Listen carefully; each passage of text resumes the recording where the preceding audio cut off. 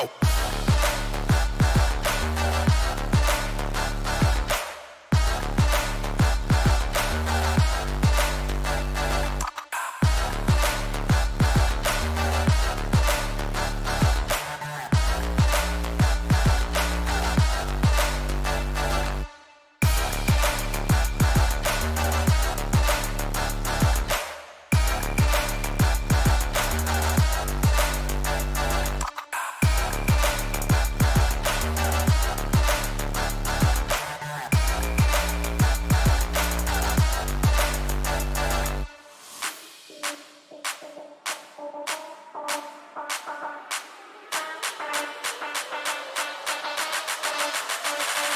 Go.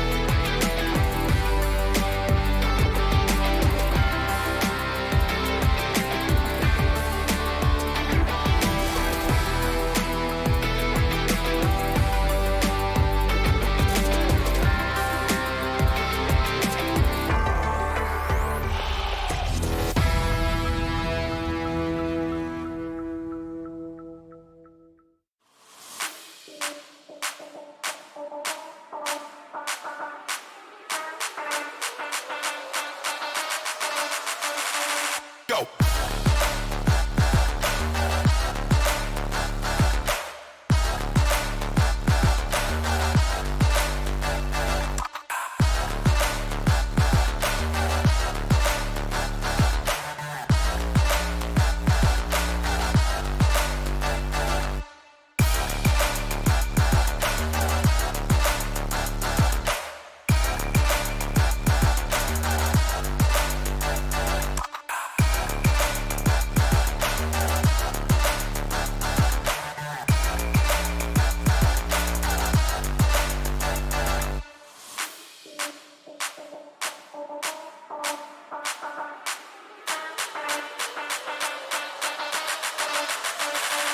Go.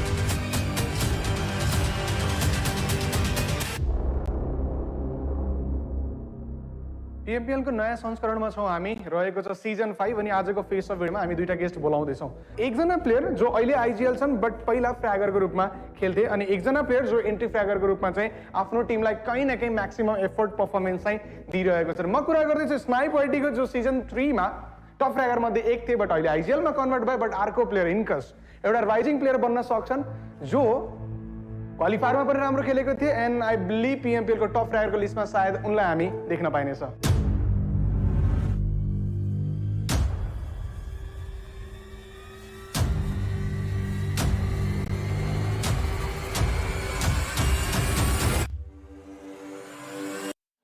नमस्कार, मेरो नाम चाहिँ यमन श्रेष्ठ, इन गेम नेम स्नाइप वाइटी र म ज्यानमाराबाट खेल्छु। मेरो नाम चाहिँ प्रसन्न पुलाइ मगर, म एलिमेन्ट्रिक्सबाट हो र मेरो रोल एन्ट्री फ्र्यागर हो। स्नाइपको साइडबाट सिजन 3 मा टप फ्र्यागर मध्ये एक, सिजन 4 आफू खेलेन, त्यो पछाडि केही कहानी थियो भने म त्यो निकाल्न चाहेँ हैन। इफ नट फिलिङ के रह्यो लाइक ज्यानमाराबाट क्वालिफाई हुन सकेन PMPL। सिजन 3 पछि हामी रिजनल फाइनल्समा क्वालिफाई हुन सकेन र त्यो खेल्ने इच्छा थियो। त्यसको लागि स्काइलाइट्समा जान ट्राई गरेँ तर रोस्टर चेन्ज गर्न मिल्दैन रहेछ र हाम्रो ज्यानमारा गभर्नर गेङ्गिस खानले कन्ट्याक्ट गर्नुभयो ज्यानमारा हो भनेर र म त्यहाँ गएँ अनि त्यहाँबाट अनि सिजन 5 को लागि मेहनतहरू गरियो, प्लेयरहरू खोजियो, सबै गरियो तर सिजन 5 मा PMCबाट चढ्न सकेन। धेरै मेहनत लाग्यो बट क्वालिफाई गरिएन। यो पालि छ मौका देखाउनको लागि, मौका छ देखाउनको लागि भन्दाखेरि मलाई इन्कसको एउटा पर्टिकुलर मोमेन्ट याद आउँछ गेमको जहाँ आफूले टनेलबाट ओरेन्जीलाई क्यारी गरेर लगेको थियो। आई बिलिभ कि त्यो म्याच नै थियो जसले एलिमेन्ट्रिक्सलाई PMPLसम्म धकेल्यो। सो PMPLमा अब के एक्सपेक्ट गर्न सकिन्छ? फर्स्ट टाइम भएर होला हल्का कन्फिडेन्स बिल्डअप गर्न टाइम लाग्यो। क्वालिफायर्समा त ठिकै गयो, अब PMPLमा चाहिँ राम्रो गरेर देखाउने छ। सो सिजन 5 मा टप फ्र्यागरतिर जाने आइजिएल को लोड बढी लिने? अहिले लोड आइजिएल कै बढी छ, हान्ने केटाहरू छँदैछन् टप फ्र्यागरमा आउने, म त बस आइजिएल गर्ने हो।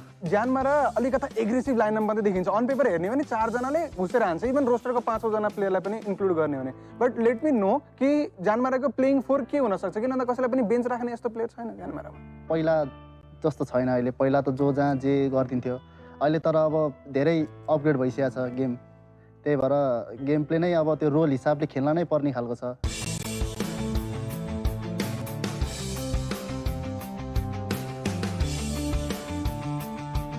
मान्छे रोस्टर चेन्ज गर्दा नि त्यतिकै बिग्रिन्छ जस्तो चाहिँ मलाई लाग्दैन। हनाइमै हो सबैजना मेन चाहिँ, तर पछि अब हनाइ भन्दा पनि मेन भनेको सर्भाइभल पोइन्ट धेरै म्याटर गर्नेछ र त्यसको लागि म मेहनत गर्छु र केटाहरूले हनाइमा मात्र फोकस छ सबैको। ओके, स्नाइपले ज्यानमाराको लिड लिए चाहिँ एलिमेन्ट्रिक्सबाट युजुअली चाहिँ मोस्ट अफ द आइजिएलिङ एन्ड देन लिडिङ प्याटर्न चाहिँ आफूले सम्हालिरहेको हुन्छ सो म जान्न चाहेँ इनकस आफू इन्ट्री फ्र्यागर भएपछि आफूसँग त फ्रिडम थियो कि थिएन पहिलो कुरा अनि दोस्रो कुरा म जान्न चाहेँ थोरै फ्ल्यासब्याकको रूपमा पिएमपिएल क्वालिफायरको जुन अन्तिम दिन रहेको थियो टिम क्वालिफाई हुन्न कि जस्तो पनि भएको थियो त्यतिखेर भएको ब्याकग्राउन्ड टकहरू टिम म्यानेजमेन्टको टकहरू फ्रिडम त थियो भन्नु मिल्छ अब घुस्ने बेला घुसेको थियो नघुस्ने बेला होल्ड गर्ने बेला होल्ड गरेको थियो हामीले अब त्यो लास्ट दिनमा चाहिँ के थियो भने अब डु अर डाई थियो हाम्रो पोइन्टहरू कम थियो माथि आउनु पर्थ्यो हामीलाई त्यही भएर नि हामीले एउटा प्लेयर बेन्च राखेर ओरेन्दालाई लिएको थियो ओरेन्दा आउनुभयो भने चाहिँ गेममा हल्का बेसी कम्पोज हुन्छ गेम इन कम्पेयर टु सुस्दा आउनुभयो भने त गेम एग्रेसिभ हुन्छ जुन चाहिँ हामीलाई चाहिएको थिएन लास्ट गेममा but tell me one thing Jyanmara Elementrix भनेपछि रिलेसन एकदमै क्लोज एन्ड ओजी टिमबाट सिजन 1 को पिएमपिएलबाट भएको यदि ज्यानमाराको टिमसँग भोलिको दिनमा 4v4 भिडियो अनि ज्यानमारालाई हान्न सकिन्छ न त अब सकिन्छ स्नाइप एलिमेन्ट्रिक्सलाई अगाडि 4on4 भेटायो भने के गर्ने त्यो अहिले बोलेर काम नै छैन त्यसको बारे अब त्यो परिसकेपछि हुन्छ अब हाम्रो एउटै काफी हुन्छ कि त्यो हुन्छ 4v4 नै चाहिँदैन जस्तो लाग्छ मलाई चाहिँ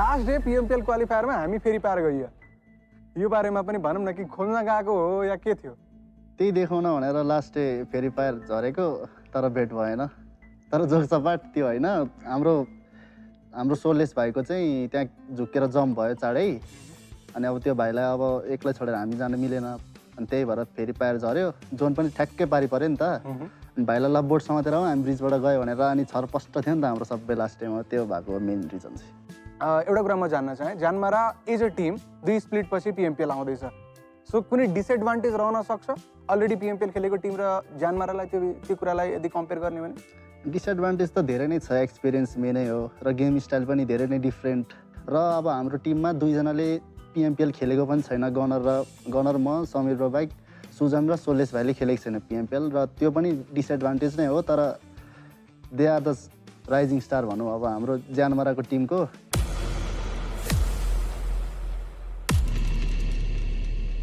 एलिमेन्ट्रिक्सको लागि यो कुरा सोध्ने हो भने के रहन सक्छ कि के एक्सपेक्ट गर्ने हो पिएमपिएलमा पिएमपिएलमा त राम्रै एक्सपेक्ट गर्न सकिन्छ किनभने लाइनअप पनि चेन्ज भएको छ एग्रेसन त्यस्तै छ योपालि सुस्दाई म लिक्विदाई ओरेन्दाई युजदाई हामी 5 म्यान राम्रो हान्नेछ योपालि पिएमपिएलमा हामी उनीहरूको लागि त अन्डरडग्स हो नि त एक प्रकारले त्यही भएर नि हामी त्यही स्पिरिटमा कमब्याक गर्नेछौँ योपालिको पिएमपिएलमा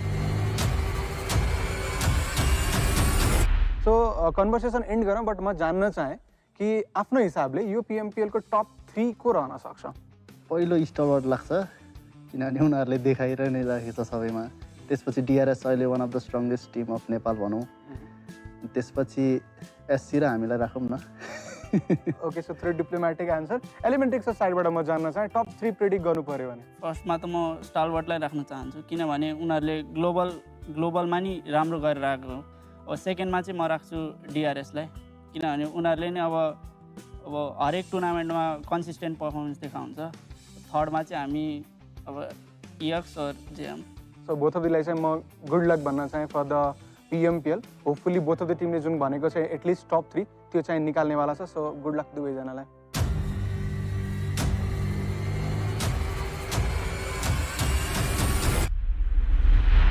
ओके बोथ अफ द टिमहरू कन्फिडेन्ट देखिए भन्न पनि मिल्छ बट त्योभन्दा पनि म यो कुरालाई खुसी छु कि बोथ अफ द ओजी टिमहरू जो सिजन 1बाट पिएमपिएलमा चाहिँ आफ्नो जर्नी सुरु गरेको थियो उनीहरू फेरि ब्याक भएको छन् सिजन 5मा फाइनली केही डिसएडभान्टेज त पक्कै पनि रहनेवाला छन् बट होपफुल्ली यत्रो वर्षको एक्सपिरियन्सलाई समावेश गरेर उनीहरू आफूलाई चाहिँ बेस्ट भर्जनको रूपमा चाहिँ निकाल्नेवाला छन् तपाईँहरू पिएमपिएलको एक्सन इन्जोय गर्दै गर्नुहोस् हामी फेरि अर्को कुनै भिडियोमा भेट्नेछौँ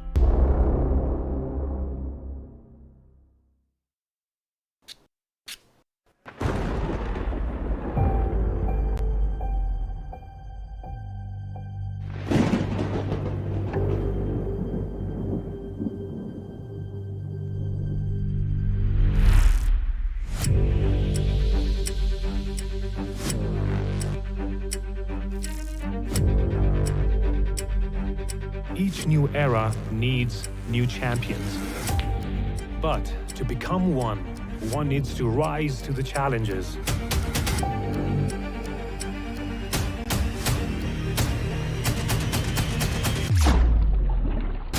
Persevere through failures. One needs to fuel the inner fire.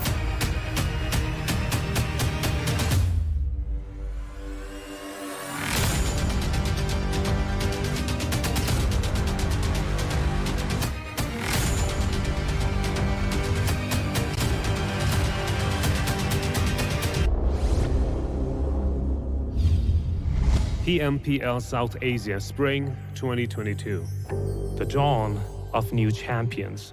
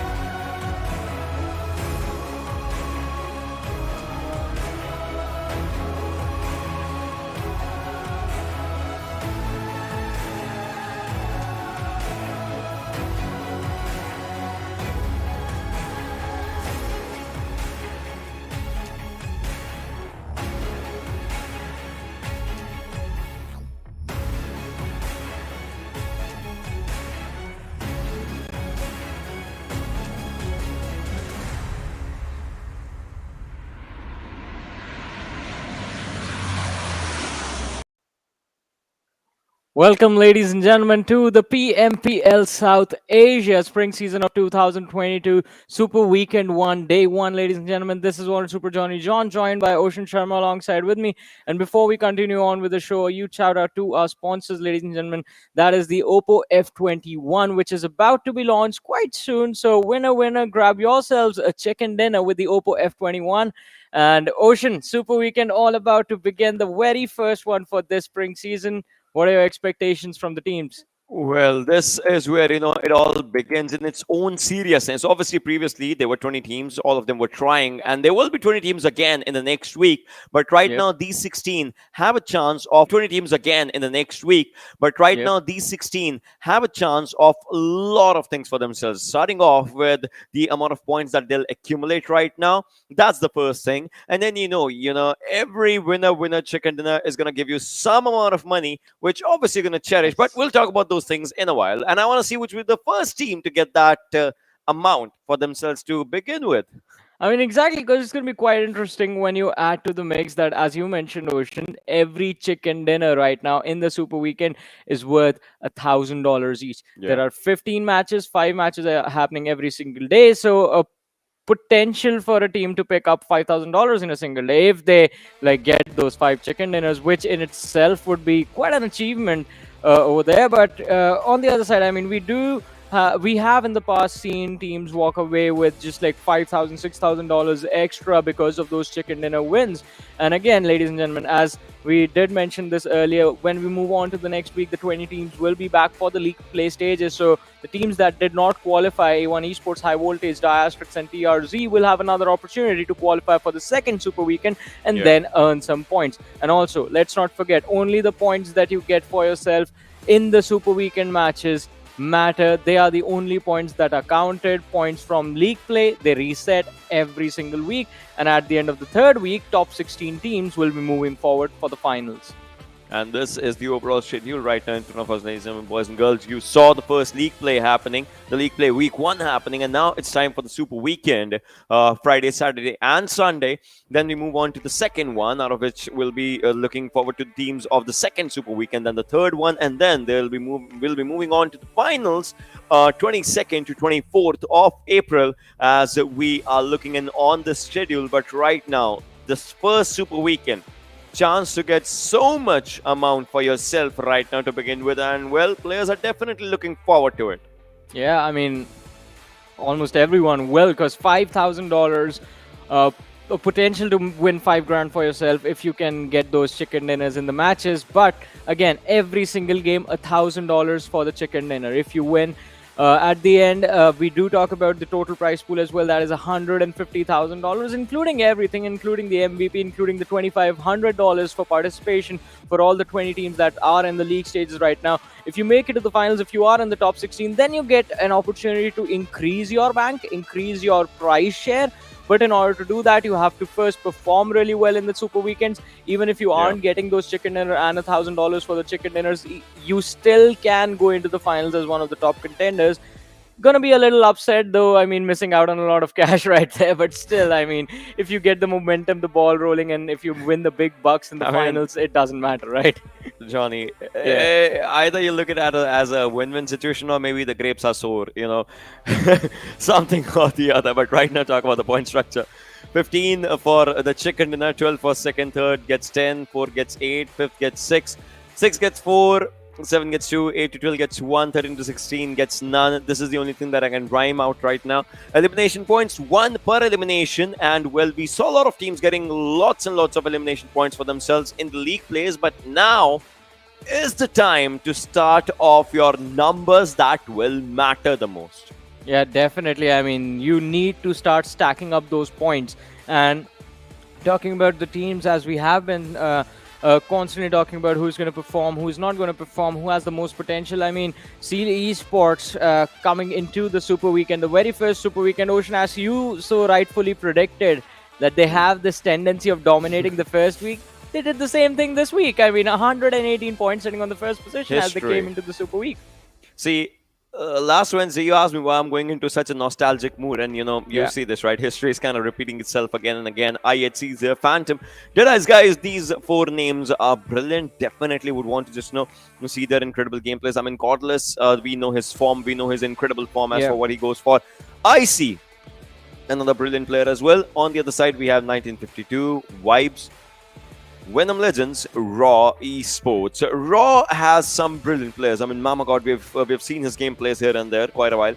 Now, Vibes has Joker, an incredible player, one of the veterans. If we talk down about the scene of Nepal, just stays there. Venom Legends has Rafat. We know his, his gun power, his game sense is incredible. Steel Shot as well. These players, they definitely would want to just conquer the entire battleground today. I mean, definitely. But, I mean, if you talk about 1952, I think there is definitely going to be quite a little bit of a struggle right there with the team. I mean, we saw Entry not living up to the same expectations that we hold for him because of how he has played in the previous seasons. He looks completely different right now, but the rest of the team did start to step up during the second day. So I would like to see where 1952 will end up by the end of today, because this is a very important Super Week start for them. But talking about the other teams, we have the team that did phenomenal on the first day, but not so good on the second, Skylightz Gaming. And since this is the Super Week, they will be super consistent and will try to make sure that they're within the top 3 at the end of the day. And so will DRS. These 2 teams, the rivalry is still going to be there. And also ElementriX, let's talk about them, because, I mean, the way ElementriX started off the day, first day of the league play stages, they were not looking good.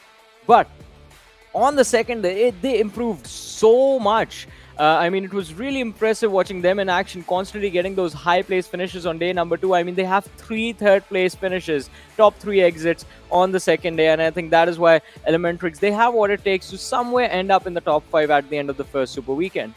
And then there is this team, Stalwart Esports, right? We know when they like to get serious. Pika, Action, Scry, Top, Senator, Jurgle. I mean, incredible people. Overall, really good friends of mine as well. Train to Kill. They have Jane, Frankie, Legend. We know these players. GI Jane is the term that was coined a few PMPLs back. JyanMaara, a veteran name coming down. I've had the honor to meet these people as well when they were traveling and all. 7C Esports, another amazing team coming down onto the battlegrounds right now. They have showcased their incredible performance previously as well. So we have high expectations, high hopes from this team as well. But then again, we'll see if they deliver or not, because this, my friend, it's showtime.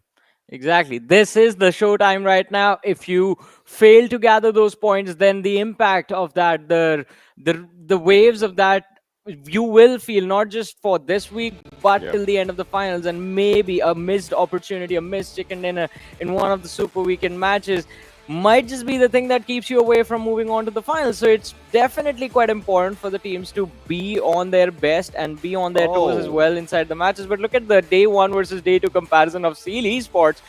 They definitely picked up the pace by quite a lot on the second day. Around what, 45% more damage dealt as compared to their first day. 893, 1612. Definitely, just showcasing out here. Healing amount definitely increased a bit as well. Well, we won't go to that one. Eliminations 5.3 to 7.5. It's good because the survival time's increasing as well. 17.5 minutes to 23 plus minutes. That's pretty decent as well for themselves. And then points accumulated. Around from 11, they went down to 18. That's a significant point jump. And well, it definitely showcases that this team is ready. But then again, you know about them, right? They have a good phase in the league week. And then Super Weekend somehow just showcases a different story for them sometimes. I mean, that has been the story for Esports, but I think this time they themselves are going to try and prove us wrong. They themselves want to make sure that they're consistent, not just for the first week, but for the entire duration of the league stages. And I think that is very important for Esports to accomplish. Otherwise, I think that it's going to be quite a questionable decision as to what is happening with this team. They come back season after season, year after year, and it's the same process again. But although I do have to say, I love the maths that Esports did right there. All right, guys, these are our numbers. What do we need to do to hit the first position? Let's just try and double up every single stat. We are dishing out 800 damage. Let's try 1600 and see what happens. So, yeah, quite an interesting position that was accumulated. Quite an interesting accumulation of points right there from Esports. But again, it's important to see what is going to happen today. Look at their last 3 games, Johnny. I mean, they got 2 chicken dinners back to back. Exactly, and that just showcases the amount of points that they accumulated, and that definitely just calls for the overall standings for them to just shoot up higher and higher.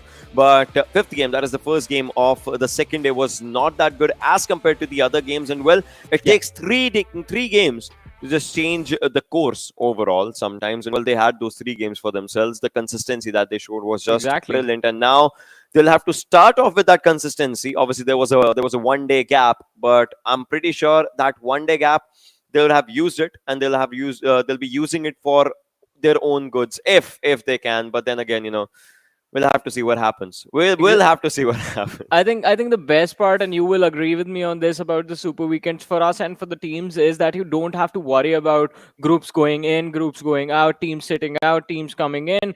That the variety is completely gone. It's just the same 16 teams that are going to be there, and there is no breaking of the flow, no breaking of the momentum as such game after game. I mean, with the maps continuously switching, teams do tend to have those mid-drop performances, but apart from that, I mean, the teams that start off well do end up being pretty consistent. But let's have a look at ElementriX as well. As we did discuss, they also picked up the pace, and as we were talking about doubling up their stats, I mean, ElementriX, they have just gone for triple the damage on the second day.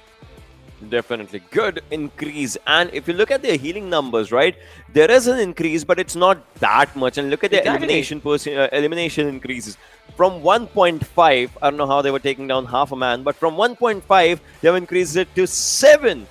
That is just incredible. And in 4 matches with an average of 5 points, they went on to 14.8. Think about it. I mean, the second day for ElementriX was pretty incredible, especially their final 3 games as well. As you mentioned, Ocean, before when we were talking about Esports, that things can definitely be turned around in just 3 matches if you manage to be consistent on a whole another level. Esports did that with their second place finishes and the 2 chicken dinners that they got. ElementriX on the other side decided to be a little bit more, I have to say, strategic in their approach to the situation, in the sense that their positioning inside those matches that they finished well in was very good. Their end game scenario was, I think, made clear with the way they were taking those fights, that we need to get those survival points one way or the other, because they had 3 back-to-back third place finishes in their final 3 matches. And I mean, it was an incredible run. They did manage to secure a lot of elimination in the final 2 as well. The graph overall has had an increased pace for themselves after the 4th game, right? 5th obviously was not that on to a good start, but just like we said, just like we discussed, Johnny, it takes 3 games to change your course. Yep. They had those 3 games as well for themselves, back-to-back top 3 finishes, just like you said, and that definitely shows the way the team has, just performed. Their 6th game was not that good with the frag potential, but after that, they definitely showed that frag potential. And well, this team has that frag potential. ElementriX being one of the oldest teams when we just talk about the scenario overall of that region, and well, they have been just delivering day in day out. They have been grinding day in day out, and well, their grind definitely shows. Mr. Hyozu, the player, one of the most respected players when it comes down to the region, and well, he is definitely doing really good this season as well.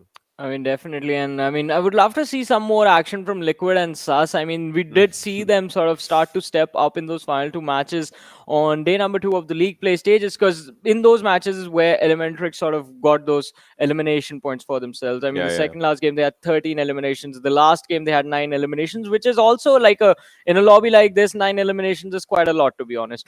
And ElementriX did, in fact, have a good run during the league play stages. But the question again now becomes, Ocean, I think you will agree with me on this, that during the league play stages, once I think Skylightz Gaming, Stalwart, and IHC, these teams realize, even Deadeyes Guys, I think you could notice in their gameplay, once these teams figured out, all right, we have the 50 points that we need to qualify, they were just starting to do random stuff inside of the game. I mean, we saw Skylightz Gaming take isolated fights in multiple positions. IHC was trying to do a lot of weird things during the days as well. So today, everyone is going to be serious, and it's not going to be that easy to secure those back-to-back 3-place finishes. One of our really good friends, Ansh, he was just, showcasing me a video. And that was not obviously this tournament, but that was some different third-party scrims that these players were playing. And what they were doing is like, sitting on a buggy, driving a buggy, changing the seats mid-air just to take down the players. They were just practicing weird things. I want to see those things happening though this time in this tournament. I mean, Ocean, there's $1,000 on the line of every single game. Imagine getting a chicken dinner in style, getting that's $1,000 in style. Yeah, that's gonna be fun to watch. But I think we won't see that in week 1. I think we'll have to wait till the second week, because by the second week, I think that the differences between the teams are going to be pretty clear. The separation that's going to be there on the leaderboard, it's going to be pretty significant within the top 3, the top 4, whatever the scenario is going to be based on today. And I think the top performing teams, they will know that they have a certain leeway that they can use for their advantage, and try and go for some cheeky play or something awesome to entertain us, I guess. But again, I mean, we did have a look at the schedule, ladies and gentlemen, and yes, we will be having our very first Sanhok on the first day of the Super Weekend. So it's going to be super exciting to watch, because neither of the teams until now have played Sanhok against each other. As far as this tournament is considered, you talk about their history, they have played against each other on that particular map quite a lot. They've had that read of Sanhok though, but they haven't had that a proper affair of Sanhok with each other when we talk about this tournament. And well, every tournament's different as well. Sometimes a team thinks that they would just want to change their drop location one tournament or the other, just understand what their drop locations might be, and they might just be coming back to their original drop location also. That's the thing. But then again, I want to ask this question from the audience, from our respected audience out here. Apart from Sanhok, apart from Miramar or Erangel, like, we know these things are happening, but which team do they think is going to take that first winner chicken in the first $1,000? Come on, we ourselves are greedy. We love money. We love money affairs. So we would just want to understand which team do they think is going to get the first ever winner chicken of the season. Yeah. So I'm going to stir the pot a little bit more. I want one of the bottom 3 or bottom 4 teams to qualify for the Super Weekend to take the very first one. I mean, T2K 1952, Savage, or 7C Esports, because I mean, we know these teams. I mean, their history is also pretty solid. They have a good, decent set of players. And if things go just right for them, I think they also have the potential to secure chicken dinners in the Super Week. You remember the first ever chicken in the previous seasons. In fact, previous season was taken by T2K, in which Jane was the MVP. And like, that's how they started off their journey. But well, talking about this journey right now, ladies and boys and girls, we have all our 64 participants right on our screens, ready for it. And well, let's get ready to rumble! Did I say that out loud? I guess I did. Too loud, I guess. I think, for sure my ears are bleeding now.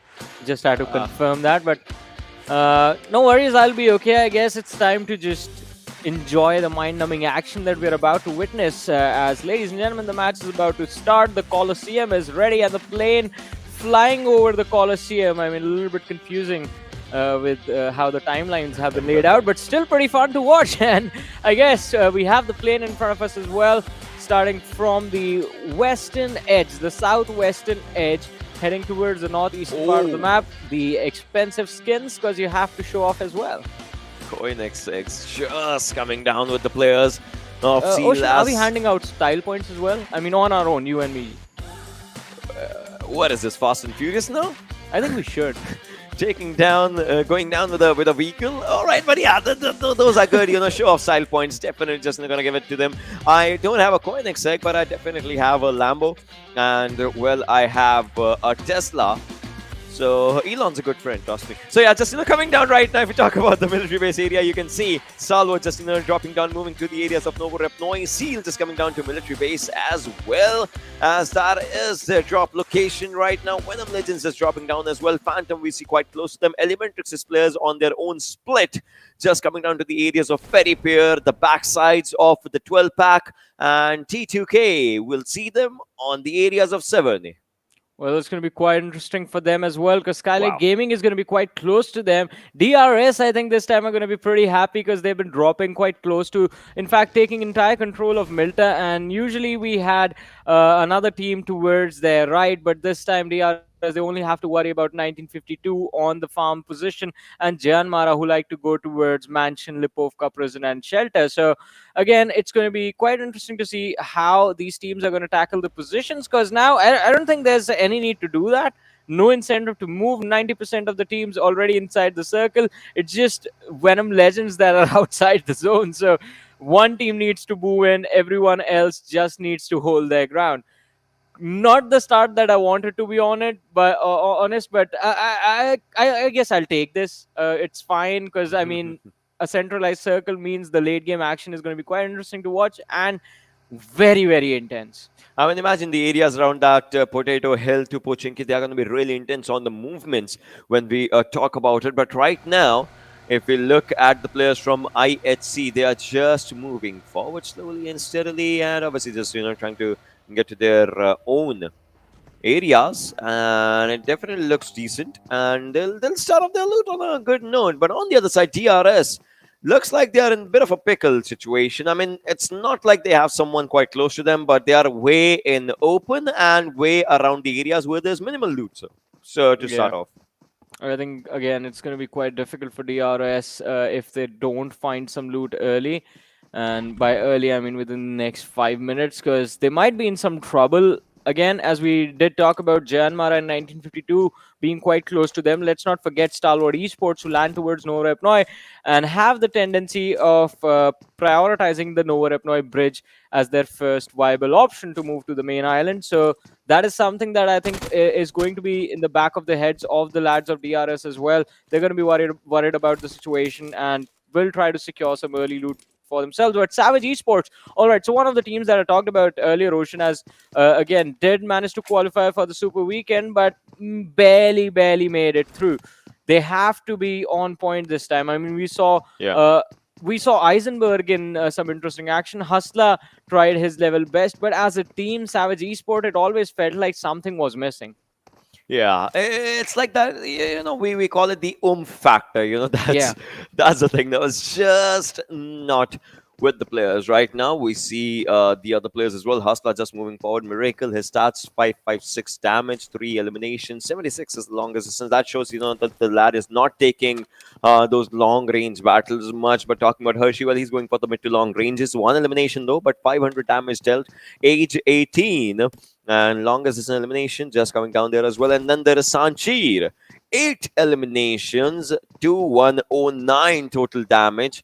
Wait. 17 years old lad. I'm surprised. You have been watching this lad for a while. Is he just 17? Exactly. That was my question, because I remember watching him in the previous wildcard region and all those things, like coming down. Sanchir just coming down with what? From Hell, Godless and all those types.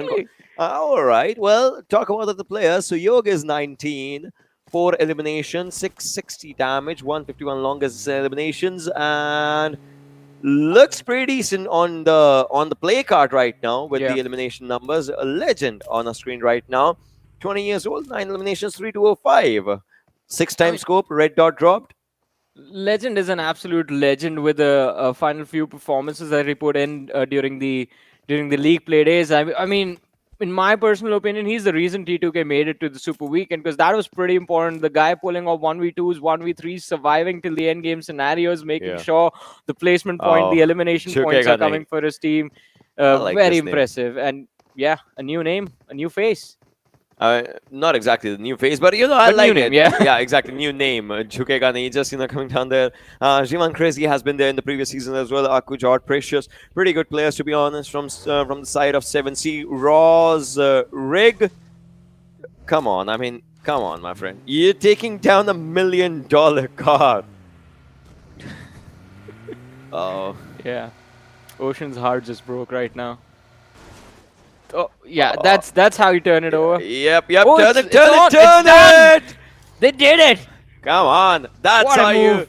That's how you tow a car nowadays, ladies and gentlemen, boys and girls. Yeah. But still, I mean... But then again, yeah. on That the was $1 hill- million car, come on. But still, yeah. I mean, is that your favorite color now? This chrome. Nah. If I'm buying a car, I would go for a proper black Lambo. Yeah. Or maybe just coming down to, what is it? A red-ish black, some sort of a black tint should be there in that vehicle. That's something that I would just go for. What car do you like though? I love the McLaren. Oh, That has to be my favorite, yeah. I am speed. But well, talking about the situations right now, you see 7C's players just are right around the corner of Phantom's players, as they are also just trying to find out their own areas pretty close to each other. 7C's Akujar, although he's quite a bit far away from his own teammates, which is not that good, not that bad, as he's just also trying to get all sorts of information for himself, and will be delivering that information to the team as well as it is needed. But as of now, not a lot of action is happening. It's kind of like the sloth zone situation, and well, it is, because no one would want to give up their players right so early in the game. Everyone would want to get those kills for themselves, but no one would want to give their kills. Again, ladies and boys and girls, this is the Super Weekend. Every chicken dinner gives you $1,000. I guess welcome to the Super Weekend, because no one wants to take an unnecessary fight right now. There's too much of a risk if you go down early. Plus, again, as we did talk about the circle as well, it's quite centralized, so there is no major incentive for the teams to force these fights. Unless you see someone like Rig has been spotted out in the open, and Yeta tries to go for a few shots with the scar in his hands, but does not really manage to accomplish anything right there. And again, as I was saying, that there is no incentive to force those fights. So if you have a good cover position for yourself, you would like to hold that position for as long as possible, unless the circle moves away from you or you're getting charged upon. Right now, the teams, I think the strategy is pretty simple. Get to the center, find some cover, and just hold on and pray for your dear life. Yeah, that's just, how it should be. Look at the circle just, trying to close down right now in the situation. And that's how we just, are trying to understand what happens overall. But then again, slowly and steadily, the players are just, trying to move forward here and there. And they are just, trying to get a good area, in fact, inside the zone for themselves. The circle shifts are really, really important for the players as well as the teams, as this zone just shifts a bit to... Not exactly, but slightly to the southeastern side. Farm is a really good area. Again, I'm telling you that Potato Hill is important for the rotations of the players. And well, they'll try to get the rotations done. Seal on the other side. Look at this. Seal was trying to move from the left-hand side of the bridge. But it looks like they might have to maybe go for a plan B. I mean, Seal can still try to make it in, because, I mean, using Look the at military bridge, Skylightz though. Northern side. Yeah. I think, again, so any position towards the Potato Hill area, towards the south of Pochinki, is going to be very difficult to move around in, because you saw the cluster of teams that were there. and it's definitely going to be very, very difficult for the teams to survive. But on the other side, Ocean, did you notice? I mean, Stalwart Esports and DRS were getting quite close to each other. So, I mean, I anticipate a little bit of a collision between those two teams. But right now, it's 1952's C-Wine taking his shots on the lads of 7C, and they've managed to take a little bit of a shack for themselves, use it as cover, but I don't think they'll be able to hold on to that position for a while now. But coming back to the situation at hand, Rig, he's solo, almost getting taken down. 1952, they might be able to capitalize on this fight, steps out in the open, takes some damage again, but still managed to survive. And it's going to be Entry finding the first opening for his team. Raw in a little bit of a disadvantage right now. They just charged in completely blind, unaware of the opposition that was waiting for them. And well, now Team Raw, they are stuck in this trap that was laid out by the lads of 1952. And 90 degrees also stuck from 1952, perhaps, though in this situation he cannot make up a move right now. But look at this as Evil Eye is trying to charge in, but Evil Eye will take one down, but Assault's grenade just, returning the favor. It's down to Entry. It's down to C1, 90 degree. As for what they can do, as C1 is trying to move forward as well as Entry. Just with that, Buggy is trying to go for an entry right now. 90 degree again, just dropping down, casting down one player. Assault is just out there in the drop shots, just coming in. Assault, will he be able to take everyone down as C1 is the last man surviving? 32 bullets onto him, although he just takes down one. And it's Kazi versus 1952's last player, C1. Last but not the least, Kazi survives and will give up a revival on two players, but 1952, they mark an exit. Wow, and what an amazing fight from the lads of Raw, losing out on one of their teammates earlier on in the fight, but still managing to recover quite nicely. And Assault, being the main assaulter for the team, definitely living up to the name that he has for himself, just gunning down those lads of 1952 as they pushed in to finish him and his teammates off. But we have the second airdrop, ladies and gentlemen. The first one, I believe, has been picked up by the lads of IHC. But the second airdrop brings with it the MG3, the cheek pad, the level 3 kit is going to be there as well. So quite a decent upgrade for anyone who's quite close to picking this up. And I believe it's going to be the lads from Raw that are nearby. Oh, yeah. Probably. They might just want to go to that area. But you see, pretty close to them now is 7C. I mean, they were there only. But it's like they're trying to move from one compound to the other compound as they're just, trying to get their own areas. And now the circle shift is going to be really, really important. We'll be seeing that circle just, going down to its own areas. Look at that. From Potato Hill, the rotations will happen to the areas around farm. And talk about these kind of rotations. DRS has a pretty decent area. But Stalwart, what is that place that they have for themselves? And look at their split. If everything goes according to their plan, they might just get the first chicken dinner. Oh, now, Ocean, the way this game started with the centralized circle, I thought we were going to have a very, very slow game where I think the first quarter wipe I expected was going to happen like around 20 minutes into the match. But I've been proven wrong with the second shift, and the third shift is even better. Still, I think the land area is quite low, and the teams are going to be forced to fight. Raw getting absolutely destroyed by the lads from Seal Esports, and well, they also have their attention split between Raw and JyanMaara. JyanMaara finding the opening, Demo with a trade. Wally has been knocked out, but Demo is quite close to him, so it's going to be an easy revive for him. But Baron, he's in an interesting spot and finally gets behind cover. Yeah, he's getting on behind that cover area for himself as he's just, trying to get decent areas for himself. So Yog just gets out of the harm's way from a really harmful situation though. But now Malik understands it's not just Suyog, but there are other players as well. So he'll just try to reposition himself on the other side. Airdrop taken, as we could just read that one out. We saw the airdrops just having pretty good weapons. In fact, the MG3 just arrived, and well, it was definitely taken. Right now, JyanMaara is just trying to go for the fights against Savage's players as they take down one legend, just ramming down his scoop RB in that small tree. And well, it all rhymes. Suyog and all right, come on, drive safe. Drive safe.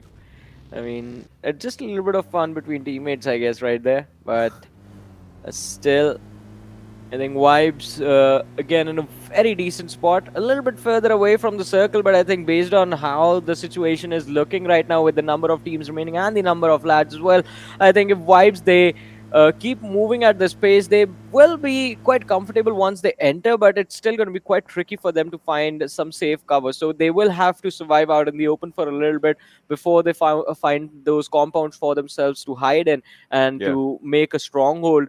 But I guess the other option is just initiate a fight mid-rotation, because Steel Shot gets caught off guard. Quite an easy knock for Vibe to secure. And I think they might just go for the finish as well. But Ale is here protecting his teammate, not allowing the finish for a little bit. But this decision of giving away his position might backfire. But no, there's a third party. ElementriX is here, Ocean. Oh my god, so much for just now moving around. Look at that! Alibu taking down Joker. He could not even blink his eyes as he was taken down. And right now, Jiggle will be taken down as well. The fights are definitely taking a serious toll in all of these situations. As Dictator just, trying to go for a revive. And the smoke would definitely just arrive on him. Venom Legends is just, definitely enjoying all these situations. Also, Seal Shot, he will be revived. He need to heal. Rafat as well needs to go for one first aid onto himself. 30 seconds on the clock, and then the circle's going to move around and around again and again. 7C onto the back lines right now. They'll have to move out as well. The circle will punish these players as this is the fourth one, and the transition will happen for the fifth zone. Suzanne on the other side trying to take down a few players. Deadeyes Guys in a bit of a pickle situation as the players have been taken down. Snipe White, he can take another one, although he needs to heal as well. His HP is low, but now the zone shift will come in handy. Look at the shift though. How do you tackle that? There's like 70%, not 70, like 60% water in the circle right now. There's not enough area for these lads to step on and, well, stand upon to take these fights. Seal Esports, Wally is down on his knees again, and Deadeyes Guys right behind them. Leo, he's trying to use the first aid. His armor is all shot up, but Chari will be able to secure the kill of Wally right there.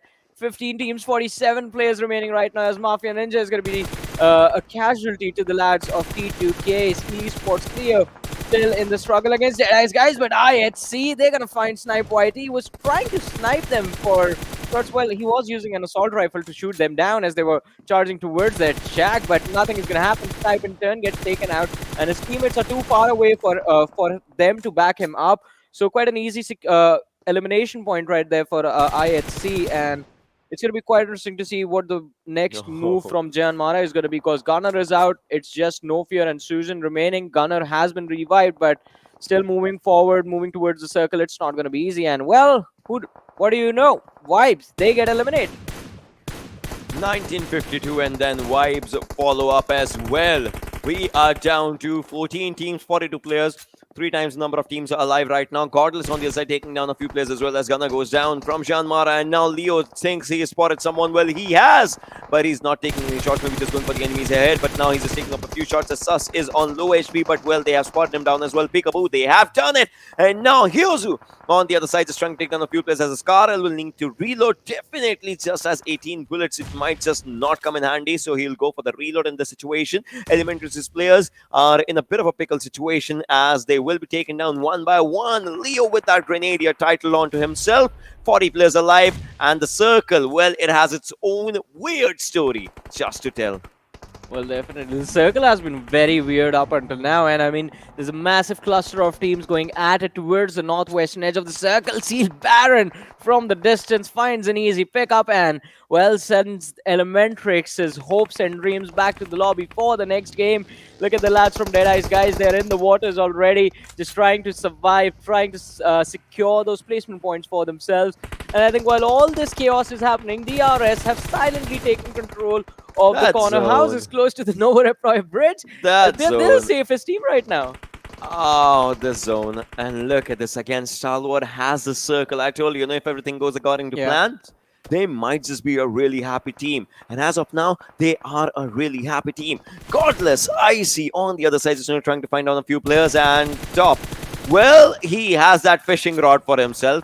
He wants to go out for a swim around that area so that he could just, take down a few fishes with himself. And he's just trying, although right now Stalwart does not have a single kill on the other side. Icy is trying to get down a few kills for himself, but well, he will be. he will be taken down in all of these situations. Zeol just going for a revive. But is it enough, as they have to get inside the circle as well in less than 7 seconds? I mean, this is going to be very intense. The only solid cover that's there inside the circle is in control of Stalwart Esports. No one can charge toward them. No one can take this fight head on. Everyone else is just trying to survive, and it's hunting season for Stalwart. They haven't secured a single elimination point for themselves yet. Scry trying to get on top. Skylightz Gaming on the other side taking an exit from the match. Seal Esports have decided to go for a swim as well, and DRS Delta is going to secure a grenade elimination. Oh, Sanchez, quite unfortunate, just getting traced inside the smoke. Alex with an easy pickup. Godless joins his teammate inside the shack, while IC gets a revive in the smoke out in the open. So IHC, they have an interesting setup, but again, getting in the circle, it won't be easy for them. They have been clearly spotted out. They're still on the northwestern edge, a little bit on the outside, and I think even if you take Stalwart out of the equation, there are other teams on the shorelines. It's definitely getting really difficult for the players here, and they're just trying to take down a few players. But well, then again, look at the water lines. There are a lot of players who are maybe knocked down, or who are maybe just swimming around. But Steel Shot, it's not a time to have a run on the beach, as he'll be taken down, as well as Top just opens up the account for the team, taking one for himself, and now it's 2 kills in the name of the team. But Seal, they are pretty close to the players of Venom Legends. Alex will be taken down, though on the other side as Action is trying to take down one more player, and he will take one more down. Seoul just right in front. Look at that mini tap just happening, and now Seoul will have to understand that they are in a wrong fight against IHC, against Stalwart, and well, there was C2K as well. T2K's Jane got the last kill. Yeah, exactly. I mean, Seal took one, T2K took one. Stalwart, they just weren't able to secure as many points as they thought from just pinning Zeus down out in the open. And look at this, the 3 lads from Seal Esports trying to see if they can survive in the water. Leo is going to be the one going down. Demo is low on HP as well. Top lines up his nade, goes for a toss, but will this nade hits its marker? That is the big question right now.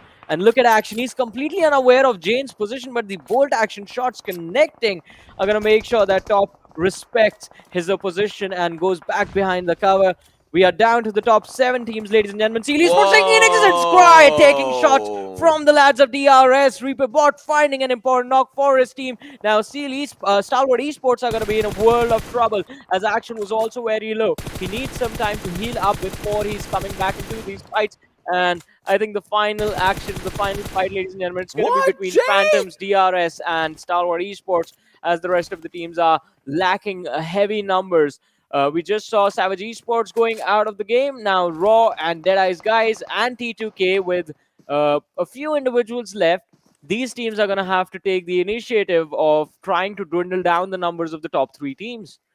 You saw that spray from Jane. Yeah. That deserves recognition, to be honest. That deserves appreciation for that lad. The way he just took down one from Savage Esports. But right now, T2K, they have just 2 players, and they'll have to be a part of the fight right now. They have 5 kills, and all of those 5 came from one individual. That is Jane. Now they have to move around the zone. That's what they are trying to do. We'll have to see if they are able to or not, as now the circle's forming up. But Sandesh becomes the first man to just move around inside the circle. Jane wants to follow up as well. A nade, probably just coming up. We'll have to see if that happens or not. But Action is trying to survive as well. He needs to understand. Now he's in the open grounds. Now he's in the grounds where the other teams are actually playing, and they're playing good. But Jane will be taken down by Wex in the situation, who's just trying to move forward. One smoke, another one nade, just moving forward. Sandesh is pretty close of this player, although a good nade comes pretty close to Sandesh as well. And on the other side, Stalwart is taking up a pretty good fight as Cry goes on to the 3rd elimination for himself. And Sandesh, the last man standing, will he be able to stand? That's the question. It's a 1-4 situation for himself, but I don't think so. He might just be out of it. And look at this, he's just sitting onto the back lines of that buggy, taking that top TPP angle, as he'll take down one, but the nade just ends him. Well, quite a brutal usage of utility, and well, guess what? We are down to the top 4, 14 players still alive. Stalwart Esports Action, part of a lot of action right now, getting shot from every single direction. finally goes down, thrown, but still gets knocked out, and it's true love from Deadeyes Guys, who is, well, turning the heat up. All right, it was Rules with his nade from DRS who actually knocked out Action, and Phantom Esports from the backlines. They are trying their level best to secure a few extra points for themselves as well. All 4 players standing strong for Phantom Esports, but they only have 1 elimination point. So for them, the point of concern is they have to try and secure as many finishes, as many eliminations right now as possible, so that they don't land anywhere when the game ends. And it looks like the circle is also in their control right now. Look at the zone on the radar. They have control of the northeastern edge of the circle, but maybe I was wrong. A stop from the rooftop is going to hand a lot of damage to Yeta. So Stalwart. Phantom Esports, 1 lad is knocked out, not finished though. Stalwart just has one, understanding. Take down one player, you'll try and take down the team later on. One by one, they maybe what is it, like 10 minutes ago they never had even a single kill. They did not have a single kill. Now they have 11 just to talk about it. Now they are taking more and more players down as well. Look at the damage that they are dishing out, obviously on the ball and on the player simultaneously as Action takes down Split Knot. That means only 1 player from Phantom is surviving in all of these situations. Action on the other side is trying to look around and trying to find if he finds someone. Phantom, 1 player alive. Stride taking down Slipknot. Killer on the other side is trying to take down 1 player from Deadeyes Guys. That is True Love. They have spotted on each other. Meanwhile, as these teams are fighting, Stalwart, they have the numbers. They might just be ready for it. Reaper War on the other side takes down 1. And now, DRS versus Phantom versus Stalwart. Well, I guess in a little while we will see Phantom Esports taking an exit as well, but Mad Max, an absolute madman, so close to Scry. I thought he had him, but Scry managed to survive. And well, it is Stalwart Esports who in an instant just wipe out the remaining players from DRS and secure the first chicken dinner of the Super Weekend, ladies and gentlemen, with 17 eliminations as well. That's a 32-point start for Stalwart Esports. And again, we somewhere in the back of our heads, Ocean knew that this might happen, but so early, I think we wouldn't expect the very first game that Stalwart Esports would walk away with a chicken. I mean, and also Stalwart is a team. $1,000, yeah. Stalwart has a team who got the first chicken dinner in PMGC, right? Oh, They definitely had that momentum, that potential straight up. And 17 eliminations, 32 total points, and $1,000 in the bag already. That's Stalwart Esports for you. And they are definitely, showcasing the same momentum for themselves. It was all around that circle, right? You saw that circle forming up. You saw their positioning. Their first, move is always from Novoripnoi, take the bridge, move to the left side, stay there for a while. They stayed there for 25 minutes because the circle was coming up to that side. Exactly. I think the second shift of the circle that made them just hold the compound just south of farm, that was the game changer for them, because after that, every single shift was towards the south only. And that sort of helped them out quite a lot because they did not have to move much around inside of the game. We're going to discuss a lot more about this match, ladies and gentlemen, but after this very short break.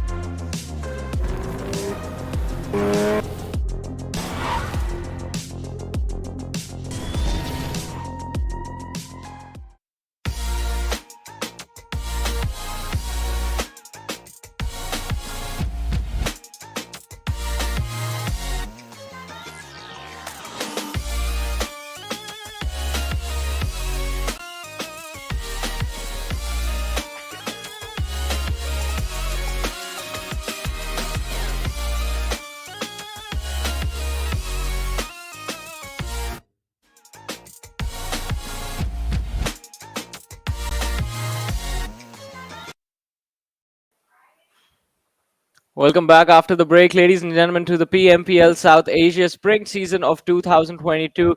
This is Warren Super Johnny John, joined by Ocean Sharma. And this event, ladies and gentlemen, is brought to you by the Oppo F21, which is coming out in the market soon. So winner, winner, grab yourselves a chicken dinner with the Oppo F21 Pro, ladies and gentlemen, as you guys can see it as well during the ad breaks. But again, Ocean, what a wonderful start it has been for Stalwart Esports, as they have just secured a wonderful chicken dinner in the previous match.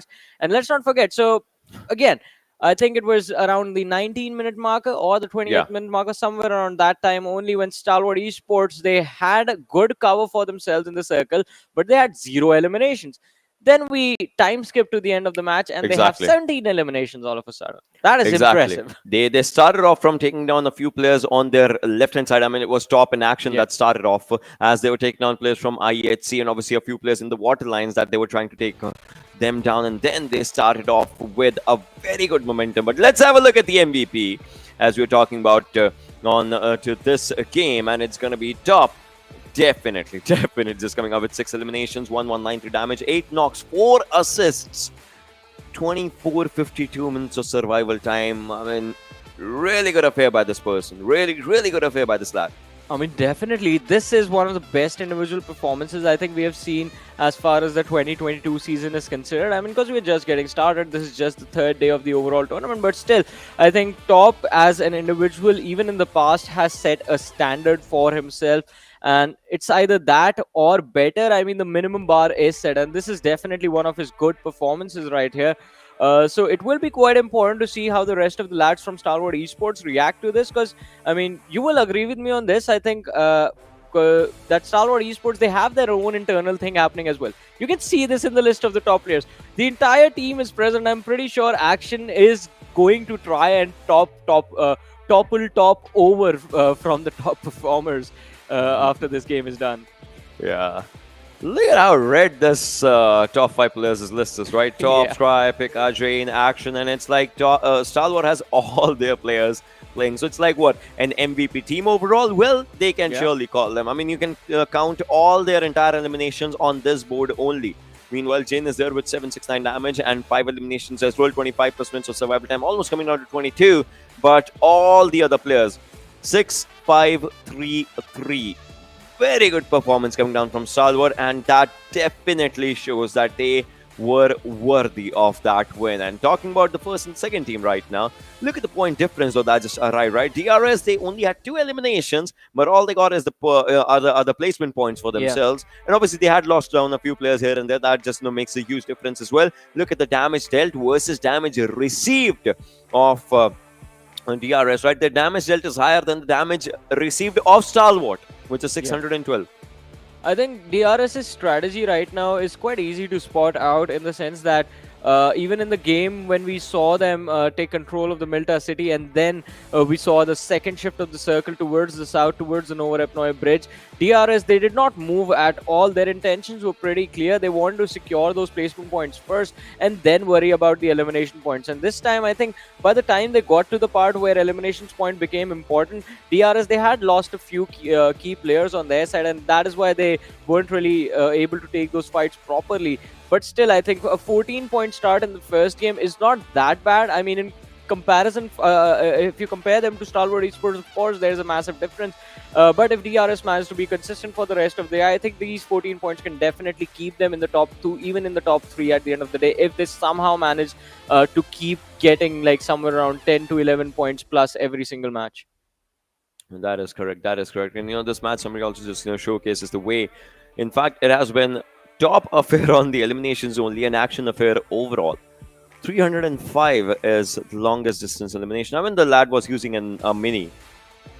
Yeah, and the staff shots on the lads of IHC, they were definitely good. Brutal. I mean, Godless is quite lucky that he managed to survive that, but I mean, not lucky enough to just stay alive till the end, because he was taken out a few seconds earlier. But yeah, the rankings, not just for the match, but kind of the overall rankings right now, because there are just 16 teams and it has only been one game. DRS, they're going to be second. Stalwart Esports on the first. Deadeyes Guys not too far behind on the third with 14 points. 32 and 14. Yeah, I mean, it is definitely a gap right there, but I think it can be covered up. And as I was saying, Deadeyes Guys, 12 points to their name. T2K is going to be there with 11, tied up with Phantom Esports, who actually did quite well for themselves in the sense that they survived for so long between chaos. Yeah, definitely. That just comes down out to 7C ElementriX vibes. They will have to just get back onto their own momentum if we just talk about it, and they will try to have a good fair affair of their own momentum, and they'll have to take it. Yeah. They'll have to take it, right? Because right now, 13, 14, 15, 16, even if at the lower ground, only one game just has ended. You have more. You can just move forward with those more games, and what you can do is get those points if you get the chicken dinner, and also get those numbers going up as well. Yeah. In terms of the money that you're gonna get. Exactly, because Stalwart Esports, they've already done it. They've secured good number of elimination point, good number of chicken dinner. Yeah. That's the first one right now. So 32-point advantage plus $1,000 advantage against the rest of the lobby. But ladies and gentlemen, let's also have a look at the open moments of this match and relive the action once again, because this was quite intense. I mean, the start was a little bit slow because the circle was smack in the center of the map, but the second shift of the circle changed everything. Yeah, that shift definitely happened. Look at this. This was the first fight that happened between these two teams, Raw and 1950, out of which 1950 was the first one to get eliminated, although they just got one elimination, not more. And that just, created a lot of difference. And well, Kazi, imagine had Kazi messed up, situations would have been different though. But well, that exactly did not happen. On the other side, so many open fights were also happening in these kind of zones, these kind of situations, and that definitely created lots and lots of kerfuffles.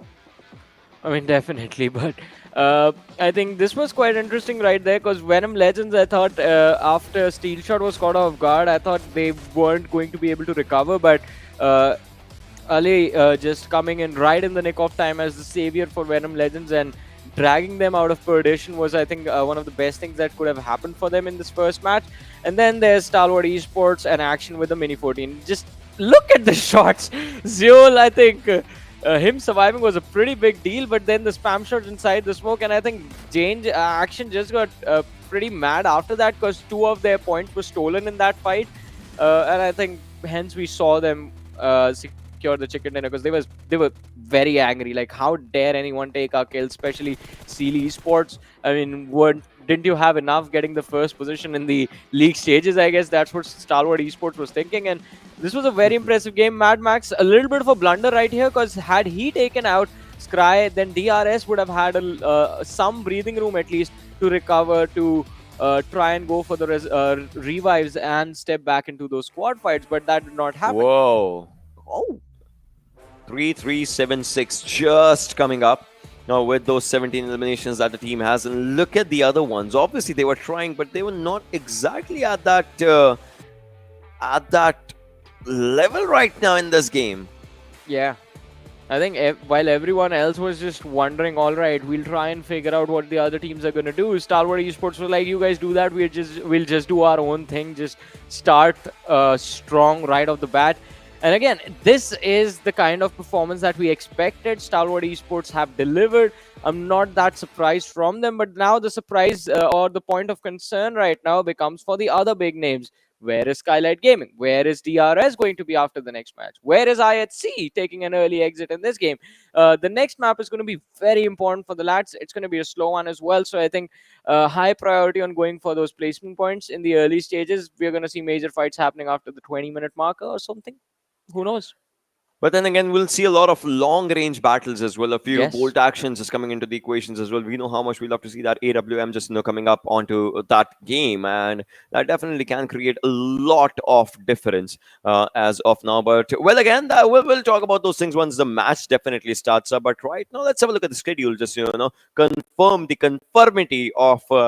The conformance of that map that's just come up in front of us. So yeah, let's have a look at the schedule. Just like yeah, I know, but then again, yeah. Well, Miramar is the map.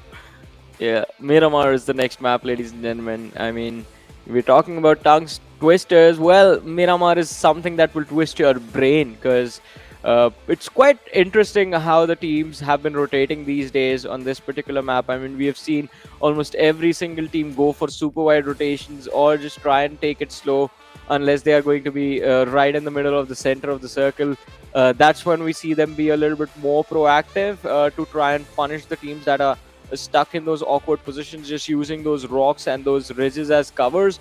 And I think that makes it really interesting on Miramar to see and watch and observe the teams and try and figure out, all right, what are they going to do? How are they going to get themselves out of this situation? Because that is the worst possible situation that you could be in on Miramar is in a high ground versus high ground fight where you don't have proper cover, because you're making a lot of noise in an extended fight. You're getting spotted out, and the problem with the high ground advantage, the moment it backfires, is when you have to deal with a lot of teams at the same time. That is very difficult to pull off. We have only ever seen like 1 or 2 teams be able to do that quite nicely, and apart from that, I think rest of the teams, I think ElementriX and Savage Esports, there's a lot more that could have been done from these teams, including T2K as well. I think the over aggression needs to be toned down a little bit by them, and I think T2K, they are also doing a phenomenal job in the matches till now. Yeah, they definitely have been doing a phenomenal job in the matches till now. But then again, we always have to look for the future. Yes. And it all just comes down to how much your opponents are reading it. Because I'm pretty sure as soon as something happens, once the day ends, right, everyone is going to go back to their drawing boards and will try and understand all the Erangels, first things first, that are happening. Maybe they'll just try and understand Stalwart's rotations as for how they are moving. Maybe they'll just try and understand Skylight's rotation as for how they were moving from around the zone and trying to come inside the circle. And think about this, right? A team that was so dominating in the league days is they are there, but they're not exactly there right from the beginning. They might just come in onto the second game. Maybe Skylightz wins the second game. Maybe DRS wins the second game. Maybe 1952 just comes in and swoops the second game. It obviously just depends. But then again, the most important thing is how good is their game style on this map of Miramar when it all matters. That is the Super Weekend. Yeah. I mean, every single game is very important, and you have to make sure that you capitalize on every single map. This is the first Miramar of the Super Weekend, ladies and gentlemen, of the first Super Weekend. So again, during the league play stages, I think the first 2 Miramars that were played on day 1 is where every one of these teams were very serious. They were trying to secure as many points as possible. Day number 2, the top performing teams had already decided, all right, it's time for us to chill. We have done enough. 100 points in 1 day is, I think, more than enough, more than sufficient for them to qualify, and they in fact did do that quite comfortably. But again, jumping into match number 2, ladies and gentlemen, and this time I think there is definitely going to be quite a lot of interesting drops from the teams, especially considering the plane path leans slightly towards the west, a little bit off center though, starting from the south, heading up north towards La Cobriera from Los Higos. And again, any sort of teams that do like to go towards those eastern edge drop locations, be it towards Impala, be it El Hazar, they are going to be in a little bit of a pickle situation, but not too much. I think you can still pick up a vehicle and easily rotate. Yeah, well, we'll have to see how the rotations and all that happen. Right now, first things first, going to be the circle. That's where the circle forms up, and how these teams are definitely just going to go for those zones, as definitely Miramar is kind of a map where zone sometimes just doesn't favor you. It just doesn't, go for those rotations. You'll have to go for those tricky rotations sometimes. And right now, every team has just been out of this this area, and now they'll definitely just try and move forward for themselves. If we just talk about it, and the situations are not that good because this isn't a central circle. So if the teams would just want to move around of some teams, suppose if it's JyanMaara, right, they want to go to the center of the zone. For them, it would be really, really difficult. They can move from the right hand side, but then again, once they enter that highly populated area, well, things might just not be good. Well, things are definitely going to be quite tricky for them to improve upon, but let's see. I mean, for now, I think the main cluster that everyone needs to worry about is towards that San Martin, Hacienda del Patron. As you pointed out, a lot of big names present. DRS, Stalwart Esports, ElementriX, JyanMaara, quite close to each other. But look at this. Venom Legends, Ale trying to dodge the vehicle from the lads of 1952. And I think, again, even C-Wine is going to be just keeping Ale close to the tree as possible. I think the call out should be given to both the teams. It should have been gone out a little while earlier that, all right, isolated man has been spotted. If you have weapons, just try and rotate as soon as possible. And there are the gunshots right there. Oh, he's going to get in his vehicle and see why. Oh, no, no, no, no. Yeah. I mean, he tried to take him to his team, but that won't even be needed, as there's the knock, there's the finish. First casualty of the match, ladies and gentlemen, within the first 3 minutes. Nightmare. That's what it is. And now Steel Shot is sitting around, as he will be spotted down as well by Evil Eye. Rafat on the other side. If Steel Shot goes down, Rafat is the next victim, 100%. Although Steel Shot's just down not to what? 5 HP, 10 HP. I know it's just the red HP on them. So, yeah. But Evil Eye, this lad, he's hell-bent on to just, try and take down a few players. Rafat is just sitting 100%. He's just, trying to take that top TPP angle and is trying to see where Evil Eye is. He won't move at all, but Evil Eye has an evil spy with him, and his name is Entry, as he would want to mark the exit for the players of Venom Legends right now. Well, let's see. Evil Eye is going to be there, but Steel Shot, he is waiting. I think, all right, he sees the head right there. Still not trying to go for a shot, though. And this is going to be quite interesting from Dictator, as Seal Wally can be caught off guard, but Dictator, he's standing there empty-handed, doesn't even have a weapon out. And Wally is just running around here and there, right on the top of his head. Well, 1952, they are done waiting. They're just going for a charge on Steel Shot. They just want to get this over with as soon as possible. They know they have the advantage and they're trying to press it as hard as they can right now. Rafat is split up. Steel Shot is in one direction, and then Dictator, we saw him pinned down by the lads of Seal, so he can't move. He can't be a part of the action. This is very bad for Venom Legends. Seal definitely is not trying to go for it now. They're like, they don't care which team is which. They're just going for the fight, all right? They only care for the chaos. They only are here for the chaos, and they'll try and take all the players down in the situation. Entry on the other side. 7C again, more and more teams are coming in for this one. What is this? Is it a party that I'm not invited to? Everyone wants an invitation of this now. Well, everyone is looking to join this party. Everyone is here already. And Venom Legends still trying to survive, still wanting to stay. And, well, I think they don't want to be left out of this situation. 7C from the high ground, trying to see if they can at least give Wally a run for his money. But Steel Shot over there finds an opening. CY knocked out. 1952. The advantage that they have can be snatched away in an instant. But 90 degree, he's going to be there with the M249, the machine gun. I think can definitely deliver a lot of action. But Chukega nahi. Oh no, almost getting taken out already. Just surviving on low HP. We're talking about Jivan Crazy. You see him pretty close to see Wally, although Wally, it looks like he doesn't understand, doesn't know, doesn't even bother of where he's just, moving forward. Although Jukegan is on very, very low HP, and Baron onto the back lines right now. Seal just, wants to move forward. 7C onto the low ground. Seal just, trying to get the highest of the grounds for themselves, as Wally is moving forward with that M16 in his hands. Puts down the smoke, just going for a fake bait. And now he's moving on to the other side. He spots down one player. 3 shots is what it needs with that M16. Just one given and delivered, as Chukega Nahi will be forced out of the fight. And now Dictator on the other side, just trying to look around to the areas of the players of 1952. And Steel Shot is here as well. One more shot by Leo, as Entry goes down. And Baron, look at Crazy. Are you crazy? Take the shot. Take that flipping shot. That's right on his head. Had it been a bolt action? Oh, he's been take that shot! Crazy! Oh. How does he not react to going down like that? That throw of this PMPL is as historic as the moon landing in the world history. Oh, man. I mean, I would have broken something right there. You had one job!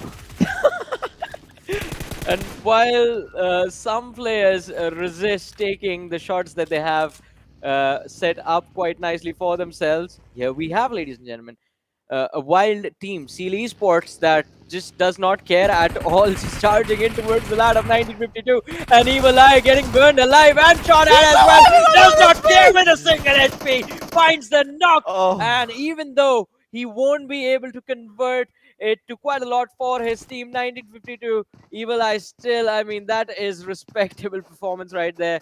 The impressive knock being secured, although they have been eliminated. Venom Legends, I think, will still try to see if they can use the distraction that was caused by Seal Esports to their advantage and try and disengage from this entire fiasco. I think the best option for them is to just back away or back off all the way towards Impala, loot again, try and see if they can get weapon upgrades or just recover some of the armor that they have lost on themselves, get fresh armor, get fresh helmets, and then be a part of the action in the late game stages. Because now with just 2 players surviving, they won't be able to take those fights either against 7C or even against Seal Esports. Seal Esports has the numbers, and 7C, they have the high ground. JyanMaara, Skylightz onto the northern side right now. Water treatment areas, Cruiserwell areas, like those are the areas where these teams are. But look at the central cluster as it is forming. T2K, DRS, ElementriX, Stalwart, Raw. Obviously, they are quite far away from each other, but with those markers, you see like they are still in quite a vicinity as right now. Liquid can spot down a few players from IHC.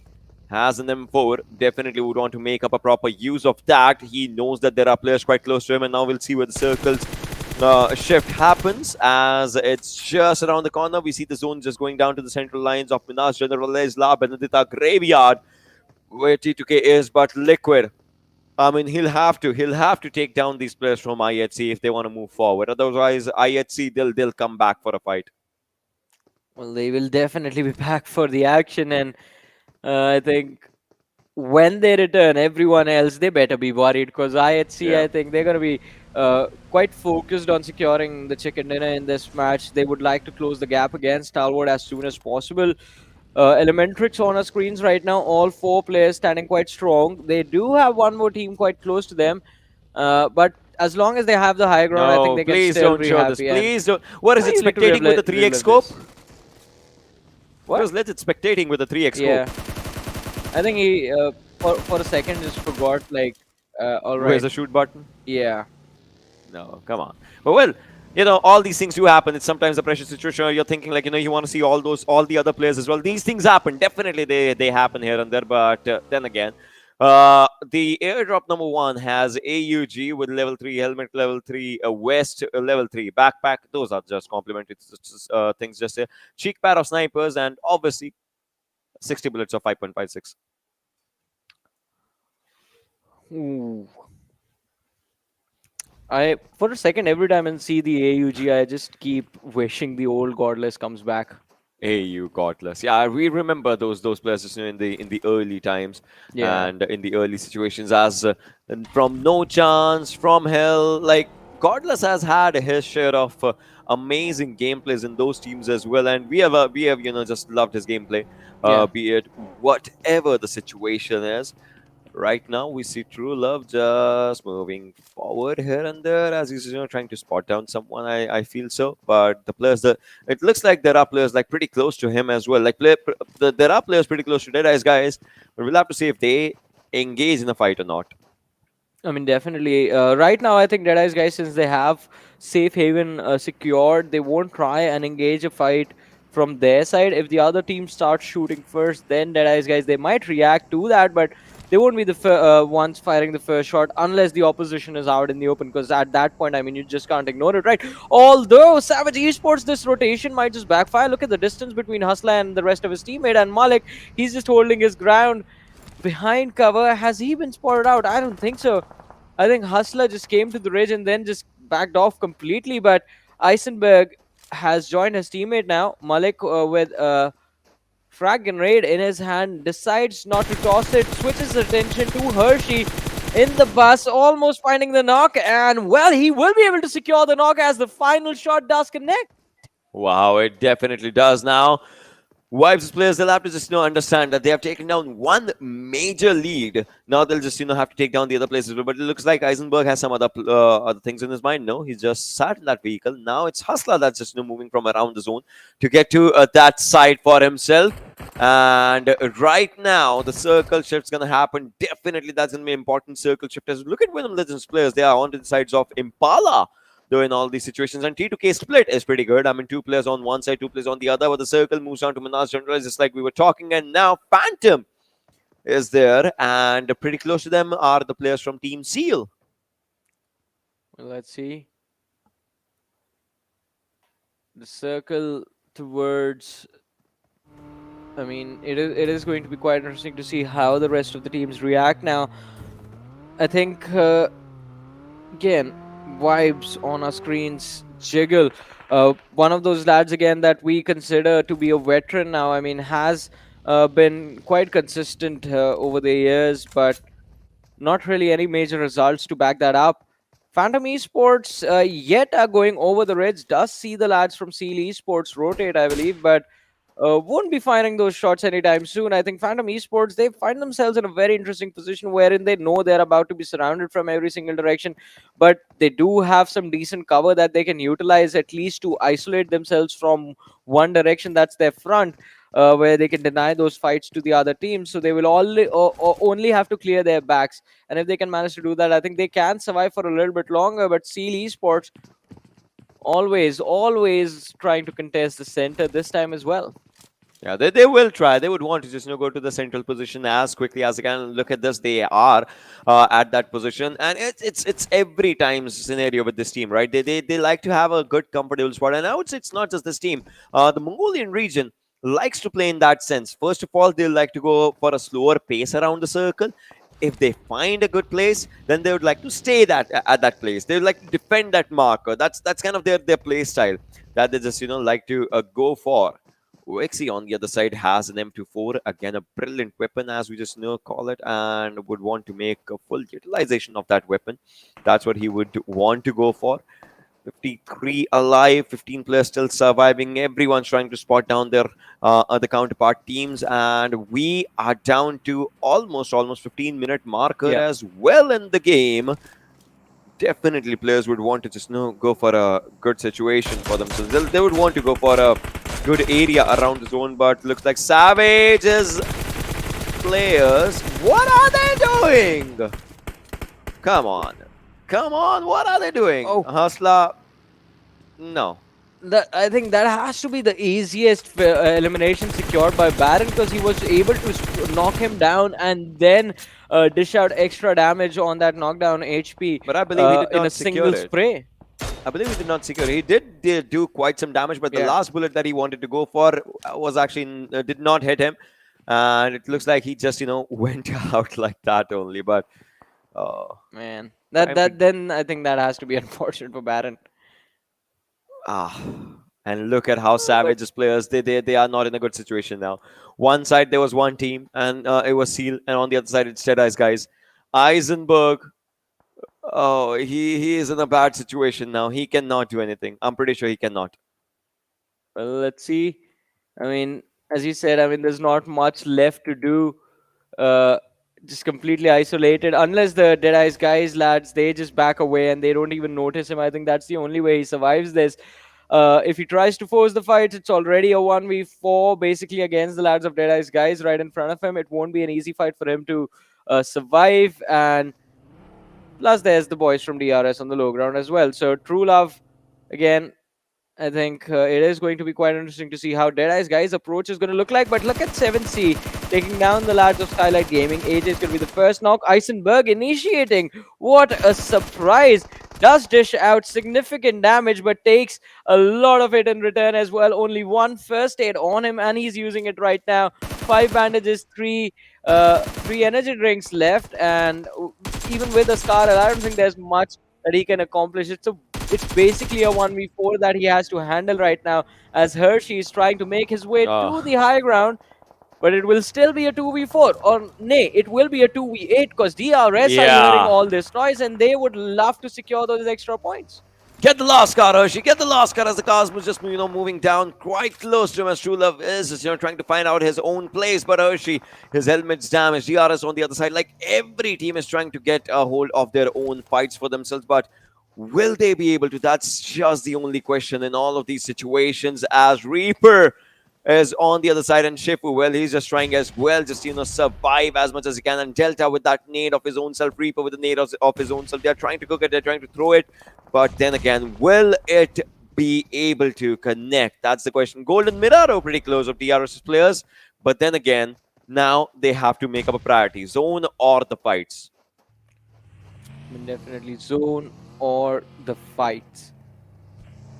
I think for DRS, it has to go towards the zone, because even in the last game, the performance that they wanted wasn't there. This time, they need to make sure that they compensate for the points that they missed out. Although, as guys, you just can't avoid them. They are literally standing like a wall in front of DRS and the control of the circle. Although DRS is just inching their way inside the edge, so even if the fight keeps on getting extended, no one goes down from either of these two teams. DRS will have those extra few seconds to survive.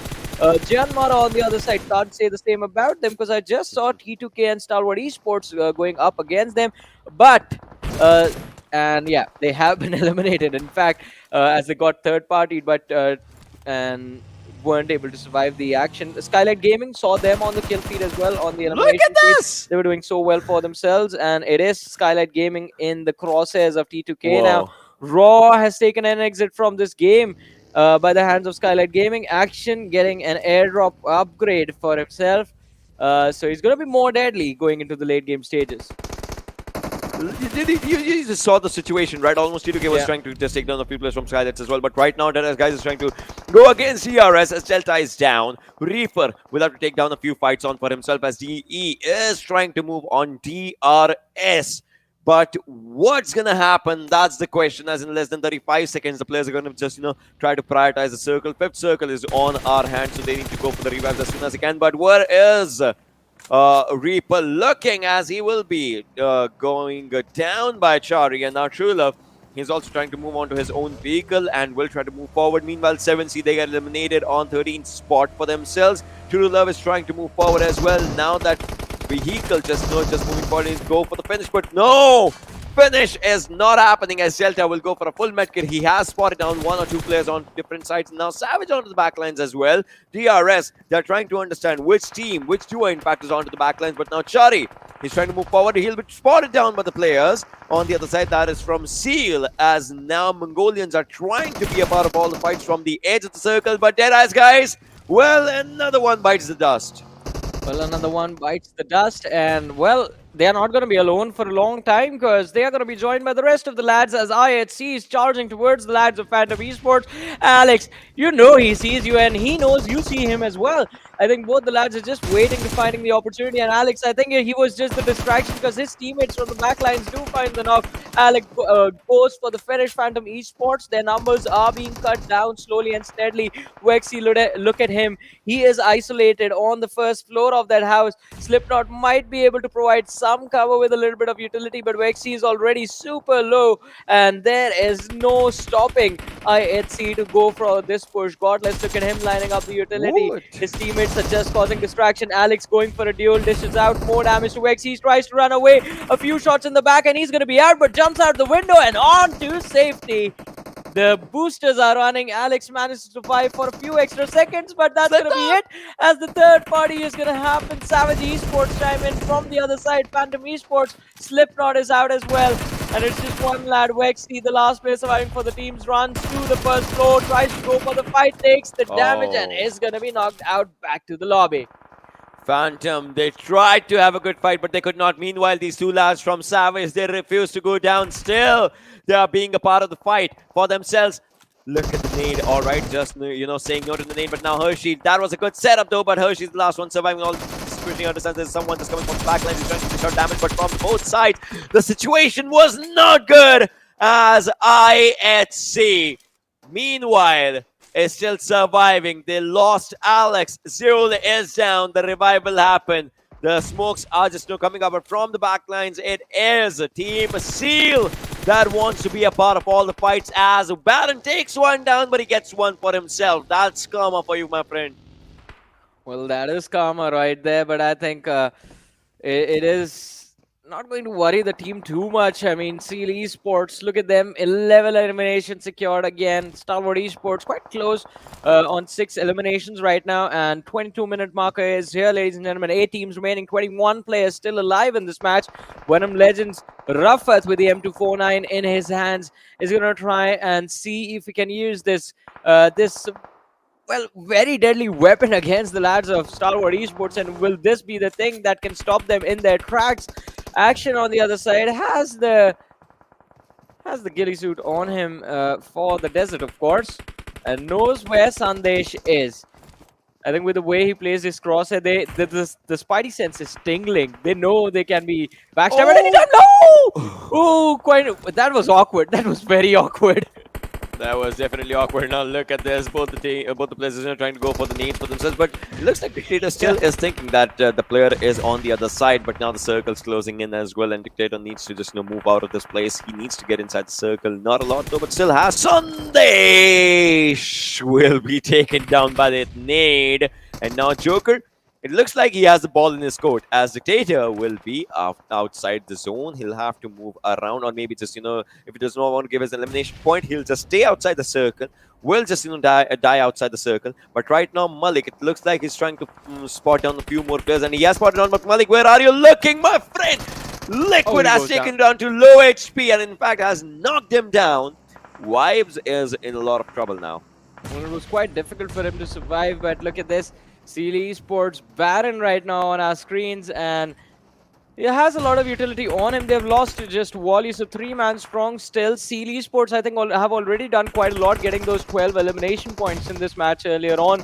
And I think from now on, even if they walk away with just 2 or 3 placement points, which I think they will already have more than that since they are in the top 7, I think they're going to be pretty happy with their finish. But the end goal is to cut the difference between them and Stalwart Esports, who are still present in this match.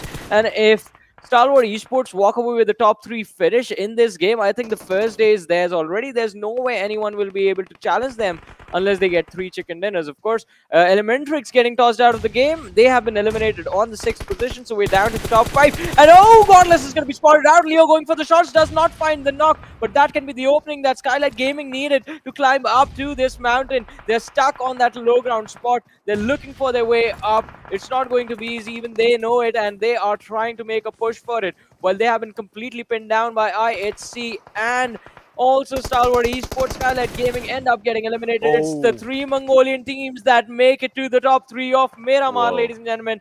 And of course, there's Vibes as well. So fans to survive. Where are they?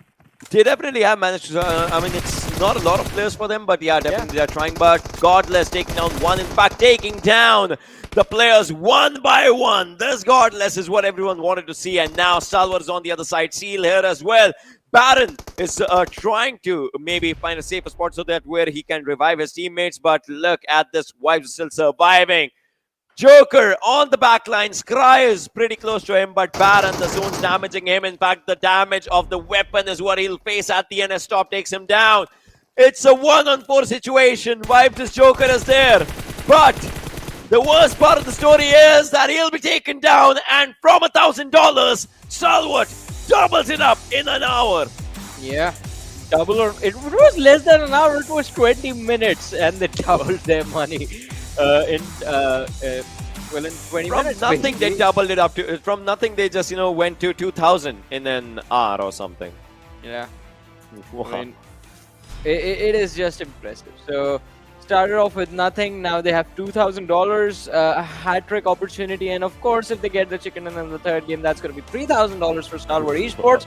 So after the races, I just want to see how many eliminations they had in this game. Already they had 12 eliminations in this match. So 27 points secured from this one. There was 32 already on that. I think Ocean wants the tally now after 2 games. I don't know, man. They are at the topmost position. Definitely. They have 27 points in this one. So they got what is it? I think 59 points? in total. Oh yeah, 32 is what they had, right? Yeah. Previously. I know I thought 30, 35 somehow. 32 and 20. Yeah, it says 59, and that's just pretty good just going on for themselves. Imagine the amount of lead that they have. I mean, this is just the second game. If things keep on going like this, I think we'll already have Stalwart Esports hitting almost 100, 110 by the end of the day. And I think someone needs to remind them that they have 5 matches, not just 4, just like the league play days. Because I believe the way they are playing, they think they are just going to be playing 4 games right now. So, yeah, Stalwart Esports looking pretty deadly. But we'll be taking a very short break right now. And after that, we'll be breaking down this match.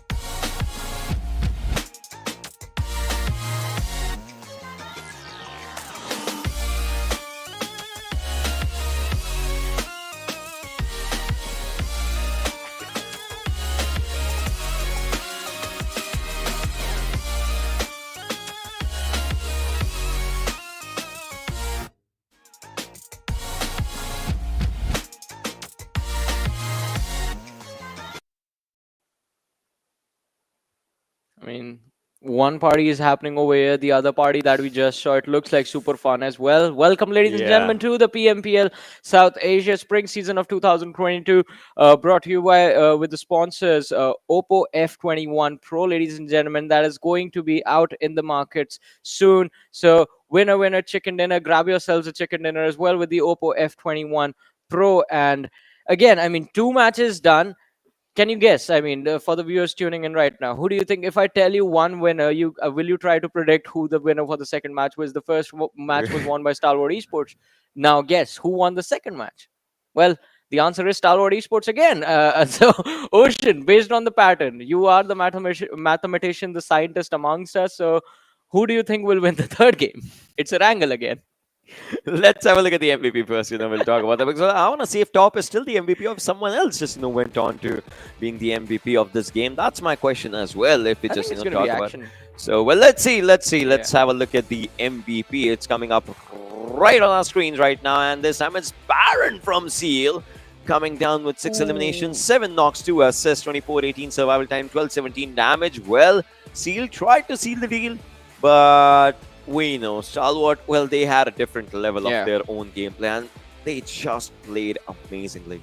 So I think again, so apologies from my side because I think we were so mesmerized by the fact that right off the bat, Stalwart Esports has secured 2 back-to-back chicken dinners that we totally forgot that Seal Esports in this match, they were fragging out of their minds. I think before they went out, they already had like 13 plus eliminations secured in this match. And again, the 3 Mongolian Titans that are here, IHC, Stalwart, and Seal Esports are firing on all cylinders in the matches they're playing.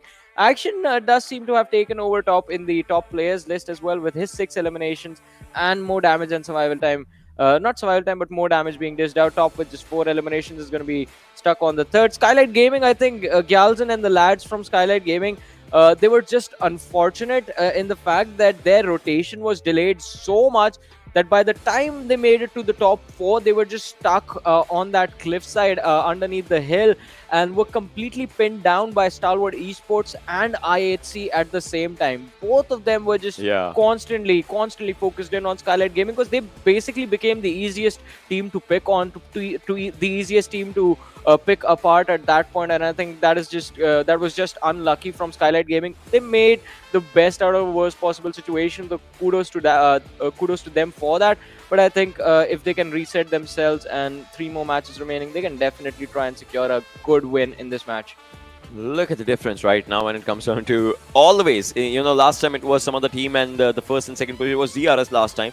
And look at the amount of damage received, damage dealt ratios that are changing up in the first and the second team. That showcases that the team on second is trying to survive more or less, but the team on first is trying to dominate. And well, Stalwart has done that in the last two games. 24:09, 22:09. That's the average survival time coming down for both teams. That's a 2-minute marker difference, and that difference costs a 12-point gap in this game between both of the teams. Elimination difference, 12 eliminations coming down against 3. So Stalwart, in both the games, they've had a decent number of elimination points for themselves, but they're not here in the match summary right now because, well, this match was dominated by Seal, more or less. Yeah, I mean, it was Seal Esports just dominating the game from the start to the end.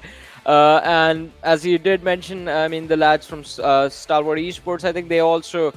we do see action top every single, I think just the longest distance elimination is where they are missing. But apart from that, everywhere else, the lads are going to be present. Although, I mean, as we were talking about Vibes as well when we saw the comparison of the team on the first and the second position. And I think Vibes Joker, I think, played this game to the end in the smartest way he could have. Because he was the sole survivor for the team of Vibes. And had he even just decided to deprone and be back on his feet, he would have been finished off. There were 4 full teams fighting it out, and he did not want any part of that chaos. Stayed alive till the very end, then just gave away his pick to Stalwart Esports, lying on the floor like, all right, I know I can't do much. You guys take this one. I'm out. I have secured those 12 placement points for my team, which are going to be important in the end. But again, I think Seal Esports, look at that, 13 eliminations, 23 points secured, just 4 points shy of where Stalwart Esports were.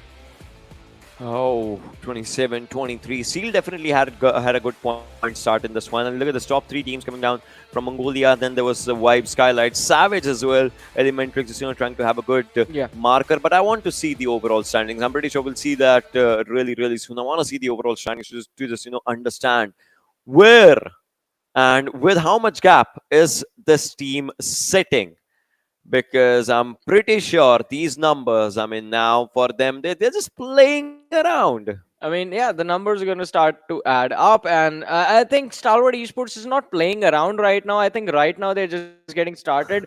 We know they like to get leads for themselves earlier on during the week and then just relax a little towards the ending stages. I think that's the plan right here for Stalwart Esports. But Ocean, again, we talked about the circle shift in this game, and they were quite interesting, just leading the players towards La Benedita slowly and steadily. And that is where I think majority of the teams got into trouble. Because look at the teams that capitalized in this game in the late game stages, and you see all of them quite away from the early fights. I mean, you see Skylightz Gaming on towards water treatment. You see Stalwart Esports towards Graveyard and San Martin just avoiding any early game action. And I think that is the thing that left them alive to late game stages. IHC as well, look at them at Picardo. So all the top teams were just away from the center till the very end when it was needed for them to close the fights. Definitely, all the top teams were at those areas for themselves when we talk about it. And right now, you'll see the circle shift just going down to the areas of Manar General as La Benedita. And this is such an open area to play around if you're at the higher ground, right? If you're at the lower ground, well, you're done for, definitely, because everyone's just looking in your direction. But if you're at the high ground, you have such an open space to just play around. And teams definitely tried. But look at Seal's position right now in this situation where they are. They were trying to look onto the back lines of the zone where we saw the fights happening between Savage, DE, DRS, and that's where they were trying to just go for good fights. Right now, Skylightz had a really good area around the circle for themselves, but then Stalwart just arrived and, well, they snatched everything away. Well, yeah, I mean, they're pretty good at snatching away stuff, I guess. That's been their thing since the start.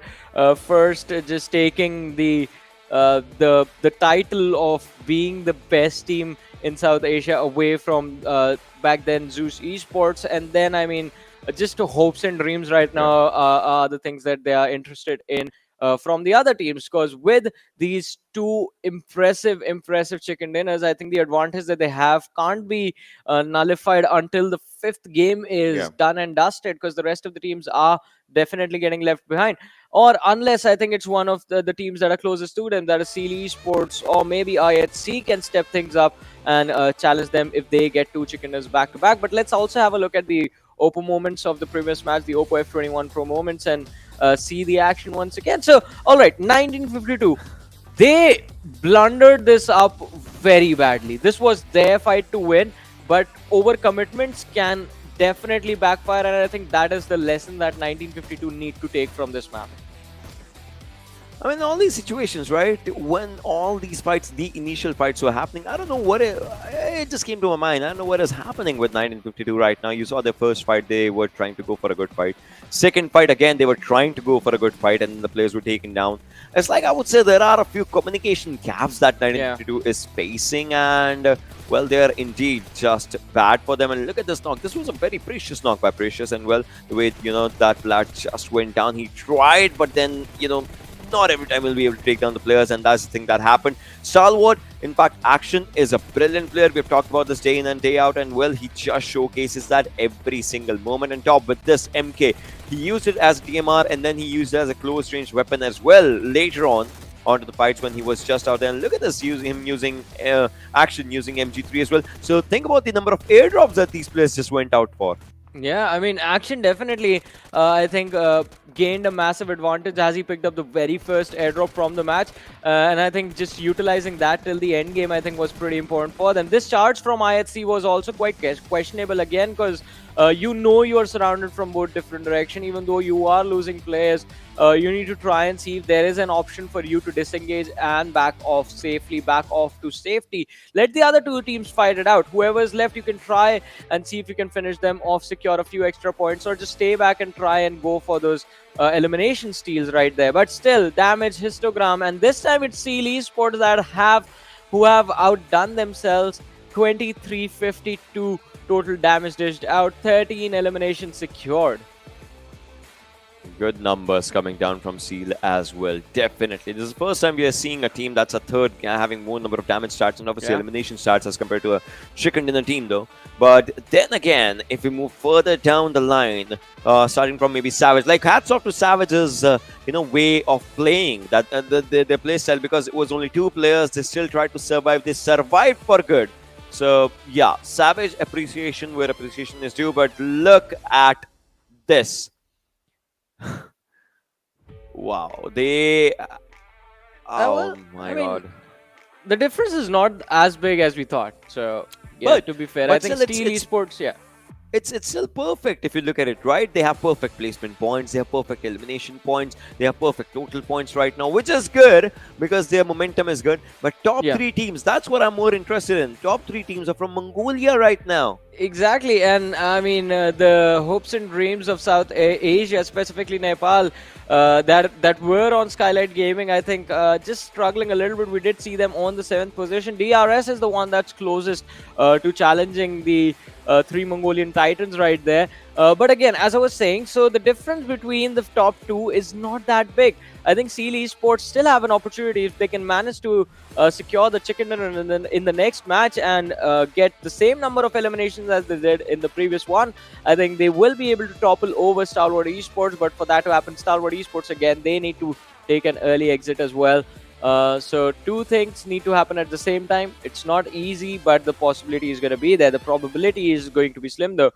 Stalwart Esports, although, and this is another point that I would like to add, with the two chicken dinners, one important thing that Stalwart Esports have done is get themselves a safety cushion, get themselves a little bit of a margin for error. So now they have the opportunity, if two games do not really go their way, if they take early exit, they still won't be anyway outside of the top 5. They will still be in the top 5 coming in tomorrow, and I think they can, instead of starting from square one, starting from scratch, starting from very far behind and trying to crawl your way back in, Stalwart Esports will have a little bit of a head start, and that gives them a comfort spot to be in. And I think that relieves a lot of mental pressure from these individuals, the players and the support staff together. So things do look manageable for them, but to keep the flow going, to keep the momentum going, it won't be easy. Yeah, but still, they have that for themselves. The momentum that there is. I mean, the next game is Erangel, definitely. I just want to see, if the circle is not to the southern side, where will they just take themselves? That's an important question for them. How will they rotate? How will they take up the fights? Because most of the times when we actually think about a hat trick, it does not happen. Sometimes someone just comes in and seals that.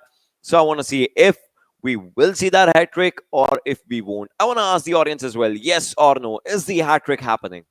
To be honest, for me, I hope it does, because that will just shake up the entire lobby, and I think the other teams are going to be forced to reassess as to, all right, now how do we try and make a comeback? Now what do we do to shut this team down? That's going to put a very big bullseye on the backs of the lads of Stalwart Esports, and also we know the history of them and the lads of IHC. Whenever Stalwart Esports starts to get too far ahead Yeah. in terms of the points against IHC, they do in fact like to go for those early fights against them. So maybe something like that might happen again if the hat trick is achieved. But for now, ladies and gentlemen, off to the player cams as we see the lads getting ready for the action and getting prepared once again to step into the map of Erangel. So look at the smiles on Stalwart Esports. The players are very happy. Why not? They're loving Action it. is just busy doing something else, I guess. Oh, that's him always. Trust me. I had a podcast with him, and he was just sitting out there eating, like having his good time. Just He's super and, chill. He almost slept as well. So yeah, it was a good vibe talking with these players, to be honest. And well, guys, if you want to check that one out, it's Battle Royale podcast. That just happens. But we're talking about this game right now. We see this flight path coming down from the northern side, as we see the hill of Stalwart, and we see that Georgia Hill as well in just quite some distance. That means, Johnny, dropping down to Nova Repnoi is not in the hands of the players of Stalwart. So I want to see what they do now. I think one of the alternatives that we've seen them do is just drop towards the Shelter Milta area and then travel from there. But even that won't be a possibility for them. So I think they will try and go towards the school positions, or maybe glide towards farm or the potato hills and try and approach the rotation towards Nova Repnoi from there. Because there is one thing that's guaranteed, it is Stalwart Esports going to Nova Repnoi. Even if the trajectory of the plane was from Kamishki to Zarki, Stalwart Esports would still go to Nova Repnoi one way or the other, because that is where they like to start the game from. It's like it's like being a little superstitious, you know. You do something, it's your good luck thing, and that results in you having good performances. And well, if you are getting back-to-back chicken dinners, nothing can be better than that. I mean, inside the game, of course. So Stalwart Esports, let's see. What I want to see is there anyone who will stand in their way to block them? Because there are two teams that do like to play from Milta and Farm, that is 1952 and DRS. And if Stalwart Esports get delayed even a little bit, they are going to be in a world of hurt when they're trying to cross over. Yeah, that is correct. So we'll have to see what in fact the teams actually do in all these situations, because this is going to be really, really difficult for a few players. Although right now everyone's just trying to go down to their own areas. They're trying to go for their own loot for themselves, finding an M4 right now. Vexy, it's a pretty good weapon. We all know about that. And on the other side, we see a UMP just being picked up. All right, again, a pretty good weapon. Nowadays, it's the meta of UMP, and everyone just likes to use it. From what is it, GC days, we are seeing that more and more. Although it is a pretty good weapon even from the times before that, though. Gut Guys, where team of Phantom Esports is right now, just trying to find out their own loot, and 1952, well, they're dropping in a bit late in these battlegrounds. Now this makes the game a little bit more interesting for 1952, because as you mentioned, the late drop from their side, I mean, they tried their level best to glide towards their preferred drops, but all they will have to begin with is these small little compounds. And if you do not find enough utility, if you do not find the proper weapons to go to your actual drop, I think 1952 could be in trouble, and it looks like it's already happening. Not enough weapons, all right. The Bison is going to be in the hands of C1, and something is better than nothing. The VSS there as well, but entry with just a shotgun, I think, won't be able to do much in those extended team fights. So it's going to be quite important to find some proper weapons. Even the SMGs will do the trick right now for 1952, as they have been struggling throughout the day. Not off to a great start. Even the last game, I think, could have gone their way, but a little bit of a slip up, resulting in them being the first team to be eliminated. So it will be quite important for them to shut down the bad performances and try and see if they can recover in this match. We'll have to see. We'll have to see if that recovery actually happens in all these situations. But right now, Stalwart just trying to move forward again. Just like we said, they'll have to go down to their area. So this is the thing about this team, right? Wherever the circle is, wherever the flight path is, this team will have that movement that just takes them to the areas of Novo Ripnoi. They loot Novo Ripnoi, then they come back. It's a good thing. It just showcases how dedicated you are for your own drop location. You're not cheating on your drop location, right? You have a good relationship with the drop location, and well, they're definitely going there. I love this thing about this team, and well, let's see in how much time do they come back, because it's like 6 seconds and the circle's coming.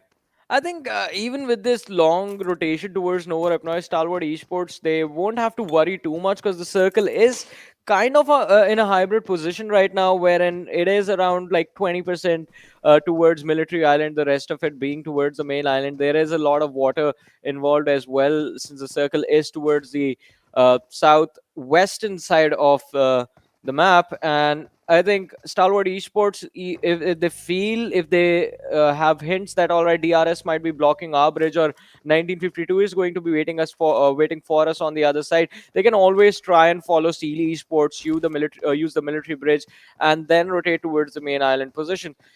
I know it's going to be very risky for them to make it happen, but in the past we have seen them be quite successful with that rotation as well. And even this time, that can be a viable option for the team.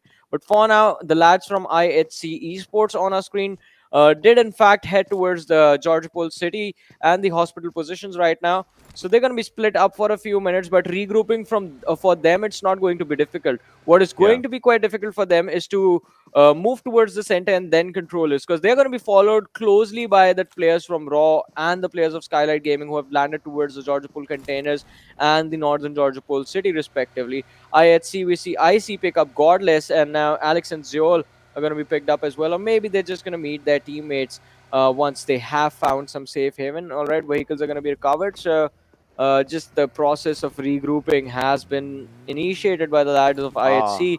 It's going to be a while before all of them are together, though. That was a good vehicle, we saw that vehicle, and it was like a pretty good skin coming down from, I guess it was what Godzilla versus Kong times, and definitely a pretty good skin though. But right now, DRS, the real soldiers, just trying to find up their own loot for themselves. Fun fact, me and Ansh, whenever we play, right, we drop down in the same area. Milta is our drop where we just like we drop down and we just have our own times. And look at this 1952 again and again and again. Why do they make news flashes in the first place? That's the question now, as 7C has spotted down a few players from 1952. They're trying to go for a few shots. A few shots did connect, but entry looks like his vehicle was struggling a bit, but now everything's good. Well, let's see. I mean, the struggle is still going to be there for 1952, but at least they have proper weapons now. A lot of healing utility available on the lads as well. Still isolated on the map, though. I think they will have to be a little bit more patient and try and wait and hold their positions rather than just start shooting at anyone they see, go for a wide rotation, because we know wherever the circle is towards the Gutka farms, the game in its early stages is the slowest it can be. But towards the late stages, there is so much chaos. You don't know if the first knock that you get is going to be from one team, and the second one you find if it's going to be from the same team. There have been instances where multiple teams just huddle up in a single position, and there's just bloodbath happening inside the match.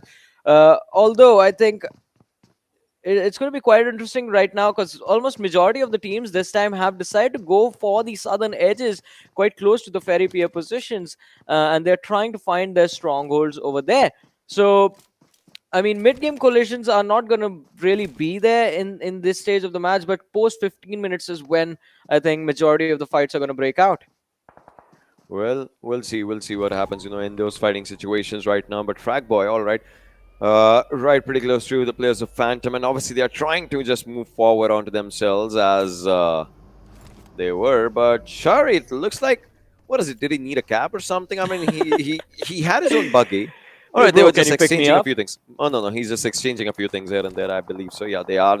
Because I thought, like, maybe his buggy maybe broke down, or the fuel just, ran out. So he just, wanted a vehicle to just move forward. I thought that is happening. But right now, Shari, Again, just trying to spot on a few players here and there, although nothing is happening on the situations. Again, we have all the players surviving. Around 9-minute marker is where we are. First circle coming to a close, and in less than 7 seconds, the circle is definitely going to go for the close. But Seoul on the other side was spotted down, and True Love on this side, taking a lot of damage on his vest and well on his own HP as it is down to a 20. Yeah, it's not looking good for the lads right there. IHC quite keen on moving forward and pushing this advantage against the lads of Deadeyes, and we've seen IHC and the players, they focus in, they hone in on one position, wanting to take control of it, and they always push forward. But look at this, quite interesting now.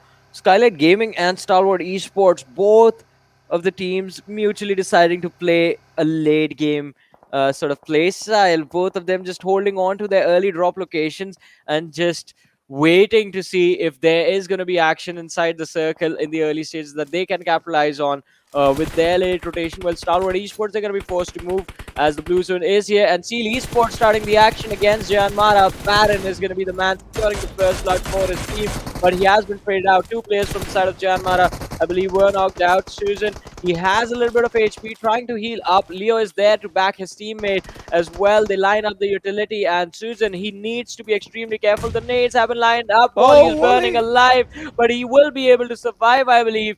And from the backlines, ladies and gentlemen, in the other direction, ElementriX, they do also end up taking a hit. A wonderful nade, a three-pointer towards Susan. He has been taken down. Demo straight up going for a finish. That leaves no fear with a man who has a lot to fear, because Seal Esports, a 1v3 is what he has to clutch. Baron going for the shot. Snowfear down to around 30 HP, and from the flank, Demo instantly with a wipeout. So the first team has been eliminated, and it is JyanMaara, ladies and gentlemen, going back to the lobby and waiting for the next match to start.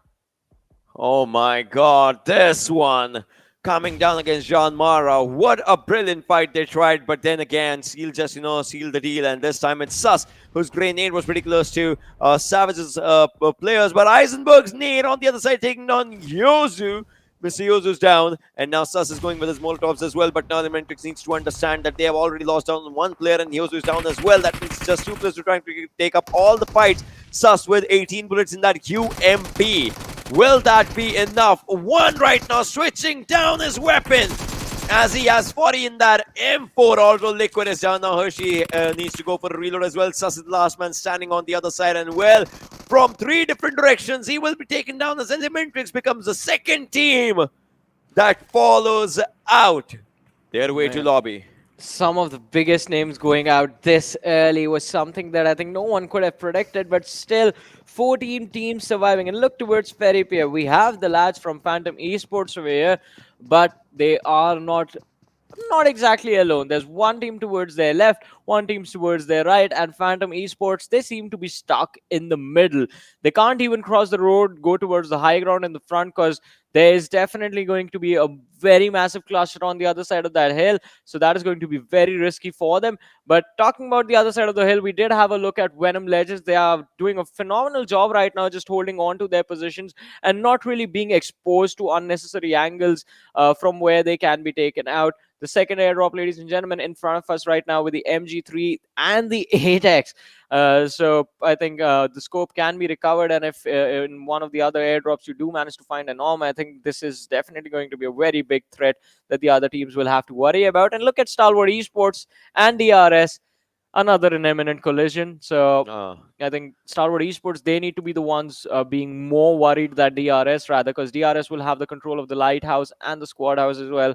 Quite a good crossfire setup that can blockade the lads of Stalwart Esports in an instant. And that's the thing, right? Because the first player to just move forward, as we can see, he's trying to just get down to a good place, but well, it looks like he stopped his vehicle right around that bridge. The other players of Stalwart, they'll also just try to move forward. Although Skylightz, look at this from the back line. Skylightz has reached to the sides of Query. This looks like a good circle for them as they are just away from all the kerfuffles. We'll have to see what happens. But right now, Savage is trying to dish out some damage there, although not a lot is happening. But Frag Boy taking down players from 1952 and Vibes Joker taking down Shifu. 1952 for the first time in the fight. It looks like they have an upper advantage. They would not want to lose this out, as 90 Degree is trying to go for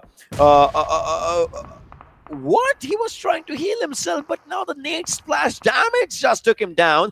And Turula, what is he doing? What? Who statued him?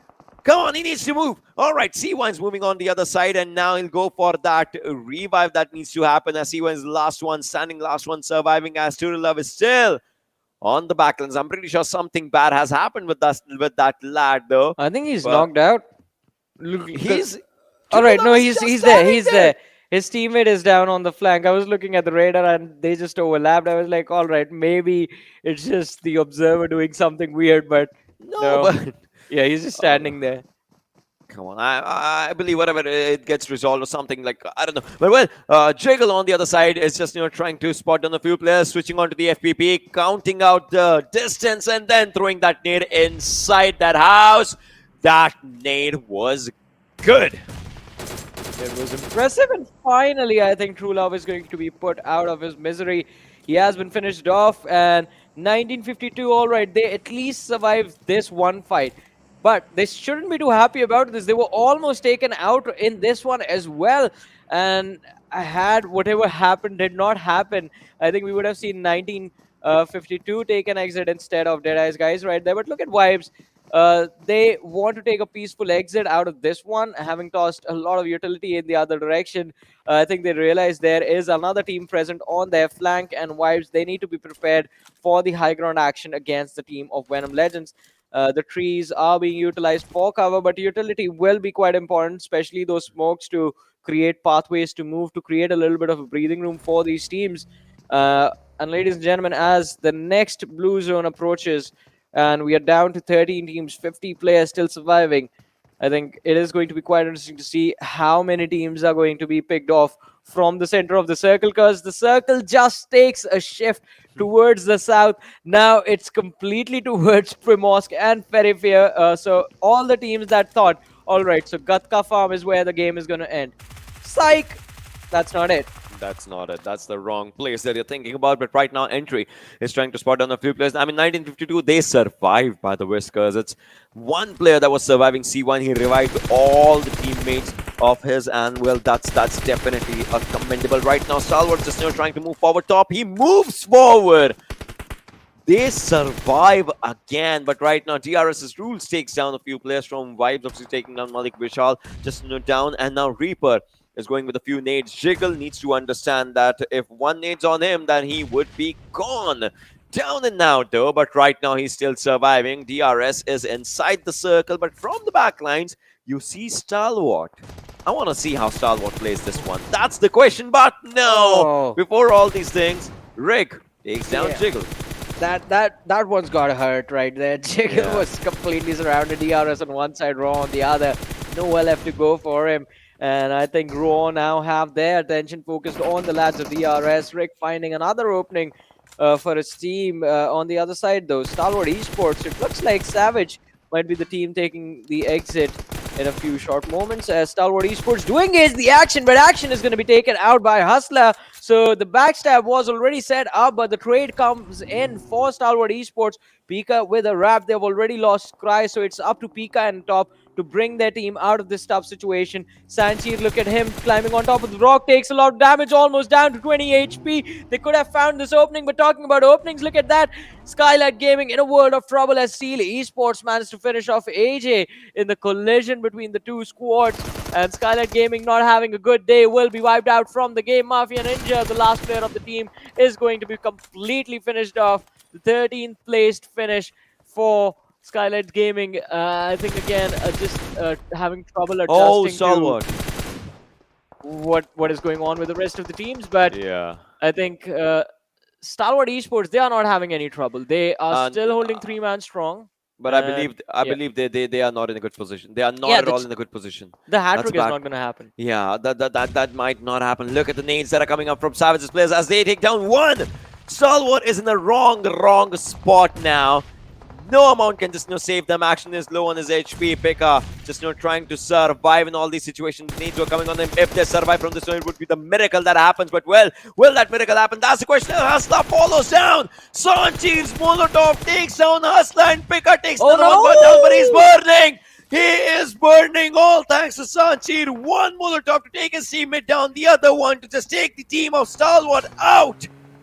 That was such a good fight between those two teams, but the action is not going to stop. IHC have been caught off guard by the players of 7Cs. Godless has been taken out. Alex is down on his knees. It's up to IC and Zeol, and the utility being tossed out by Precious is going to find more knocks. One more man out. It's the last player. Zeol in the blue zone. Look at him hiding behind the tree, slowly bleeding out, and even he realized that the fate that awaited him, he couldn't avoid it in any other way. Yeah. IHC taking an exit. Top 9 teams, 30 players still alive. And Seal Esports, I think, the revenge that they wanted, the story that they wanted to write for themselves against Stalwart Esports, it's going to be a success. 3 players strong, 7 eliminations already secured. Their position in the circle is quite nice. So they're doing a phenomenal job, but Venom Legends surrounded, and they're getting flanked by 2 different teams, 1952 in one side and 7C Esports on the other. So it's going to be quite difficult for Venom Legends to move around. They have good number of eliminations for themselves, 7C right now, just to the when you talk about the start. But Seal definitely has a notch up for themselves. 7 eliminations, all the 3 players. Seal and Savage as well, 7 eliminations and only 3 players surviving for them as well. These 2 teams needs to they need to understand that these they only have 3 players, but 1952. Now looks like things are turning bad for them as Entry follows up as well, and now it means 1952 has 1, in fact, none surviving for them, and they mark another exit. 8 teams remain. Sanchir trying to see if he can force the fight against the lads of DRS, but 1v3 in a situation like this is not advisable. So Sanchir has been picked off. I think just 1 nade and he's going to go down. Savage Esports, again, the earlier fight that they took, or well, the trouble that they were put in just delayed their rotation too much. So quite an easy elimination for DRS to hand out, and now they refocus on their own position. Oh, important knock. Oh, just barely missing out, I think, but still Delta has done good enough for his teammates to be allowed the opportunity to move forward a little bit closer to the edge of the circle. And if they can finish off the squad of Raw, I think DRS, they will go on to win the chicken dinner in this game, but I think even they are losing out on those bodies. It's a 3v3 between the 2 teams. 7C Esport still holding their ground against the other lads. But what is this rotation? Assault, quite an easy knock being secured. What a knock coming down from Assault. You saw him just taking down the head, in fact, of his opponent out of the lobby. And now Demo is just on the other side. He's trying to spot down a few players. He thinks that there is someone in that smoke. That's why he's just crouching down. He understands that there might just be someone onto that area. Delta, meanwhile, take down 1 from Raw, and that is Kazi. He's down now. Raw will have to take up a fight against DRS's players that are surviving. In fact, a player that is surviving. Look at DRS, only 1% win, ratio coming up for them, win percentage coming up for them. And these nades, these triples were there, but Rick with his own grenade takes down Delta, and DRS is out as well. Well, DRS getting eliminated from this match. We are down to the top 6. 19 players still alive. Train to Kill still holding strong, even though they have lost Sandesh, Jane, Legend, and Sanhok. They are still surviving, and they have control of an isolated edge of the circle. So if they keep their heads down close to the ground, I think they do have a possibility of making it into the top 3. But I think they also want to secure those elimination points while they're at it. Seal Esports, they were trying to create some cover, and the shots were fired from the lads of T2K. So they've pretty much given away their information, their position inside the match. 7C Esports rips it, going for the shots on Venom Legends on the slope. They have the advantage of being inside the circle, so I think that is what 7C need to focus on. But they were too distracted by the fact that Venom Legends were the ones moving around, and they wanted to finish them off. And in turn, Venom Legends, they get inside the circle, have the smoke slayed out, the vehicles are going to be there, and 7C Esports might just be the team taking the next exit, as now they get stuck right on the very edge of the circle, and they will be pinned down when they try to move in. They will be. Now 7C is definitely just trying to go against all the odds. But look at Venom Legends' players as a few nades just coming up from the sky are taking down the players as well. 7C looks like they know where their opponents are. But well, they might just not be able to face them as they are being taken down as well. But Akujot's nade takes down 1 from Venom, and that is Rapat as he follows up with another nade to finish Rapat right now, getting a grenadier tag onto himself. 17 players alive, 6 teams surviving. T2K's Legend is getting a few shots on him, but now it looks like he's safe. No, maybe not, as there are a few more shots just coming down onto his leg, but still he survives. 7C's players, they're trying to move forward again. A few shots definitely just arrived on them, but now they're trying to get inside that zone with their own teammates. Looks like they have a good place for them. I mean, Rick should have just kept on going the first time he pressed the trigger, but he won't have the next opportunity because he's going to be blown to smithereens with a nade from the lads of Seal Esports. 7C Esports, as I said earlier, the pin down is going to be here. 2 players knocked out. Suyog on the flank, and Legend with a clear line of fire available to him can at any point turn up the heat for the lads of 7C Esports. But Seal Esports 2 out in the open, 2 overexposed. They also get punished. Anyone who presses the trigger is going down instantly, so it's better to not shoot, I guess. But oh, bad advice. Straight to kill. They were trying to avoid the collision, trying to go for a revive on the teammates, but 7C Esports, jukega nahi, just steps out from behind the smoke like a smoke criminal and takes out the lads. It's down to the top 4. 11 players still alive. Seal Esports, a team that had a massive advantage a few moments earlier, are struggling right now to recover. Let's see what Seal can do in this one. Now it's the question if the third one will come to the Mongolian lands or not. That's the question that we'll have to ask in the situation, as Team Seal, they are trying to find out a good place for themselves again and again. And Venom on the other side is trying to find out their own spot for themselves, as it's just one lad surviving. Raw, they are having a momentum for themselves, although they lost 1 player, but they have 8 eliminations. That shows the way they want to play, but... Peekaboo, there was a nade, although he's still surviving. What is happening? Come on, take him down! Did the nade bounce on him? The nade bounced off that, what's that? That buggy's back. And that's why it just, went to the left-hand side, just, dealing less of a splash damage. Although now, 7C's on the other side. It looks like they have been spotted down by a lot of teams, as they are just, trying to understand where the players are, because the players will have to move out in the open. 7C, they had a brilliant position for themselves, but looks like they lost it as a circle. In the final movements, it moved away from them. And if Team Seal, just takes away the opportunity from Raw, that will mean that they'll win, because 7C has to move around from the open areas when Legends don't have that much players. Seal has that place. The only thing that they have to take down is the players from Raw that are quite close to them, but it looks like the players will be taken down from 7C right now. Team Seal is looking really good. They have more and more number of defeats for themselves. Eliminations, if we talk about it for themselves, 12 to be precise. I believe 13 right now. And now Team Raw just right ahead of Seal. Well, Raw, their priority right now is going to be to initiate those revives for themselves and try and see if they can recover and bring the situation back to a 3v3 rather than just take the fight against a 2v3 or a 1v3 situation. But look at Ale. He's so smart. He knows these 2 teams outnumber him, outgun him, and he's just going to keep his head down. But Mama God, with a nade, an impressive nade, is going to be able to take down Wally. It's up to Leo and Demo to try and secure this chicken dinner, try and bring the third one home for the Mongolians. Demo tries to stand up, go for the shots. They know the 2 lads are pinned down behind the shack, but they don't know where Kazi is, just thrown out, crawling into the grass, just trying to get a flank on. And I think if they go too wide, then the point of concern does become, will Ale spot you out?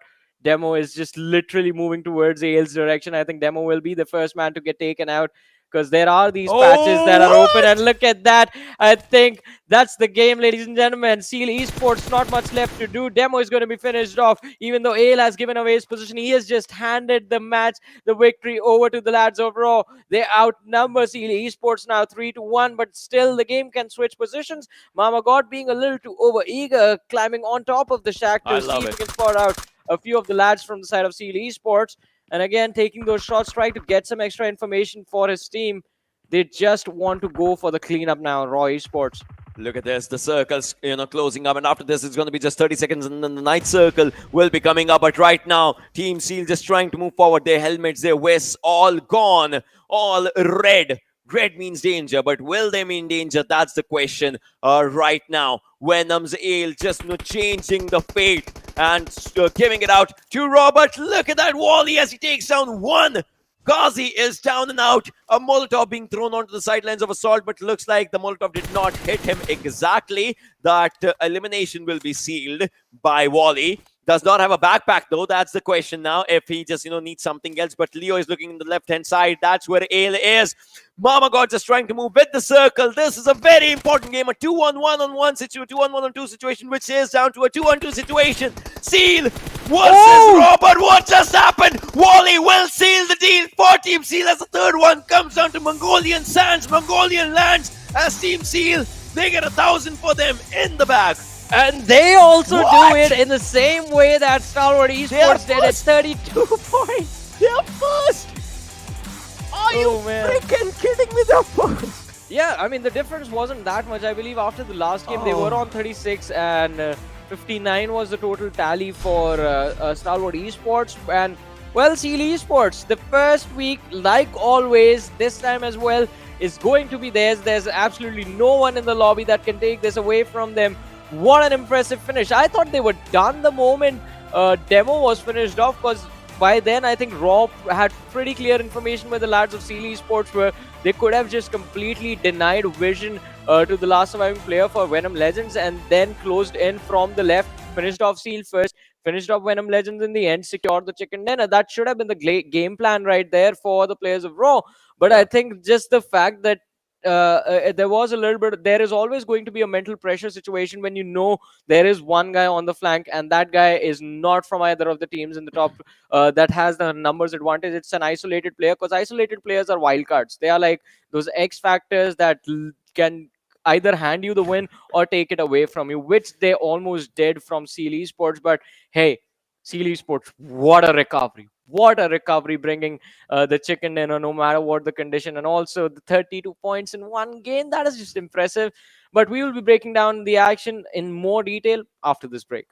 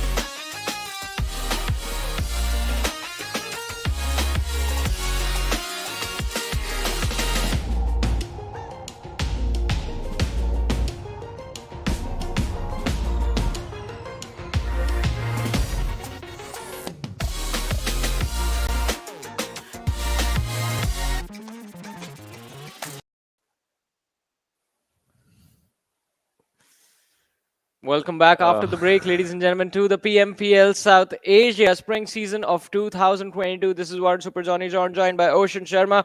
3 matches of the day are done, and so far it just has been the Mongolian domination that has been ruling the lobbies and the maps that have happened so far in the day. But if you guys want to dominate as well, you can do so with the Oppo F21 Pro, ladies and gentlemen. That is the sponsor of the PMPL South Asia 2022. It's going to be out in the market soon, and you guys can also grab yourselves the winner chicken dinner with the Oppo F21 Pro. And coming back to the discussion, Ocean, you were pointing out an interesting fact about the final fight. Well, have a look at the MVP while I'm pointing that out, because obviously Yes. that will be in the MVP. I'm pretty sure on the MVP stats, because we'll see the eliminations that a player has done. And I'm pretty sure it should be from Team Seal Wally. 8 eliminations, and the last 4 came up as a 1-on-4. He did a 4K. And that was brilliant. Definitely just taking down players one by one. It was not an exact 1v4, but he took players one by one later on. 0 assists. I get it. 8 knocks coming down on his name, which is the highest as well if you look at the play data versus the average data. And 1156 damage. So in all the first 3 games, Johnny, the damage has been between 1100 to 1200 as well. Exactly. I think the individual performances have been stepped up by quite a big margin by the lads of Seal Esports and also Stalwart Esports. I think we're waiting for IHC to step up as well, because there have been those moments of brilliance from the lads of IHC, but they can't just seem to put it all together to get to the chicken dinner finish. And looking at the list of top players from this match, Wally is going to be followed by his own teammate Leo with the 4 eliminations on him. Demo is going to be there with his 4 eliminations. Ale from Venom Legends, Alibo, I think kudos to this lad. Managed to survive for so long all alone with literally no cover but a buggy. That's all he had to protect himself, and he did a phenomenal job making it to the top 3. Somehow he legit has more survival time than Wally. 3 seconds difference though, but that just comes down to the animations and all those things as well when you step onto the ground and all those things as well. But still 676 damage, that is 26 square. If we talk about it, 917 damage coming down to Leo, and 4 eliminations. Demo with 4780, Assault with 3, 4433, and then there is Wally with 8 freaking eliminations for him. I mean, what an impressive day it has been. And I think again, Raw Esports, I have to say, Raw, they had the possibility of securing this chicken dinner, but just the way the final fights went. Yeah, I know, 3161 damage dealt, 1300 received. Seal has an average survival time which is less than Raw's average survival time, because Seal had only 2 players. They lost their 2 players earlier. Yeah. And Raw had 4 players when it came down to the final circuit. They lost their player one by one. So think about the average survival difference. So it was a legit 2-on-3 on like 2v3v1 situation, all those things. So Seal, also, they got a good game for them. Exactly. I think even Raw Esports had a pretty good game considering the fact that I think there was efficiency from both the teams. 17, 8 knocks, and everything was just instantly confirmed. So no sort of leeway for mistakes to be made, for points to be secured by other team, I guess. And that is also very important, because the more you start tossing away points left and right, just leaving knocks out in the open for others to secure, I think it does end up backfiring in when you look at the bigger picture. But looking at the match summary, Wally is in 3 positions on the first spot. So highest eliminations goes to Wally, highest damage with Wally as well, and highest knocks as well, because 8 eliminations, 8 knocks secured. Highest assist, although it's going to be rules from DRS, with 4 assists being secured by him, and longest distance elimination in this match was Leo's. But looking at the match rankings right now, 32 points for the team that got the chicken dinner, and then there's a 12-point drop where Raw is with just 20 points secured for them.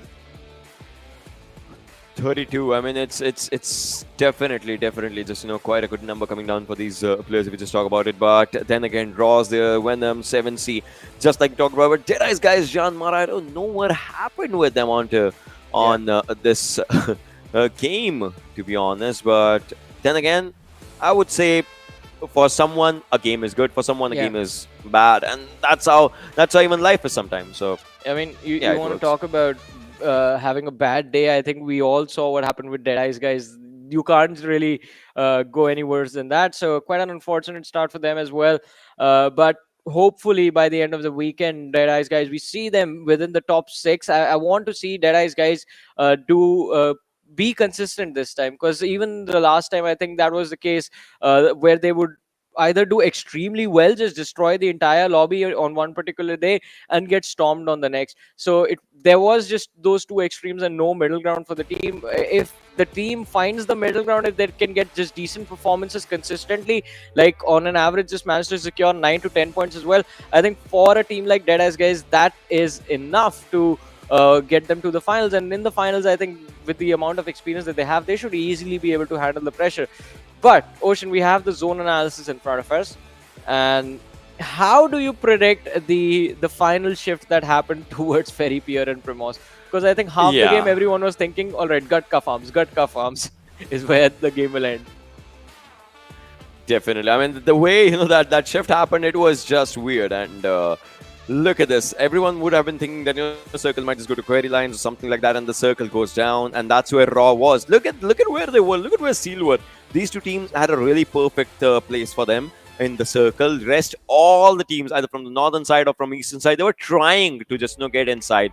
They were not even like exactly. They were just trying and nothing else. But then, after this circle, you saw how Seal just went in. They had these two players only, and with these two players, they managed to get everything for themselves. Well, they did a phenomenal job in this match because, I mean, their position from the military island, the first challenge for Seal Esports becomes how do you cross? Well, an early rotation through the military bridge got them to Primorsk earlier on, and since their position was isolated for a long time, since majority of the teams were towards Gutka farm and they were trying to push for Ferry Pier and not Primorsk, I think Seal Esports, they took advantage of that. But then this fight happens out in the open, teams closing in from the small hill on the other side of the road as well.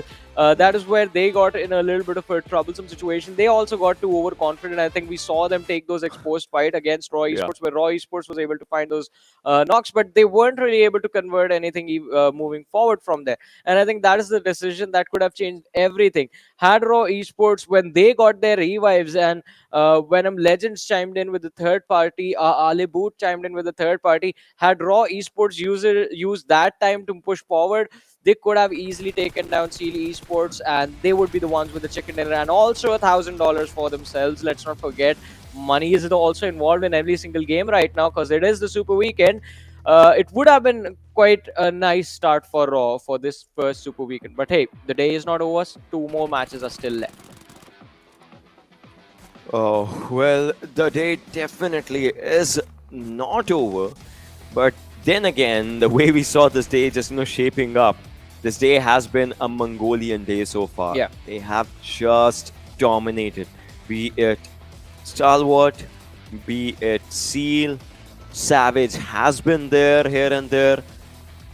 IHC is trying to make up their marker. But then again, if we just discuss all those things together, we still understand that the other teams, how much they try, they're still falling a bit short. Be it the zone holds, be it the rotations, and that's where Mongolian teams are just, one step ahead somehow. And well, not even one, like lots of steps sometimes. Oh yeah, I mean, they are doing a phenomenal job, especially these two teams that we have seen get those chicken dinners, Seal Esports and Stalwart Esports. This match was quite unfortunate for them. As you pointed out, their position in that fight was quite exposed, and not really, I don't really know what they were doing there, because there were like 3 different teams that had them pinned down, and Seal Esports, ladies and gentlemen, towards the end, Assaulty couldn't really do much to stop Seal Esports in their tracks. 1v2, both the players a little bit further away from each other, so you can't really line them up as well. And Seal Esports, they capitalized quite nicely. Look at the damage numbers again. It's just one team that has dominated the game. The rest were just too busy fighting amongst themselves.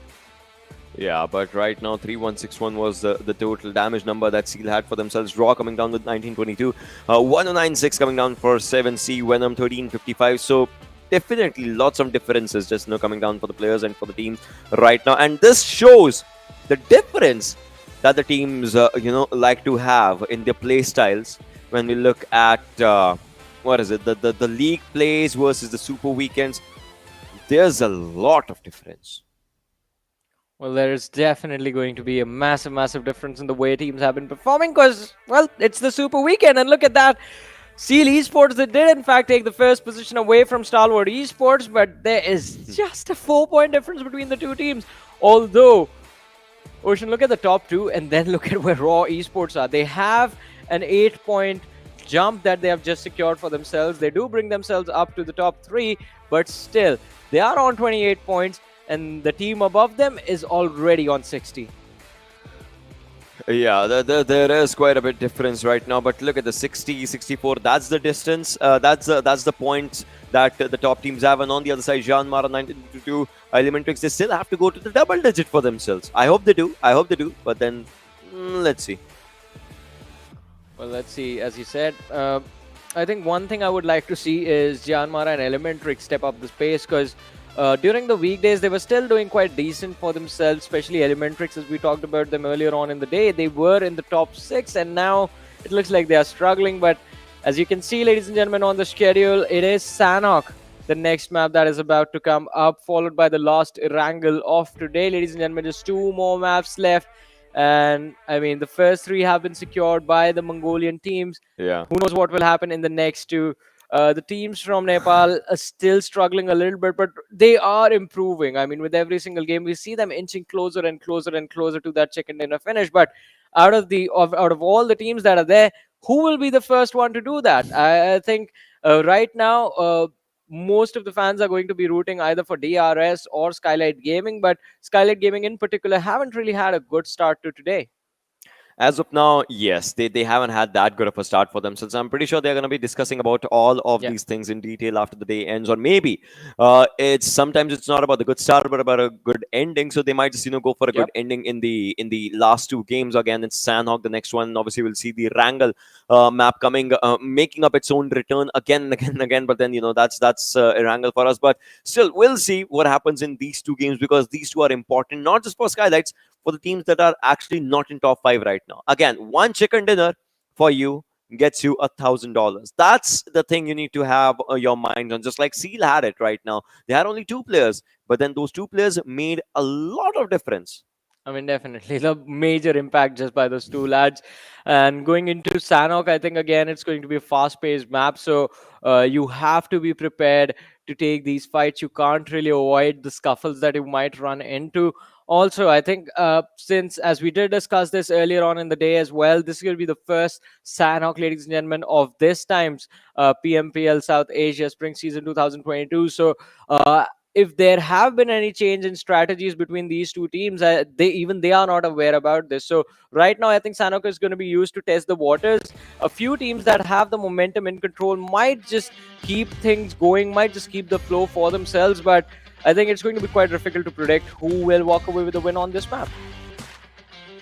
All the players are ready. Definitely, they are ready to just showcase their best of the best gameplay for themselves. But then we'll have to understand and see what happens onto these games around right now. Because again, the flight path matters a lot. But for a map like Sanhok, which is a smaller map, flight path, it does not make that much of an impact right now. Ladies and boys and girls, this is gonna be the map of Sanhok, the only Sanhok that we are seeing for the first time right now. For all these players, we'll understand their play styles, their play types, their play makes as for what they can do for right now. As the flight part, definitely just moving on to the top of boot camp's area, going down to the area sidelines to ruins.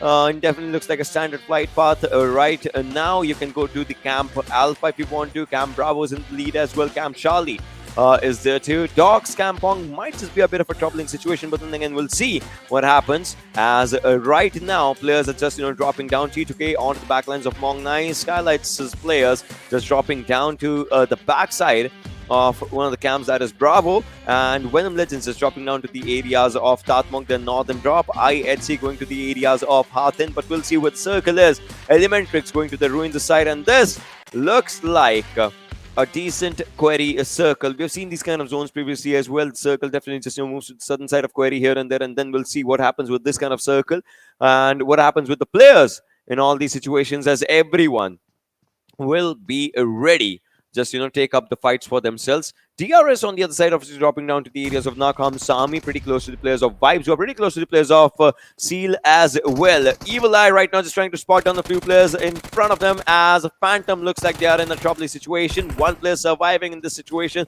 on low HP. C-Wine, 18 bullets, will definitely take down the player and will definitely finish him out. All right, the door was shut, but first blood coming down on C-Wine, and casting alongside me right now is Necro. Oh man, it's great to be back, Ocean, and especially now that we're in the map of Sanhok. Action's going to be amped up. What do you think of that? Oh, action definitely. It's just coming up for the first time in this map of Sanhok. Everyone just needs to understand the play style of the teammates, of their opponents, in fact, because everyone has seen Sanhok, to be honest, here and there, but they haven't been a part of the Sanhok in this PMPL, to be honest. So I have high hopes from all these players. But what do you think about the Mongolian domination that has happened? I mean, to be honest, that's just out of the world.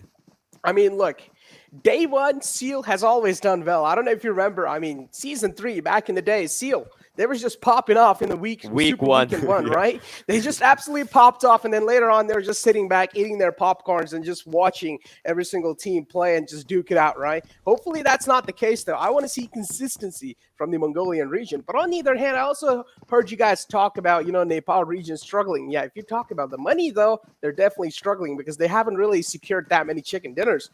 But if you talk about the points and the consistency, I feel like they're pretty chilling, right? Because they have got a couple more games in the future.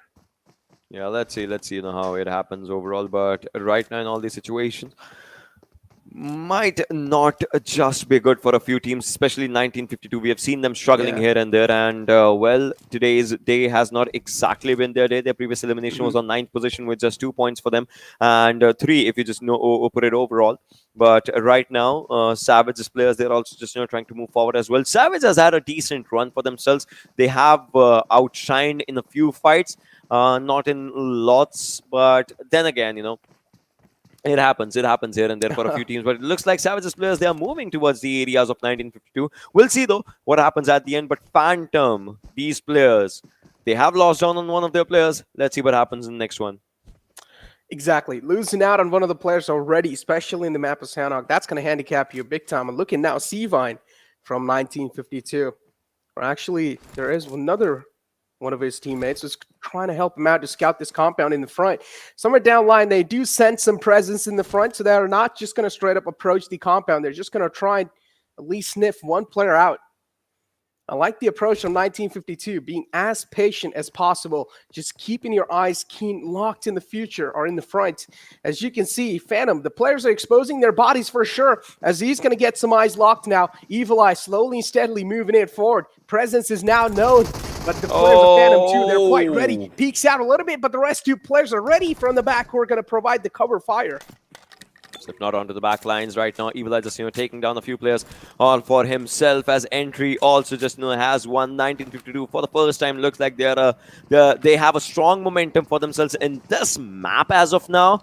But then again, we're just 4 minutes in fact 5 minutes in onto the action, so we can't say much. We'll have to wait till the zone closes up, till the fights close up, till the circles close up. After the 5th or 6th circle, we'll see how many teams are surviving and what's the occasion for these players and teams for themselves to just grab a good number of points if they can. Right now, 1952 has the circle for themselves. Right next to them is the area of Query. That's where the center line zone is. So they are around the center lines, but looks like they've spotted on one more player.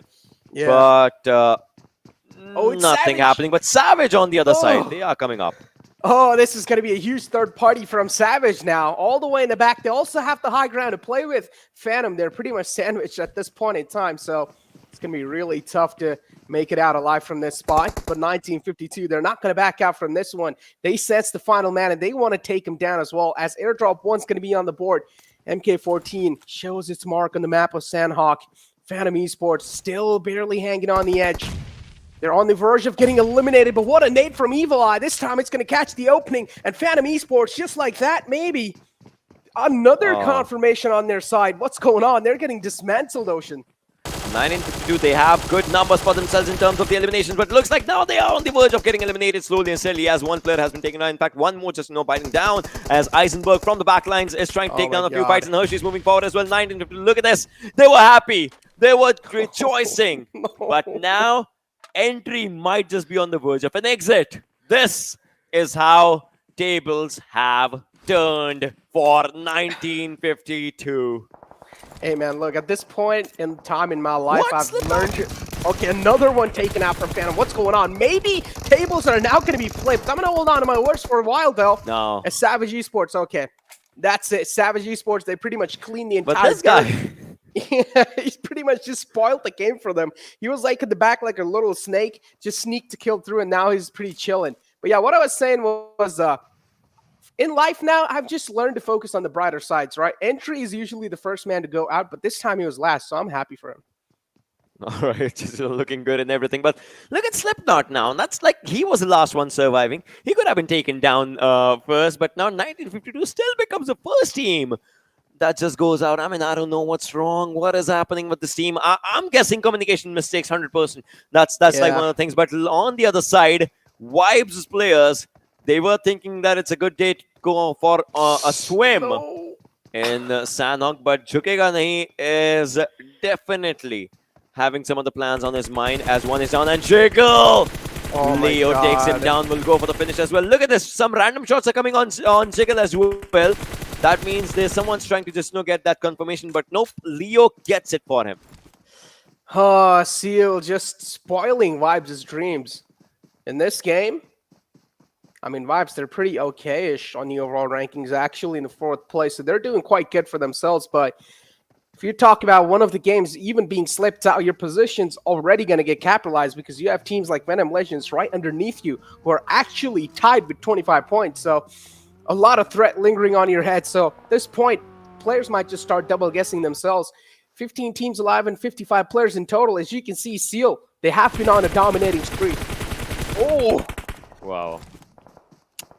Now JyanMaara needs to understand what is going to hit them, as this is Savage coming up. Hershey, though, will be taken down by Snipe, as he was out in the open. That was too open for him, and now Snipe is trying to take down a few players. Look at him cooking up a nade, but will this nade go? That's the question. He might just throw this nade onto the backlines. This is a good nade right now. Hustle will be the second one to follow up, as Eisenberg is the last one surviving. Molotov following up on Savage's Hustler so that no one comes in to revive him. But what is happening as No Fear just gets that confirmation for his teammate. Eisenberg, what is happening? What is this, Sanhok? Every time you feel a team is on a good momentum, this game is just breaking that. Yeah, but you also need to agree on the fact that Savage Esports got a little too aggressive. The way Hershey pushed there, it was like, I would call it a rookie mistake. Yeah. My friend, that's not a little too aggressive. That was too aggressive the way he just moved up. Yeah, I feel like he should have just waited behind the tree, waited for at least another one of the man from JyanMaara, get a little desperate, and then maybe use some smokes and try and cross over. But Hershey, a little too aggressive, had to pay the price for it. Now he almost is on the verge of getting eliminated. But that's a nice retaliation fight from Eisenberg. Yeah, but he can't do much, apart from just that 5. I mean, he cannot push, he cannot move. He knows the team has 5 eliminations. He can maybe go for the placement points, but right now, No Fear would definitely just not want to get this confirmation of Eisenberg. But now Eisenberg, his eyes are on Snipe. He would want to get that confirmation. He would want to take that player down. Zone is going to close in. Definitely right now, the players are still inside the circle, so they don't have to worry about anything for this circle or the next one probably, as they will be in the zone again. You see them, but Snipe, the clock is ticking. Who will revive him?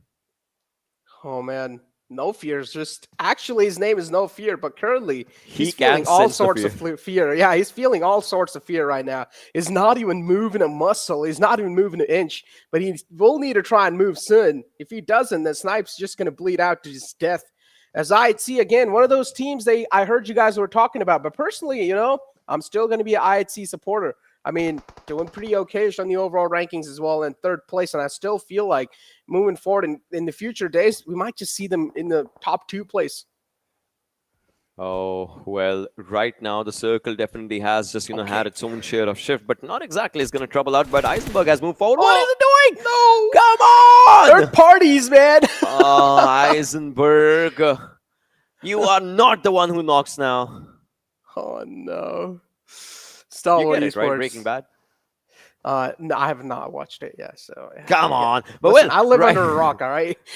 Come on now, Stalwart, stop. Let me know, guys, if you just get that reference. I mean, it's a good reference. But still, well, top right now, he has taken down one player. That means JyanMaara has also sensed it, that there is someone on the back lines who's definitely trying to look onto their side. And now JyanMaara, I'm pretty sure they wouldn't want to move out from this area. Oh, they never want to. Because they've probably heard the shots coming through, and they know Stalwart Esports, they are in the prime positioning, especially if it's a team like Stalwart, then you can never even try and go for those little odds that maybe, hey, you're going to miss a couple of shots. No, you'd never try to go for those odds. So you might as well respect this team and let them have their own space and just try and make them run out of patience. And that's what I feel like JyanMaara here are trying to do. Look at the amount of pressure these players are facing, man. JyanMaara, they know. Somewhere down the line, each and every single point on day one is going to matter. The momentum is going to matter.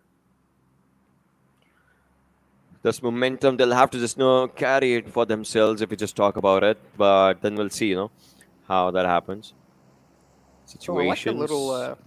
Yeah, that shot, right? Mm-hmm. That looked really good.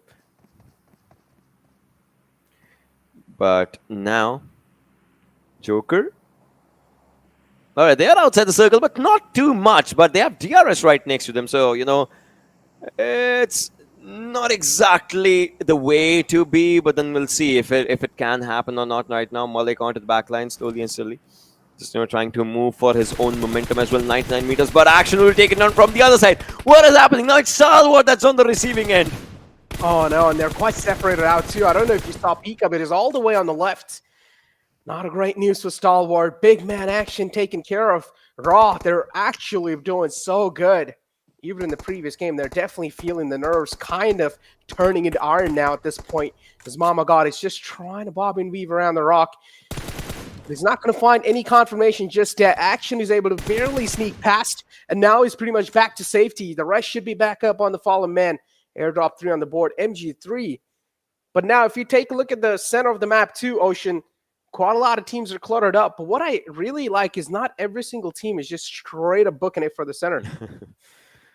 MG3 in this airdrop, definitely. Yeah, just like you said, that's a good find, to be honest, that not every team is trying to book themselves around the center. And that's the thing, that's the way that everyone is finding those knocks. Because everyone's moving around the zone, they are finding someone around the zone, and then they are taking fights around the zone. Skylightz, meanwhile, on the backlines of Han, T2K, Lakavi, 7C, Kampong, DE is trying to move from the areas of dogs. They would try to just go at that side. But right now, the circle definitely favors Skylightz and IHC. I don't know. Do you think another one will go in Mongolian hands? Because, well, today has legit been their day. And look at this. Again, they are forming up the kerfuffle against JyanMaara finally. Oh, now they taste the blood right there. JyanMaara. Oh, they're hurt. And Stalwart Esports now, they have the bag of salt in their hands and they just want to rub it on their wounds. But is that going to be a possible scenario? That's what I want to know. But also, one thing we forgot to mention, Ocean, is the heal strats on this map. They're so strong.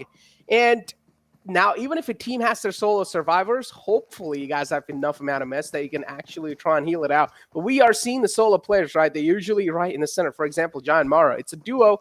But again, I'm pretty sure they're not going to have a lot of mets to work around with because usually people who try to heal strat, they drop on the outskirts of the map.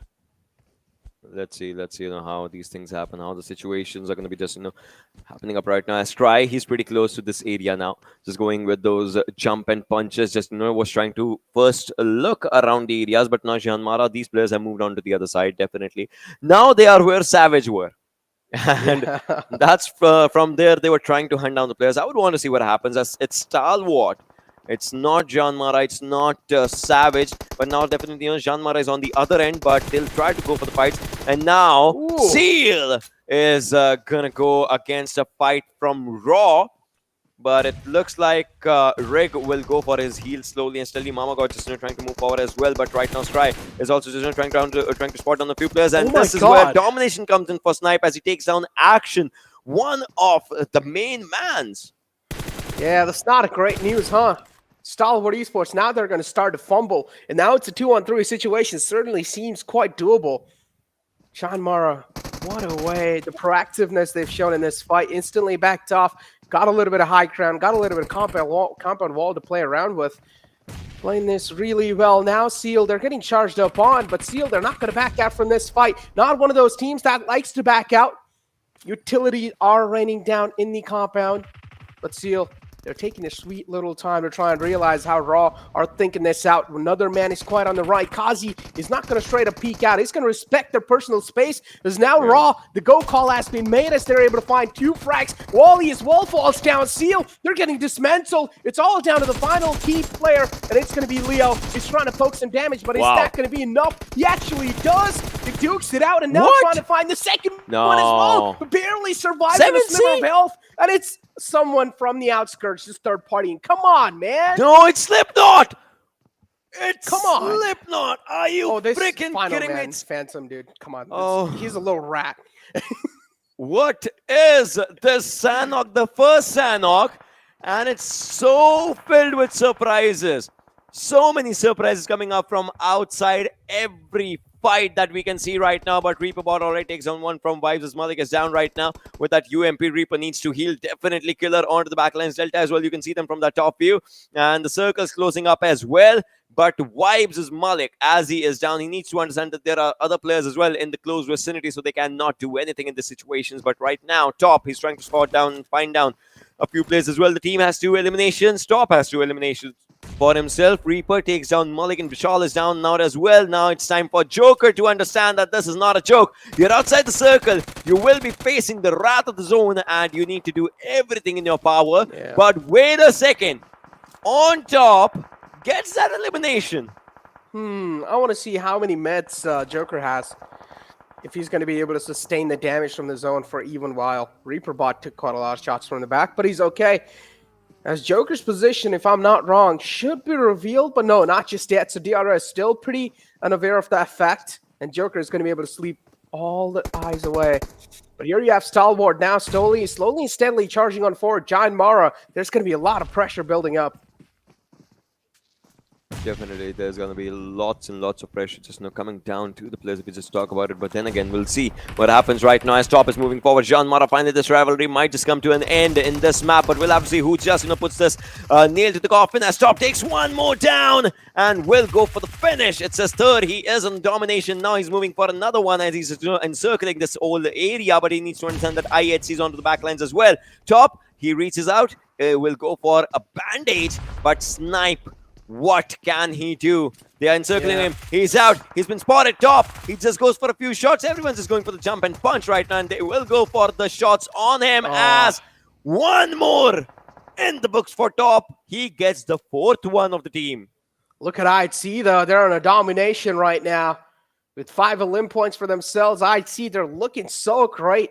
And now they also are looking at third party this entire scenario. Top is out in the open, and IC's going to find the moment to strike, and he does strike, and he actually gets away with one. And now instantly finds the confirmation as well as Alex from the back is going to get one from the QBU. Moving forward, though, y'all in the buggy. Stalwart Esports, players are in the front, but the buggy is just there to distract. But Stalwart Esports, they're also able to get out of harm's way. Just for now, though, the Pika is still stuck in the front. IC is just pretty looking around the back lines right now. He's just looking at those areas. He knows Stalwart might just arrive from that side. Pika, he is there. Just trying to move forward though. Reaper, that damage that he's dishing out outside the circle was enough, but then he needs to understand that he will get caught down as well. Delta has 19 first aids. Will definitely go for a heal battle on for himself. Let's see where can he take his team DRS now as he's the last one surviving. It's going to be a little tough for sure to try and carry the entire baggage on your back. But I'm pretty sure every single player is capable of pulling off some insane plays at this point. ElementriX having all the players up, one of the players knocked out. So you should be able to get him back up as ElementriX. Now they're taking a lot of shots. And the fallen man now has been confirmed. Liquid spotted out. A little pixel's going to be enough. Oh, but I see this time a little whiff, but it's okay. They're able to at least shook him away from that spot. It definitely is. We'll see, now what happens in all these situations as IC still trying to pressurize the players onto the back lines. Pika is trying to move forward. He has spotted on IC though, but he cannot take up a shot because he knows he's in a bit of a pickle situation. IC, nothing hit him. Now moving on to the different weapon, but you need to understand that play zone damage is a lot as well. And now Scry is the last one surviving, his last one standing. He's going for the bandages right now. Then he has 7 first aids, and then he saw more first aids as well right in front of him. Pika gets taken down now. Seoul is on a rampage right now as IHC is doing pretty good, although their players are just 3 in numbers. ElementriX is Liquid trying to take down one more player. Jukigane with that nade takes down Rig. Gets that title of Grenadier right now. 10 teams still surviving. Stalwart and DRS struggling outside the circle as they're going for a heal battle. But it's just these 2 teams that are going for a heal battle and none other. Oh, that nade was good. Oh, Alex. Big threat neutralized in IHC. Now the kill will be instantly confirmed as well. ElementriX, they take care of the entire squad actually. IHC now at the gate. That's a big squad taken out. Still 9 teams alive, though. Quite a lot of teams to try and play around with in these final zones. Deadeyes Guys, what a march from their side in a straight line. It's trying to kill. They're looking to rain down death and destruction from the spot they have. The circle takes hard shifts on the compound. Every single team that had the high ground now, including TDK and Skylightz Gaming in the compounds, they will need to try and move in. It's going to be a tough cross for all of them. But Deadeyes Guys, they're quite close. They don't need a cross. But the team that they're going against is 7C. And they are looking really in form for now. Because in this fight, they already fight the opening on the on top. Well, they definitely do, but now let's see what more can they do in this situation as TrueLove is onto the back lines right now. Assault onto the sidelines as well, but the grenades are definitely coming. Shifu needs to understand he is in a troubling situation. So is Chari though. 7C just trying to pressurize all these players. And 7C's the best part is that they have the zone for themselves. Although I don't know what's going to happen as Assault. He is definitely in a good line, but now it looks like he might just be down and out. All right, nade damage definitely was dished out, and Chukigane is down onto the backsides, and Skylightz is coming in as well, as Skylightz is trying to move forward onto the areas of 7C if they can, but Chukigane, I think, he's a gone case. If they save him, then it's good. Otherwise, I don't know. Yeah, it's going to be tough to get this man back up, though. You're right. Not agree with you on that anymore, but Deadeyes Guys, that was quite a risky one. They just sent it, but at least they're able to make it back to safety. They're going to have to thank their luck for sure right there. But 7C now in a really tricky spot as well, as they have one of the players taken out. Are they trying to save him still? Well, they did. They didn't save him. Although DRS gets eliminated on the other side. What is happening, Chari? He was just dropping down onto a different area, which was wrong, and Precious will just confirm that. Not yet, though. Although the player is down, but he's not out. But the revival definitely happened. And now TrueLove with those nades is trying to shut some more amount of damage for himself, which they will. And now it's down to the Nepali teams as for what they can do. As you can see, Deadeyes Guys, Skylightz, Wipe, 7C all surviving. And Stalwart, they are surviving, but they're surviving outside the zone. So they are just on a heel battle. Oh man, these two solo survivors are going to be the kingmakers. They will decide who they want to make sure is going to be taking this chicken dinner right here, because one of the players from Stalwart Esports is still up, and Vibes as well. As you can see, it's Joker was barely able to sneak past in. A lot of shots on his direction, no positions, no. Skylightz Gaming, they charge on forward. 7C now, they're getting ripped apart into pieces, but Skylightz Gaming, they're not going to back out. The intentions are not going to change. Galton has 3 kills, team has 3 kills. In fact, he has all the kills that the team has right now. But on the other side, we see 7C, right? We understand what they are trying to do for themselves as they are onto the backlines. This game might just either be Skylight's or 7C's, because every other team has just one player surviving for themselves. So they'll go for the placement points, in which Vibes, the circle is definitely damaging them. Stalwart, the circle has been damaging them, but they are in top 5 right now. That means they will be at the first position in the overalls, because Seal was down and out in the early stages of this game. But right now, Stride's trying. He was, but he will be taken down by the play zone. The first one to bite the dust around the play zone is down now. Joker, he's trying to move inside the circle as well. I believe he'll be taken down as well, as he's trying to find a few players. But then again, the zone damage is definitely quite a lot, and he will be taken down by the play zone as well. It's down to 3 teams. Oh man, the wall of death. Just doing so much damage on these players. AJ. What a nade from AJ, the spiciest man in the squad of Skylightz Gaming. And this time now they're just going to move on forward. What a fearless aggression. And every single player now taking care of 2 teams alive.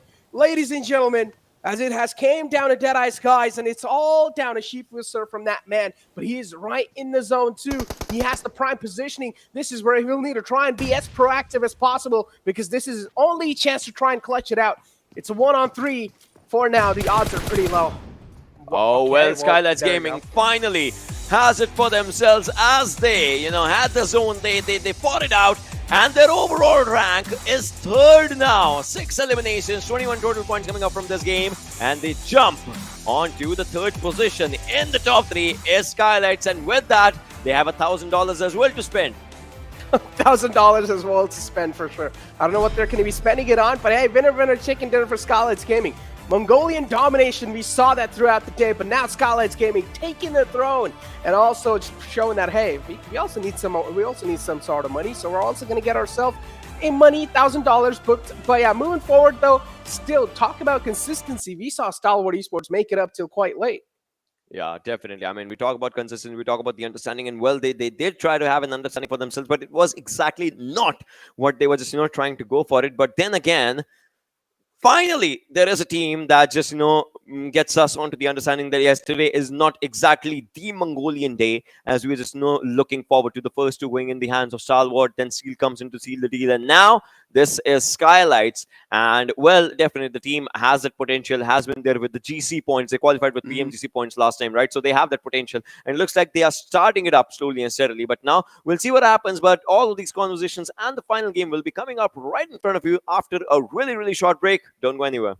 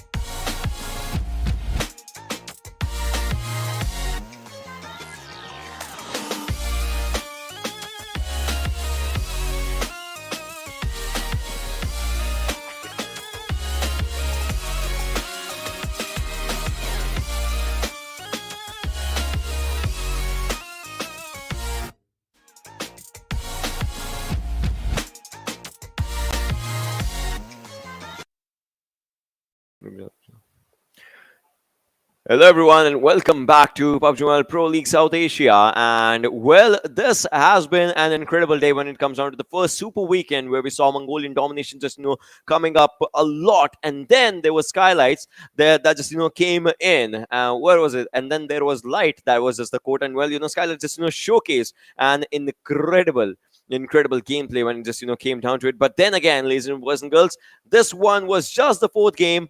And well, Necro, what do you make of it? What do you think about the last game? What do you think is going to happen in the last Erangel? I honestly feel like it's going to be another Mongolian team taking it. I don't know why. I just have like a little itch. And maybe IHC, though. I feel like IHC, they still have to show themselves. So I feel like IHC might just take it. I don't know. What do you think, though? Well, we'll see. We'll see if IHC actually sees it or not. But well, let's have a look at it. Let's watch. Let's see the MVP of this game. As for what we are just here for, talking about the stats right now. So let's have a look at the MVP and let's see who that lad is. I'm pretty sure there are going to be a lot in the contestation, and it is true love from Deadeyes Guys with 3 eliminations, 782 damage, and 23 plus minutes of survival time, Necro. Oh, those are quite impressive strats. I mean, we did see one of the players from Deadeyes Guys actually survived till pretty end. So, hey, I mean, Deadeyes Guys, he deserves to be here in the MVP spot. But in the end, though, I mean, I really need to take focus on the players' lives, right? I'm still trying to wrap my head around. How did Joker actually sneak his way all the way in and didn't make it to behind that tree? I mean, I did not really look at him in the minimap because I was just looking at all the chaos that was happening. That chaos definitely just took its own toll. But let's talk about the 5 players out here. And Top was still there, all right. 4 eliminations, 566 damage coming up. Kjolsen with 4 as well. Zeol coming up with 5. Eisenberg with 3. And total damage dish by him was 667. Although Zeol had 5 eliminations, he only had 417 damage for him. Exactly. Ocean, another thing to add on. Now, these are the Super Weekends, and you can be as critical as you want, man. You can say, if a team's not doing good, you can be critical, it's okay. No one's going to stop you. As I said, league play didn't really matter, but today, momentum matters. And in day one, if a team's not doing good, you can go all in, man. That's true. But let's talk about this one. Look at this. Skylightz Gaming, they won, but their average survival is lower as compared to Deadeyes Guys. That showcases, how they were losing players or how they were trying to take up the fight. And obviously, they lost 1 player earlier. So that definitely shows. lesser eliminations as compared to Deadeyes Guys, but still they got 21 points and Deadeyes got 20 points, definitely putting them 1 point above when it comes down to the standing markers. 1020 damage dealt from Skylightz and 1771 damage dealt coming down from Deadeyes Guys. Definitely first in terms of stats, Deadeyes was at the top, but in terms of where it all matters, Skylightz, well, they got it. I mean, hey, Skylightz, in the end, patience won, right? Skylightz, they showed their patience till the end, and then in the end moments was where they started getting so aggressive against the teams in the front, and that's what I liked. I feel like Deadeyes Guys should have also done that, but the hesitation from Deadeyes Guys, you saw, they were just hiding right behind that compound wall. I feel like a little bit of more proactive play, a little bit of more proactiveness from the side of Deadeyes Guys. Maybe outcome could have been different. I mean, look, there's going to be a lot of ifs and buts to add on, but in the end, they could have tried out something different. Taking a look at the match rankings, of course, Deadeyes Guys in there. This time, they're going to topple things on the second place. The Skylightz Gaming is, of course, going to be on top, but 7C on third. Definitely just coming up pretty good right now. 7C, IHC on 4th, Stalwart as well. That heal battle definitely helped. Vibes coming up on 6th, and this is where again and again Necro. 1952. I don't know what is happening with this team. Everything just they're trying to go for a good thing, but then it's just not exactly coming up. Yeah, I told you, man. You can go at them at this point. Go ahead and be critical. Make some critical points if you want.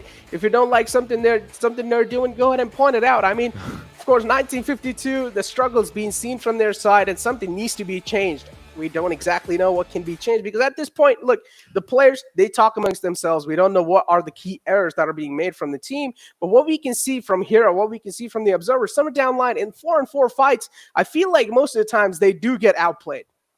Yeah, most of the times they do, get outplayed in the situations. I mean, the last game is a perfect example. They took down a few players and then they just, just went out. But let's have a look at the zones as well of this last game, as it was just, moving around the areas of query, just, from here to there. And situations were not that good when it came down for a few teams. But the other teams definitely just, were trying. But let's have a look at it. You'll see how circle was moving around the sidelines of query. First circle was obviously the bigger one, and then it just started moving, and then Skylightz had a good area around the zone for themselves. After this circle, you'll see how Skylightz dominated more or less the areas around the zone that were highly populated for them, and after that things definitely just happened. Look at the circle. Skylightz, the only team that had a comfortable position, although T2K was behind them, but then T2K decided to go for a slightly southern rotation. That's where the circle was going, and this is where Skylightz had to just snatch the zone from their opponents.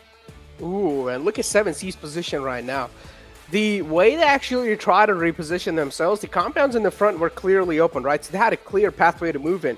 Joker right here. Now, this is where I'm really trying to look out for him because look at what a mess he is. In front, there's two teams, Deadeyes Guys and Raw, pretty much can hold him off. But Joker, in the wall of death, he knew, okay, somewhere down the line, it's going to be really hard for teams to try and sneak up eyes on him. And I think so he also had enough amount of meds. And Joker also played quite a lot of Stalwart. Definitely did. It definitely did. And, Vibes, they were trying to just, survive as much as they can if you just talk about it. But then again, slowly and slowly, things were just not exactly looking good for a few teams. But still, Skylightz, they managed to get a good game for themselves, and that's all that matters. And, well, now it comes down to one last game. Necro, one last game. To end the day, of course, obviously there are going to be other days as well in the Super Weekend. But then, who do you think is going to get the last $1,000? You said IHC, right? Yeah, I said IHC. I think so. They really need it. And I mean, they're doing quite well, right? The consistency is there from their side. Yeah. And I feel like as long as the consistency is there, it's okay. But look, money matters. You know that. Yeah, exactly. So if that happens, let's have a look at the open moments while we're talking about it. But then, if that happens, I would say today has been more or less the overall Mongolian domination. If that happens, right? Because obviously right now, Nepali teams, they are starting up their momentum. But then again, we'll have to see if that momentum actually helps them in the last game. Because then again, it's Erangel. If you know how to play it, your opponents know it as well. Because this is the most, what is it? The most normal classic game. Map, the oldest most map. classic match that always stays there. So, yeah. Yeah, at this point, like every single team, every single player is like just well known with every single nukes and crannies of the map. So, yeah. You need to expect greatness from every single team and every single player. But Savage Esports too, I'm not going to lie. There are some rookie mistakes being made from this team, the way they push, but if you talk about the raw mechanics, I feel like Savage Esports can actually duke it out with some of the best teams out there. Yeah, that's true. That's true. So, we'll see, though, at the end, what happens in all these situations as for what we're talking about. But right now, with all these games just now out of the equation, all these games out of the picture, you'll see how much, obviously, players are still. In fact, this Sanhok, there were not a lot of field battles, as we see, but you'll still see how much players were struggling around the circle, right? They were trying to make up their markers inside the zone. They were not exactly making up their markers inside the zone, and that's the thing that only 2-3 teams, in fact, only 2-3 players were trying to go for the heal battles, whilst the others were still in for a fight. That's a good thing, to be honest. That's a really good thing to just look out, look around, and just to play. But then again, this one came in for Skylightz, and everyone from the team, they were definitely happy. Although the damage stats, they were not that high, but almost every team had a decent number for them. Yeah, exactly. Look at the numbers, right? There's quite a lot of thousands this time. A lot of teams have crossed the 1,000 marker. Savage as well, IHC for themselves, and you have 7C, Deadeyes Guys at Skylightz Gaming. As I said, Skylightz Gaming throughout the game, they have been quite patient, so that's why they haven't really gotten that much amount of damage points, because Skylightz Gaming, they realized, right, they have a really great positioning at this point, trying to duke it out against some teams, trying to force fights. This might also get a couple of casualty on yourself, so might as well be patient and let things roll by on your side. As you take a look at the overall rankings, and the top 3 teams are going to be Stalwart, Seal, and Skylightz Gaming. Finally, the Nepal region showing themselves in the top 3. Definitely, that's just how it gets right now. 70 for Stalwart, 65 for Seal, and then it's 37 for Skylightz. Although Skylightz is at third, but there's still a lot of difference in between first, second, and third. And that difference, I'm telling you, my friend, I don't know how are they gonna just go for it. I mean, we know it. It's not gonna happen today. 100%. It's not gonna happen today, but tomorrow maybe we'll see. And then you look at the latter half of the board. I mean, I understand. Look, 11 to 16, it's some other storyline. But look at 17 to 20. I mean, I know they're not playing in here, but it's just, I like what production has done. Now, if you remember in the past, usually last these time, we could teams, not see the teams. Yeah, we could, but production is still just like adding the salt on them there, right? You know, this could have been you guys playing in the top 16, but you're not. That's why your name's in the gray. But yeah, moving forward though, looking at the schedule, the final game of Erangel is going to be played. But all the way in the bottom though, I saw in the overall rankings, Ocean, it's going to be JyanMaara, and that's something I did not expect. I mean, none of us did, because JyanMaara is kind of a veteran name when it comes down to all these competitions and all. But then again, it's sometimes you think you're not expecting it, but then it's like your expectations will be taken down. That's life, my friend, and that's one thing that happens. But still, again, JyanMaara, I mean, they still have a chance. It's not like you're staying at the top or the bottom or something. You have to be, after 3 super weekends as well, you have to be in top 16. That matters. It's a long journey of being in top 16. Plus, every chicken dinner, if you get it, $1,000 are still coming up for you. That's the motivation I would say the team should have right now. Come on, let's get the 1,000. If we can't, then let's be in top 16. $1,000, man. Come on, that's all that matters. Money is the biggest motivation out there for every single human being to work. Okay, I might just be a little too sharp on that, but no, but yeah, that is true. That is true. That is true. Yeah, that is true. That's what matters the most. And at this point in Super Weekend as well, if teams do want to get the chicken dinner, that's what will matter as well. Mongolian domination in day one, pretty much, I would say, even though Skylightz Gaming got it, but majority of the games were dominated by the Mongolian teams, and that's what we're seeing so far. But now it really comes down to the final game. Is that going to be the Mongolian domination, or even the Bangladesh domination, or on the final game? Or is it going to be Nepal again, taking back-to-back chicken dinners? Because so far, even the Bangladeshi teams are not showing themselves. That's true. That's true. As of now, it's like teams are trying to just get a good hold on for themselves. But then again, we'll see what happens with all these teams just coming down and out and around when it comes down to the competition. Because again, it's just one Super Weekend. I get it. There are still 2 left. For that, starting from next Tuesday, we'll see all the regions once again, all the teams once again trying to fight it out for themselves. But I hope next time we see new teams. If we don't, then again, these teams will just get that gap going on. And if you see a team that hasn't qualified in the first one, the second Super Weekend, and they qualify in the third one, it's going to be a really tough job for them to just get back for themselves. And that creates lots of problems. Exactly, but it seems like now it's my time to say bye-bye to Ocean, because I'm pretty sure there's going to be Johnny moving back soon. But here we go. The match's going to be starting off the final game of the day one of Super Weekend, ladies and gentlemen, of week one. Brace yourself, fasten your seatbelts, as the plane's going to be in the sky, and we're going to be able to find out where the plane fly path's going to be starting all the way from the top left this time, from Zarki, and ending all the way towards the Sanhok military base. That means teams that do want to go all the way on the right side, for example, Yasnaya, there's going to be a little bit of struggle. But let's find out how things are going to be taken from their side, as pretty sure in the Yasnaya it's going to be Savage Esports who's going to find their nice little footing. But this plane fly path is definitely going to be interesting, because there are quite a lot of teams that like to go on the right side, especially in Nova Reply. You know, Stalwart Esports, they like to go there. They shouldn't really have that big of a trouble to try and get there. But I'm pretty sure they're going to find their sweet little footing as well. Now, Stalwart Esports, all the way in the top with 70 points, and then you have Seal with 65 points. They're looking really strong, and welcome back, my man, Johnny. I mean, thank you for the warm welcome, Necro. And yeah, I mean, the last game was a little bit shaky for a lot of the teams, but still, I mean, looking at the overall rankings, Stalwart Esports, they're going to be happy about the fact that the first position going into the end of the day is theirs. Skylightz Gaming, with an amazing push to the third position, I think have definitely set up themselves up for success for tomorrow. But talking about this particular game, the last game of the day, if the teams from Nepal, they want to make sure that they don't get left too far behind from Seal Esports and Stalwart Esports. They need to make sure they have at least a top 4, top 5 finish in this particular match, so that going into tomorrow's matches, there's not a lot of pressure upon them. But the circle is already off to a very nice start. We have a Western circle right now. Eisenberg has been spotted out. Shifu with the DP is going to try and spray him down, but the distance was a lot, and he did not have any scopes on him. There was one light right behind him in the room. He's going to regret that he did not pick that up, I guess. But it is still, I mean, an early game position, so not a lot of loss for either of the teams involved. It's okay. I feel like at this point, the main intentions were just scare him right? away. Yeah, just like make sure you're not really closing in on our compound. You're respecting our space, because we've got a DP, and if you do, we're not gonna back out from taking you out. Now, one of those teams that's on the struggling phase has to be JyanMaara. Now, how are they going to be able to claw their way back up, Johnny? I personally don't know. What are the problems that are going through? What are the problems that are happening? Because in the previous game of Sanhok, we did see quite a lot of third parties happening, so we might just let it slip by. But what do you think in the first couple of games? What was going wrong with JyanMaara? I think just struggling quite a lot with those 4v4 squad fights was the fact that JyanMaara was the reason that JyanMaara weren't really able to perform.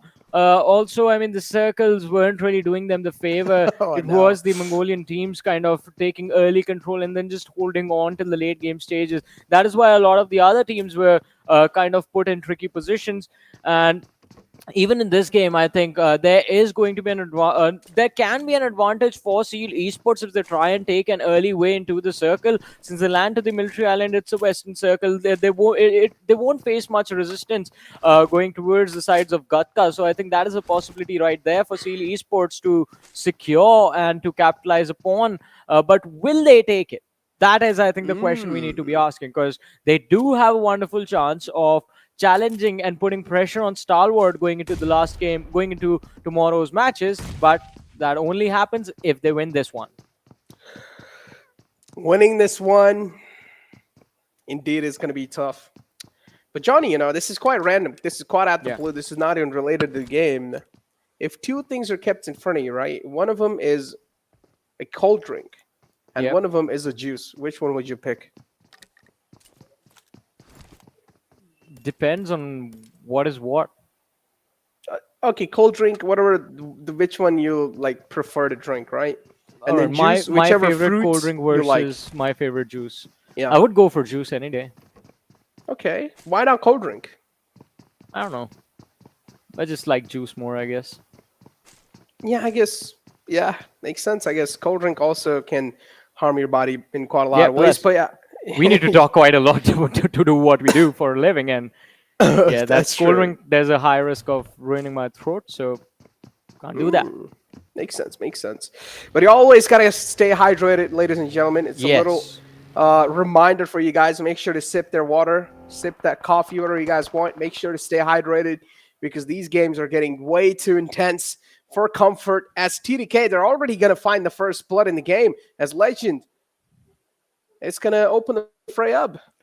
Well, the first blood, the important one coming for the lads of T2K, and I think they're going to be pretty happy about this. They're doing quite decent as far as their performance shift is considered compared to how they were playing during the league plays, and now already quite close to breaking it into the top 5, even with just one good performance, because there's a vacuum of points between the top 2 teams. Hershey's been spotted out, but Sandesh whiffing the spray completely is going to give second life to his opposition. And well, Savage Esports, they return the favor as Sancher is going to find a knock and a finish. Legend has been taken down. Hershey with a little bit of a stunt action right there, just slamming his bike into the wall, will be there to back his teammate up. But talk about backups, and IC has none right now. The rest of the lads from IHC are a little bit further behind. They have finally arrived right behind IC, having taken control of Everest very early on in the game. This is such a wonderful position right now for IHC, and Phantom Esports can in fact coexist with them. They just don't have to force the fight, go on to the extreme end of this Everest, because it's quite a big landscape, and they can avoid them for the next 5 more minutes, I think. That has to be the decision that needs to be made from Phantom Esports. Otherwise, forcing a fight this early on, it can backfire against them. Exactly. Both teams on top of the Big Boy Mountain. Still trying to figure out how to challenge things, but it's TDK this time taking a dig on enemy hills. Savage Esports, they're being caught off guard, and what a setup from TDK. They're just getting dismantled. They're getting dismantled at their cars, actually. Savage Esports now left with only 2 players to work with. It's a 2-on-3 situation, but trying to kill. They've successfully wrapped them around outside the compound, and it's going to be really tough for Savage Esports to even sneak a frag away. But Hershey takes down the main man quite low. Jane in front is quite hurt, but instantly he's going to fall back and try and heal himself back up, as Savage Esports Hustler is still getting ticked out. At this point in time, it's going to be next to impossible to try and get Hustler back up on his feet. Well, let's see. As you said, I mean, it's going to be next to impossible to pick him back up, to revive him, and I think T2K, they want to press this advantage as well. So they do secure the early elimination right there. And with that, I think they also have managed to create a sort of a positional advantage against Savage Esports, because now the 2 lads, Sanchir and Hershey, they're going to be pinned down in those compounds, and all the exits have already been marked by the lads of Train to Kill. So if they don't force a head-on gunfight between the 2 teams, when the time comes for Savage Esports to move out of that position, T2K is going to be all set up to finish them off, or they can use the utility, if they have any, the lads of T2K, to flush out the lads of Savage Esports, get them out in the open, and then finish them off. A lot of playmaking potential right there. But talk about playmaking, and well, Phantom Esports, it looks like they're trying to fight for the control of Ruins right now, but 1952 have already occupied this position, and Phantom Esports, they're going to be stuck in that church for a little bit. It's not going to be easy for them to get out as well, but they don't really need to. That's a good position inside the circle at this point. Oh man, and look at the shots taken from both the sides. 1952, one of those teams on the struggling phase. If you take a look at the team that's in the front, though, it's going to be Phantom, who's sitting on 13. So both these teams are pretty much on the same page at this point. This fight's going to matter quite a lot for them. And, oh, misplaced nade, but it's nowhere close. Actually, it was a flashbang. Okay. TDK, they're being quite tactical with this push, taking their sweet little time. Savage Esports, they've divided that compound equally. What a Molotov. And he might just fall on top of the flames. Is he going to, though? Oh, he's taken quite low. TDK, they capitalize on that fact. But they cannot push on forward because Jane is quite low, too. So the HP traded off perfectly. TDK will need to try and find a clean opening. Well, let's see. I mean, as you said, they're looking for a clean opening, but nothing has been cleaned for them so far. All the utilities being lined up by Jane, but he needs to be careful. Hershey is in the perfect spot to gun him down. But on the other side, as I said, I mean, instead of Jane, it's going to be Sandesh that T2K lose, and the fight has all of a sudden become a 2v2 where Deadeyes Guys from the distance can, in fact, third party, and Sanhok is going to be down. Jane, the last player surviving for his team. Are we going to witness G.I. Jane back in action in this 1v2? He's been surrounded, the utility being lined up by Hershey, tossed out to the corner of the broken wall. He's going to be put out of his position with another 70% HP. Goes for the gunfights. Hershey with the advantage will finish off. And T2K, ladies and gentlemen, is the first team to be eliminated from this match. And I think we're going to have the second quite soon because Deadeyes Guys are now pushing forward to finish off Savage Esports.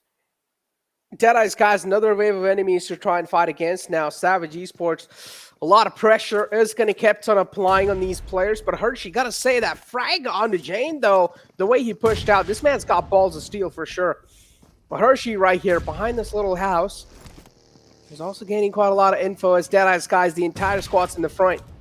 They're also not trying to overstep themselves. There's another player of Savage Esports is all the way in the back. Chari 2 on the left. Both these teams taking things quite slow, but Savage Esports, if you talk about the mechanical players or the mechanical prowess, these teams have got quite a lot of those. And Hershey's not a man you want to challenge and fight against like that. So Deadeyes Guys, you might as well try and take things a little slow, but this time the hands were a little too busy reloading the gun. And Chari is going to capitalize on top of it. Actually, with Shifu Surin from the top, it's going to be True Love just unleashing that magma on the final player. Oh, two teams that thought they could walk away with, with no casualties, do end up getting eliminated instantly. And Phantom Esports right now still in their own scuffle against 1952. But I think the end of this one we're not going to see for the next 5 minutes at least, because neither of them has any incentive to force this fight unless some other team tries to third party the position. Then maybe we're going to see these two teams forcefully collide to try and secure a few extra points from the third party or maybe from the team that has been dwindled down. But still, until that happens, until maybe 7C Esports, because they was the closest, maybe until they start to move in towards these ruins area, I think Phantom Esports and 1952, their game plan is all set. They're just going to hold their positions and not do anything. Look at Evil Eye, though. It's funny how he's trying to move around as well. He's making sure he's not even giving a single foot cues away. Or single audio cues away. I mean, it's not going to matter even if he does, right? There's no way Phantom Esports, they have a clean push to finish them off. Sometimes we do see, man, a couple of teams, if they do spot out a player in the front, and if he's all by himself, the send it moment does come through. Especially if they have the info. Again, as I said, if they have the info on the player, if he's separated out or not. But so far, 1952, they're not separated out. They do have another Eagle Eye on top of the rocks right here, or on top of the hill right here, who's going to be the overwatch of the team. And it's going to make sure none of the players or none of the teams in the front or in the back are going to push onto them. He's the main key right here. If he goes down, 1952 are going to be paralyzed big time. On the other side, though, it is going to be Mama God from the side of Raw falling down as their collision was imminent against the lads of Venom Legends. And Venom Legends, they have found an opening. Deadeyes Guys, look at them. The collision against Raw. They have, in fact, initiated the fight. Sorry, not against Raw, against Phantom Esports. And 1952, they are getting a little bit restless. They want those extra elimination points. They're trying to see if they can spot out either Deadeyes Guys or Phantom Esports, but the vision has completely been blocked out. Oh, man, and look at Raw. 2 players up from their side. So far, we're not really seeing a lot of action, but Seal, a big team, and a big man goes down. It's Baron now taken care of. 7C. They know. At this point, it's okay. We can just let him bleed out to his death, making sure no one's going to try and close the distance. But we also do see another opening against Deadeyes Guys from Phantom Esports. And this one's going to be a big one because they're right next to each other. But it's equal trade-off. That's what it seems like. So both the teams, they're now going to be in the safe spot. Nothing really much to worry about just yet. So again, kind of a sloth moment inside the match. Not a lot of action happening. Teams are still looking to see if they can catch each other in an awkward spot, out of position, mid rotation, and capitalize upon that. Since the circle has taken a shift again towards ruins, Pochinki barely inside the circle, with Stalwart Esports having taken control of the city now. DRS and JyanMaara quite close to them as well, as you can see on the map, ladies and gentlemen. I think the best position right now, although, lies with the team of Vibes. They won't be bothered for at least the next 5 to 6 minutes again, unless DRS charges forward and wants to take control of the Water City. Unless that happens, I think Vibes can pretty much just stay there, chill, have some pina coladas in the Water City, just enjoy the vibe, wait for all the gunshots, all the sounds of the gunfire to dwindle down, quiet down a little bit, and then step back into the action. Although, look at Skylightz Gaming's pathway towards the circle that's charging forward through Seal Esports and ElementriX, and now I think they're just going to go through 7Cs as well, straight into the circle. There's no stopping them. Dude, they're just like a drill machine, right? They're just going to straight up go in. They don't care about anyone at this point. All they want is rotation inside the circle, and that's their mark. That's the only thing they see. They don't see anyone else in their pathway. We're talking about people being in each other's pathways. It's 1952 who spot out a bold rotation of Venom Esports. And Venom Esports, for now, they're going to be in a little pit stop. All the players. They don't really have the best of the cover to work with, but over here we have 90 degree in front of us, and he's trying to just be the Overwatch, trying to find any sorts of opening. Venom Esports, they're not going to let that happen. They're not going to give it away like that. But Raw, another one of those teams in the front. Oh, that's a little headshot right there. A little sprinkle off that chili, hot chili on top of his head. Well, let's see. I mean, it is going to be quite interesting to see how these rotations are going to work out. Deadeyes Guys having disengaged from one fight, running into another. Unfortunately, IHC was waiting for them on the other side of this bridge. Shifusa, having been dropped down to around 50 HP, is going to be a casualty to the lads of 1950 Esports. Even they have the scopes to shoot down opposition at this distance, and they are using them quite efficiently, I might add.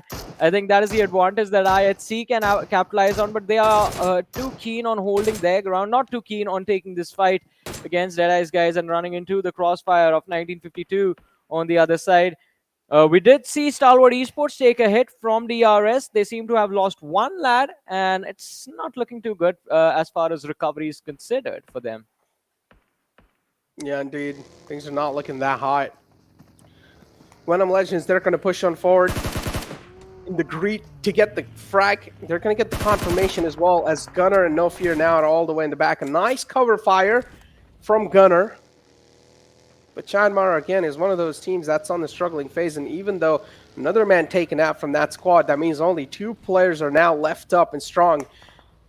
I mean, series of struggle is already there. And now, even in this game, they're already handicapped big time. I don't know how they're going to find their survival, because at this point, this late in the game, it's just the survival of the fittest. And if you're not going to be fit enough, then JyanMaara, you might as well rule yourself out the first day, because the momentum is not in your account just yet. Yeah.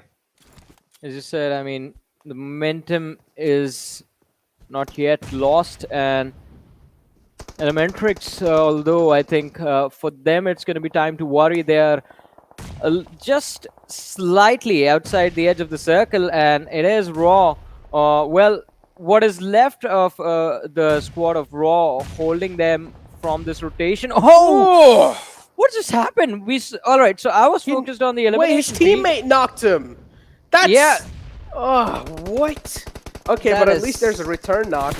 I mean, So but that's it's gonna still hold a him off. blunder that Assault can capitalize on. Look at that. The situation is completely even. It's a 1v1 now. Yeah, and they have to go for this frag. If they don't, then it's pretty much going to be GG, but he still wins with a drop shot. A nice timed one as well. As Seal now, they're going to try and pepper down a couple of shots in the front. Not a lot of connections found just yet, though. But I'm pretty sure as soon as that sweet spot's going to be found, connection as well are going to follow it up as Venom Esports moving up slowly and steadily. ElementriX Sus is also on fire, and he's probably going to fall on top of the flames, and that's what exactly happens. As Venom Esports, they put the final nail in the coffin for ElementriX, and they're also out the equation now. as there have been taken care of on 12 spots, but still so many fights happening in the front. Now Steel trying to capitalize on the players of 7C.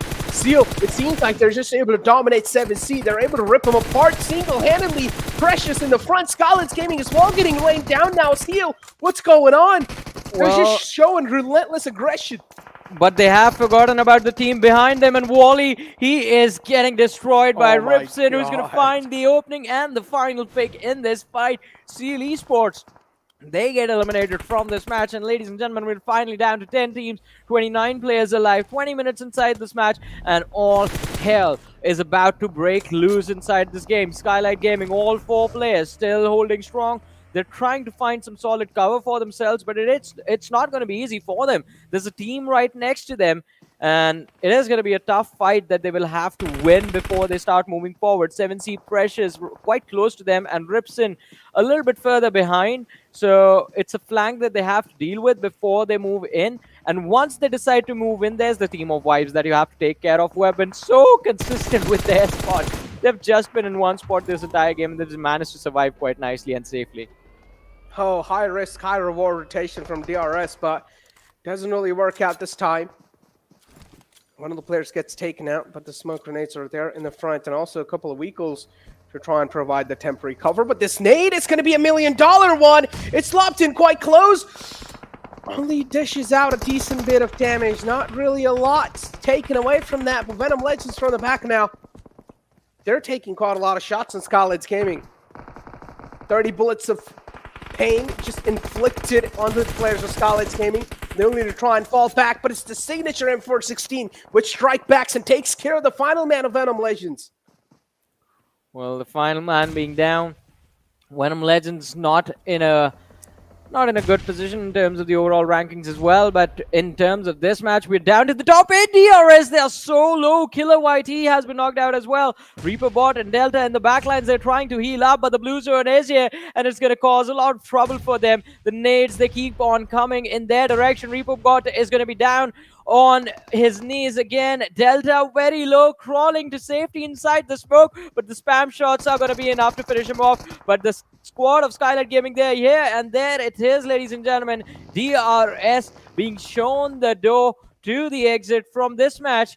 And I want to see what they are going to do, because they are quite close to the squad of Vibes, and that fight is going to break out at any moment. Look at Malik. He's just using the TPP perspective to look through the window where the players of IHC are going to position themselves. And once he finds that out, I think the information is going to be relayed to his teammates, and they're going to wait for the opportunity, the perfect opportunity to strike, get those elimination points, show the exit to IHC, and move further in the match.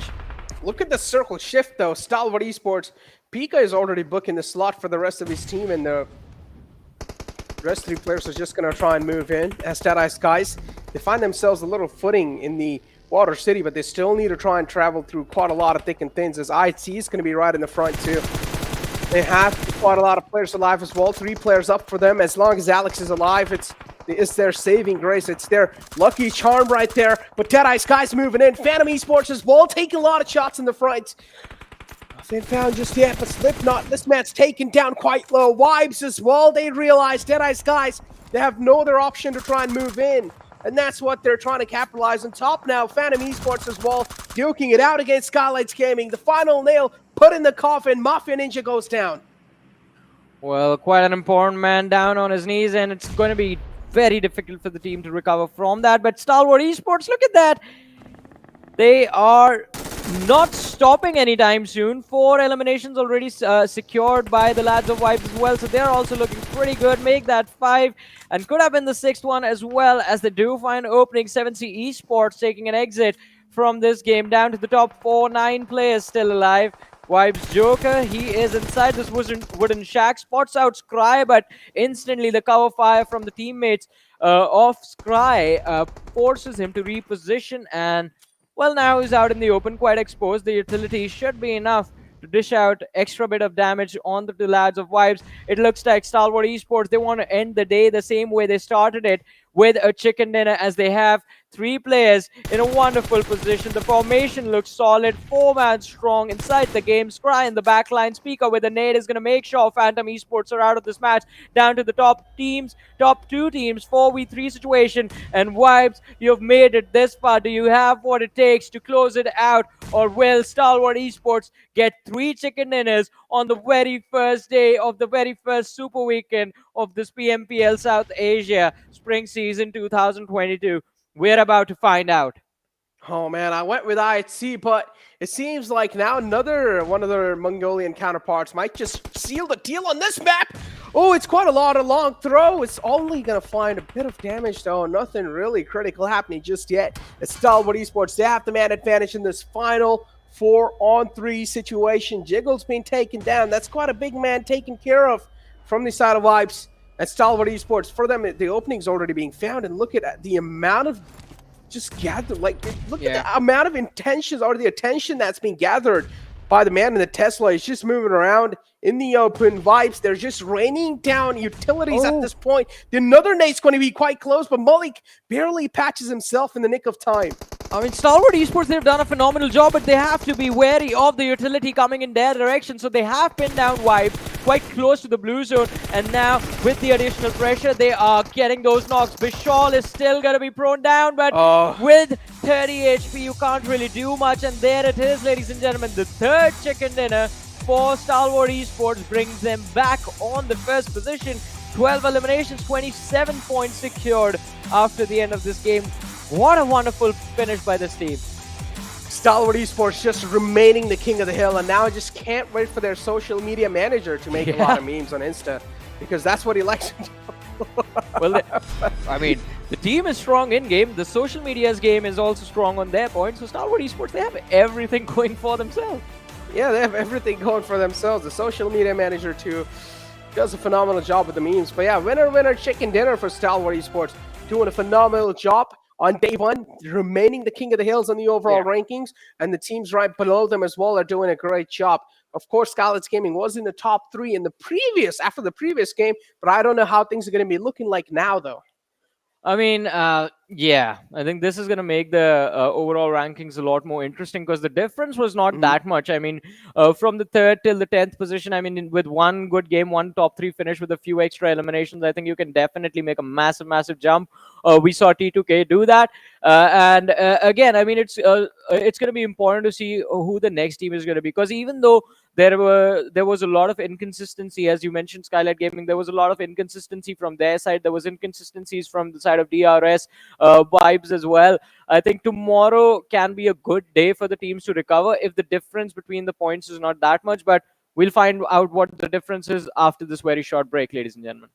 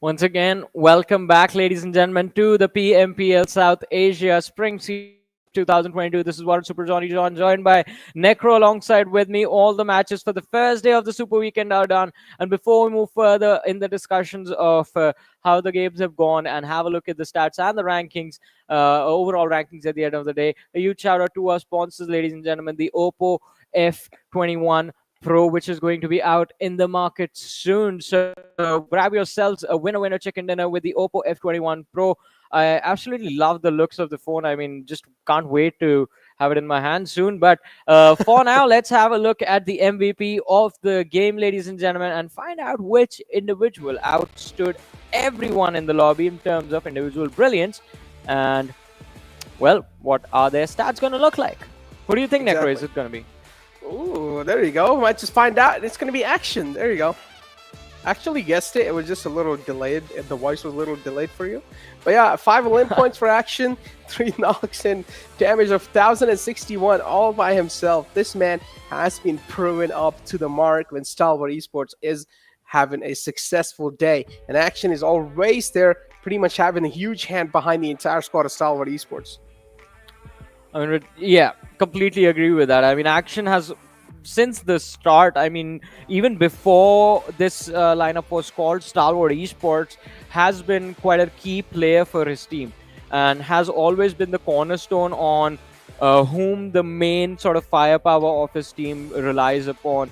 But I think this time, coming into this season, Top has also stepped up his game, although in this match it was Action in particular with the 5 elimination and the 1,000+ damage who was able to make sure that Stalwart Esports were the ones walking away with the chicken dinner. Deadeyes Guys, true love, sir, with 4 eliminations and 678 damage. I definitely thought Deadeyes Guys would have much more of a major impact in this match. I thought they were going to be, in fact, at least making it to the top 2 with the way they were moving. But then again, the cluster towards the Water City positions was quite tricky to deal with. And Deadeyes Guys, they were trying to close in from the northern side, weren't really able to do much to crack open their way inside the final few positions.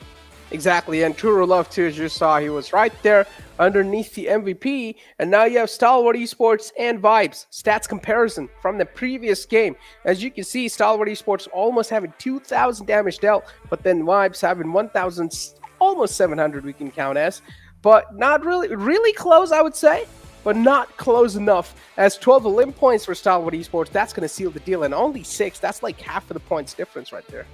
Yeah, I mean, it is definitely going to give a massive advantage to Stalwart Esports in the overall leaderboard. But I think Vibes, they had a decent run in this match. They did a pretty phenomenal job making it into the top 2 with the 6 extra eliminations. I think this is also going to help out Vibes' position in the overall rankings. And now I want to see where they are going to end up at the overall leaderboard, basically. Match summary in front of us right now. Action, highest damage, highest eliminations as well. We do see Top in terms of the longest distance elimination, right behind Joel, in fact. And even though I think you don't get props for that, it's just an extra advantage, I think, just showcasing what the players are actually capable of inside of the lobby and what intensity they have to deal with. Because you can't expose yourself for a single minute. You think you are isolated, all right, I'm just going to try and peek this window right here. Instantly a shot to the head.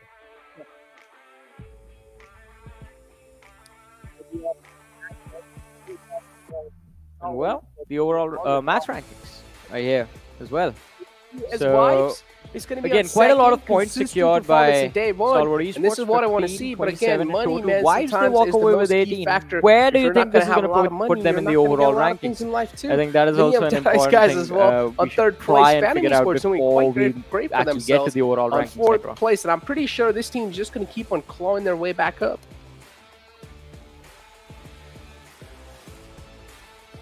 Right. It seems we have lost Necro with us, but no worries. I'm still here. And all right, Necro is here. I hear you. Wait, I was with you guys since a long time. I don't know what just happened. Maybe a little bit of technical difficulties, but oh, it's okay. I think so. We have sorted it out, and we're finally back. There you go. Yes. It's also seeing nice smile on Varun's face right there. But yeah, overall, that was the first day of Super Weekend, week 1, Johnny. And what are your overall thoughts on that?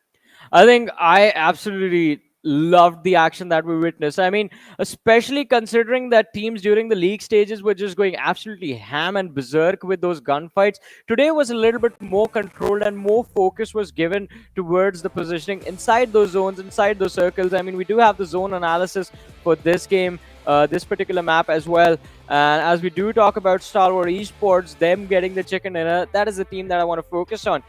Today, this is, I think, the most important thing that we have to notice. If you go back and watch the zone analysis for every single map, you will notice Stalwart Esports taking things extremely slow, which is unlike themselves. They don't like to play at this speed. They are a lot more quicker usually and a lot more keen on just being a participant in those gunfights.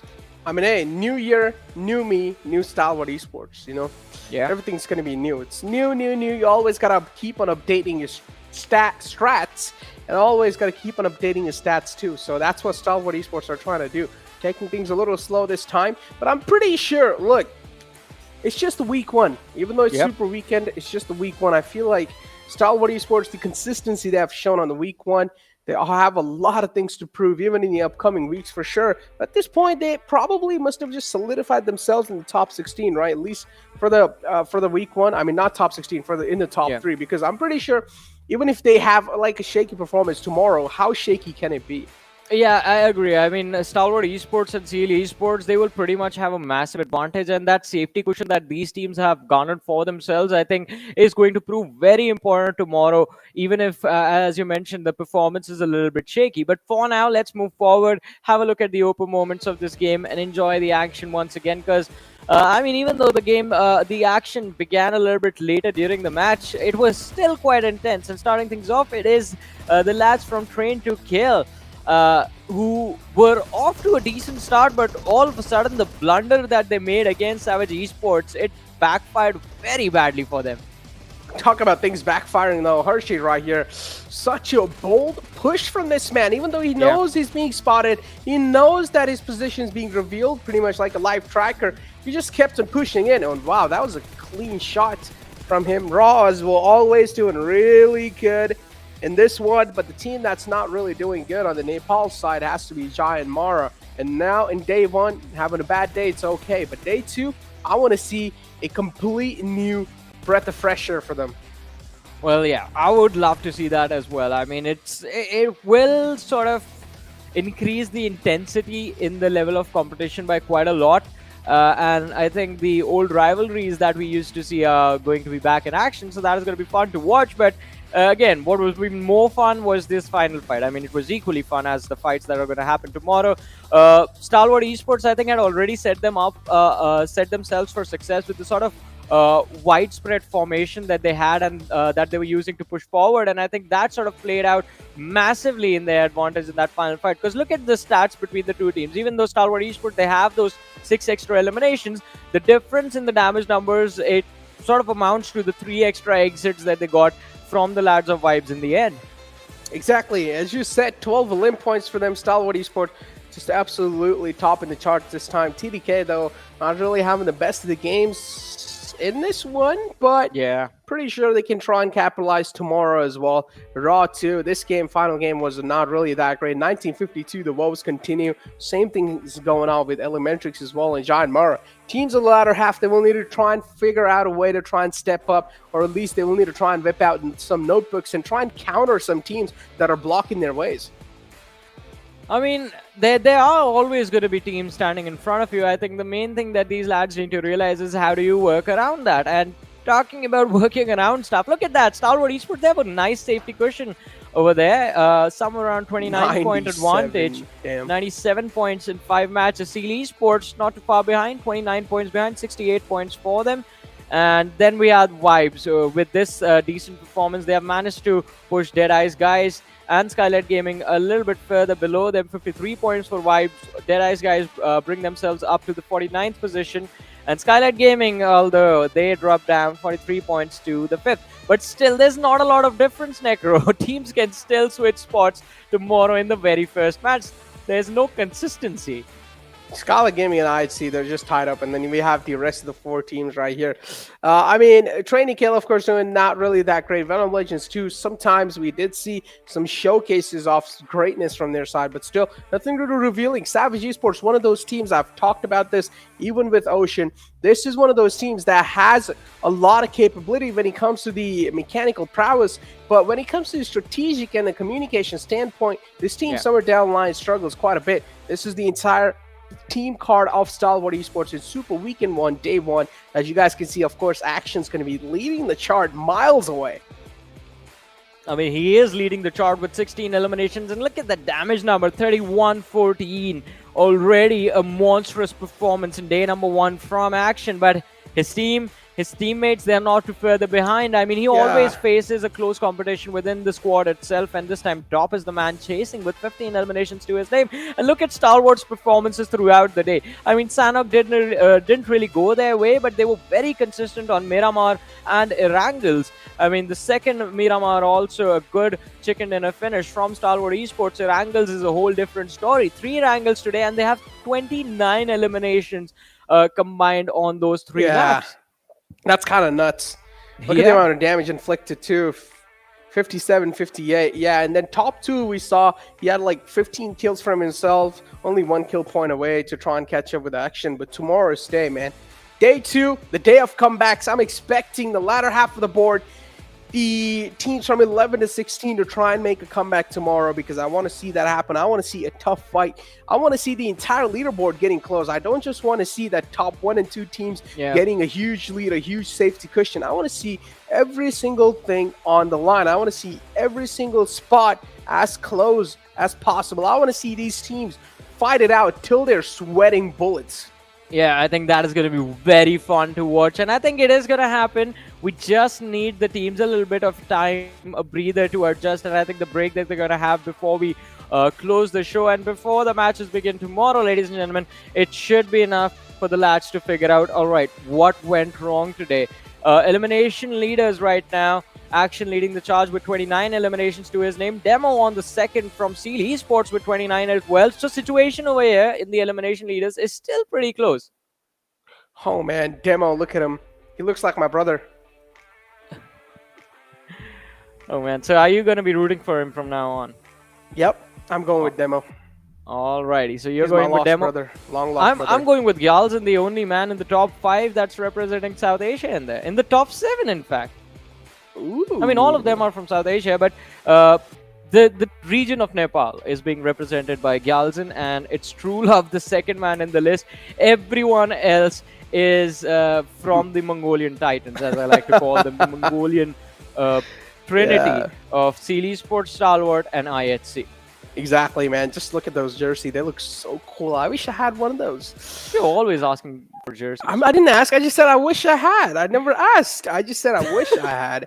I mean, if you guys do want to give it to me, though, then feel free. You know, I mean, Necro, it's been so long. You still haven't gotten a jersey. Do you think they want to give it to you? Come on, man. You don't got to be so, like, blatantly true. But, yeah, let's take a look at the day summary and let's unclose how the day looked like.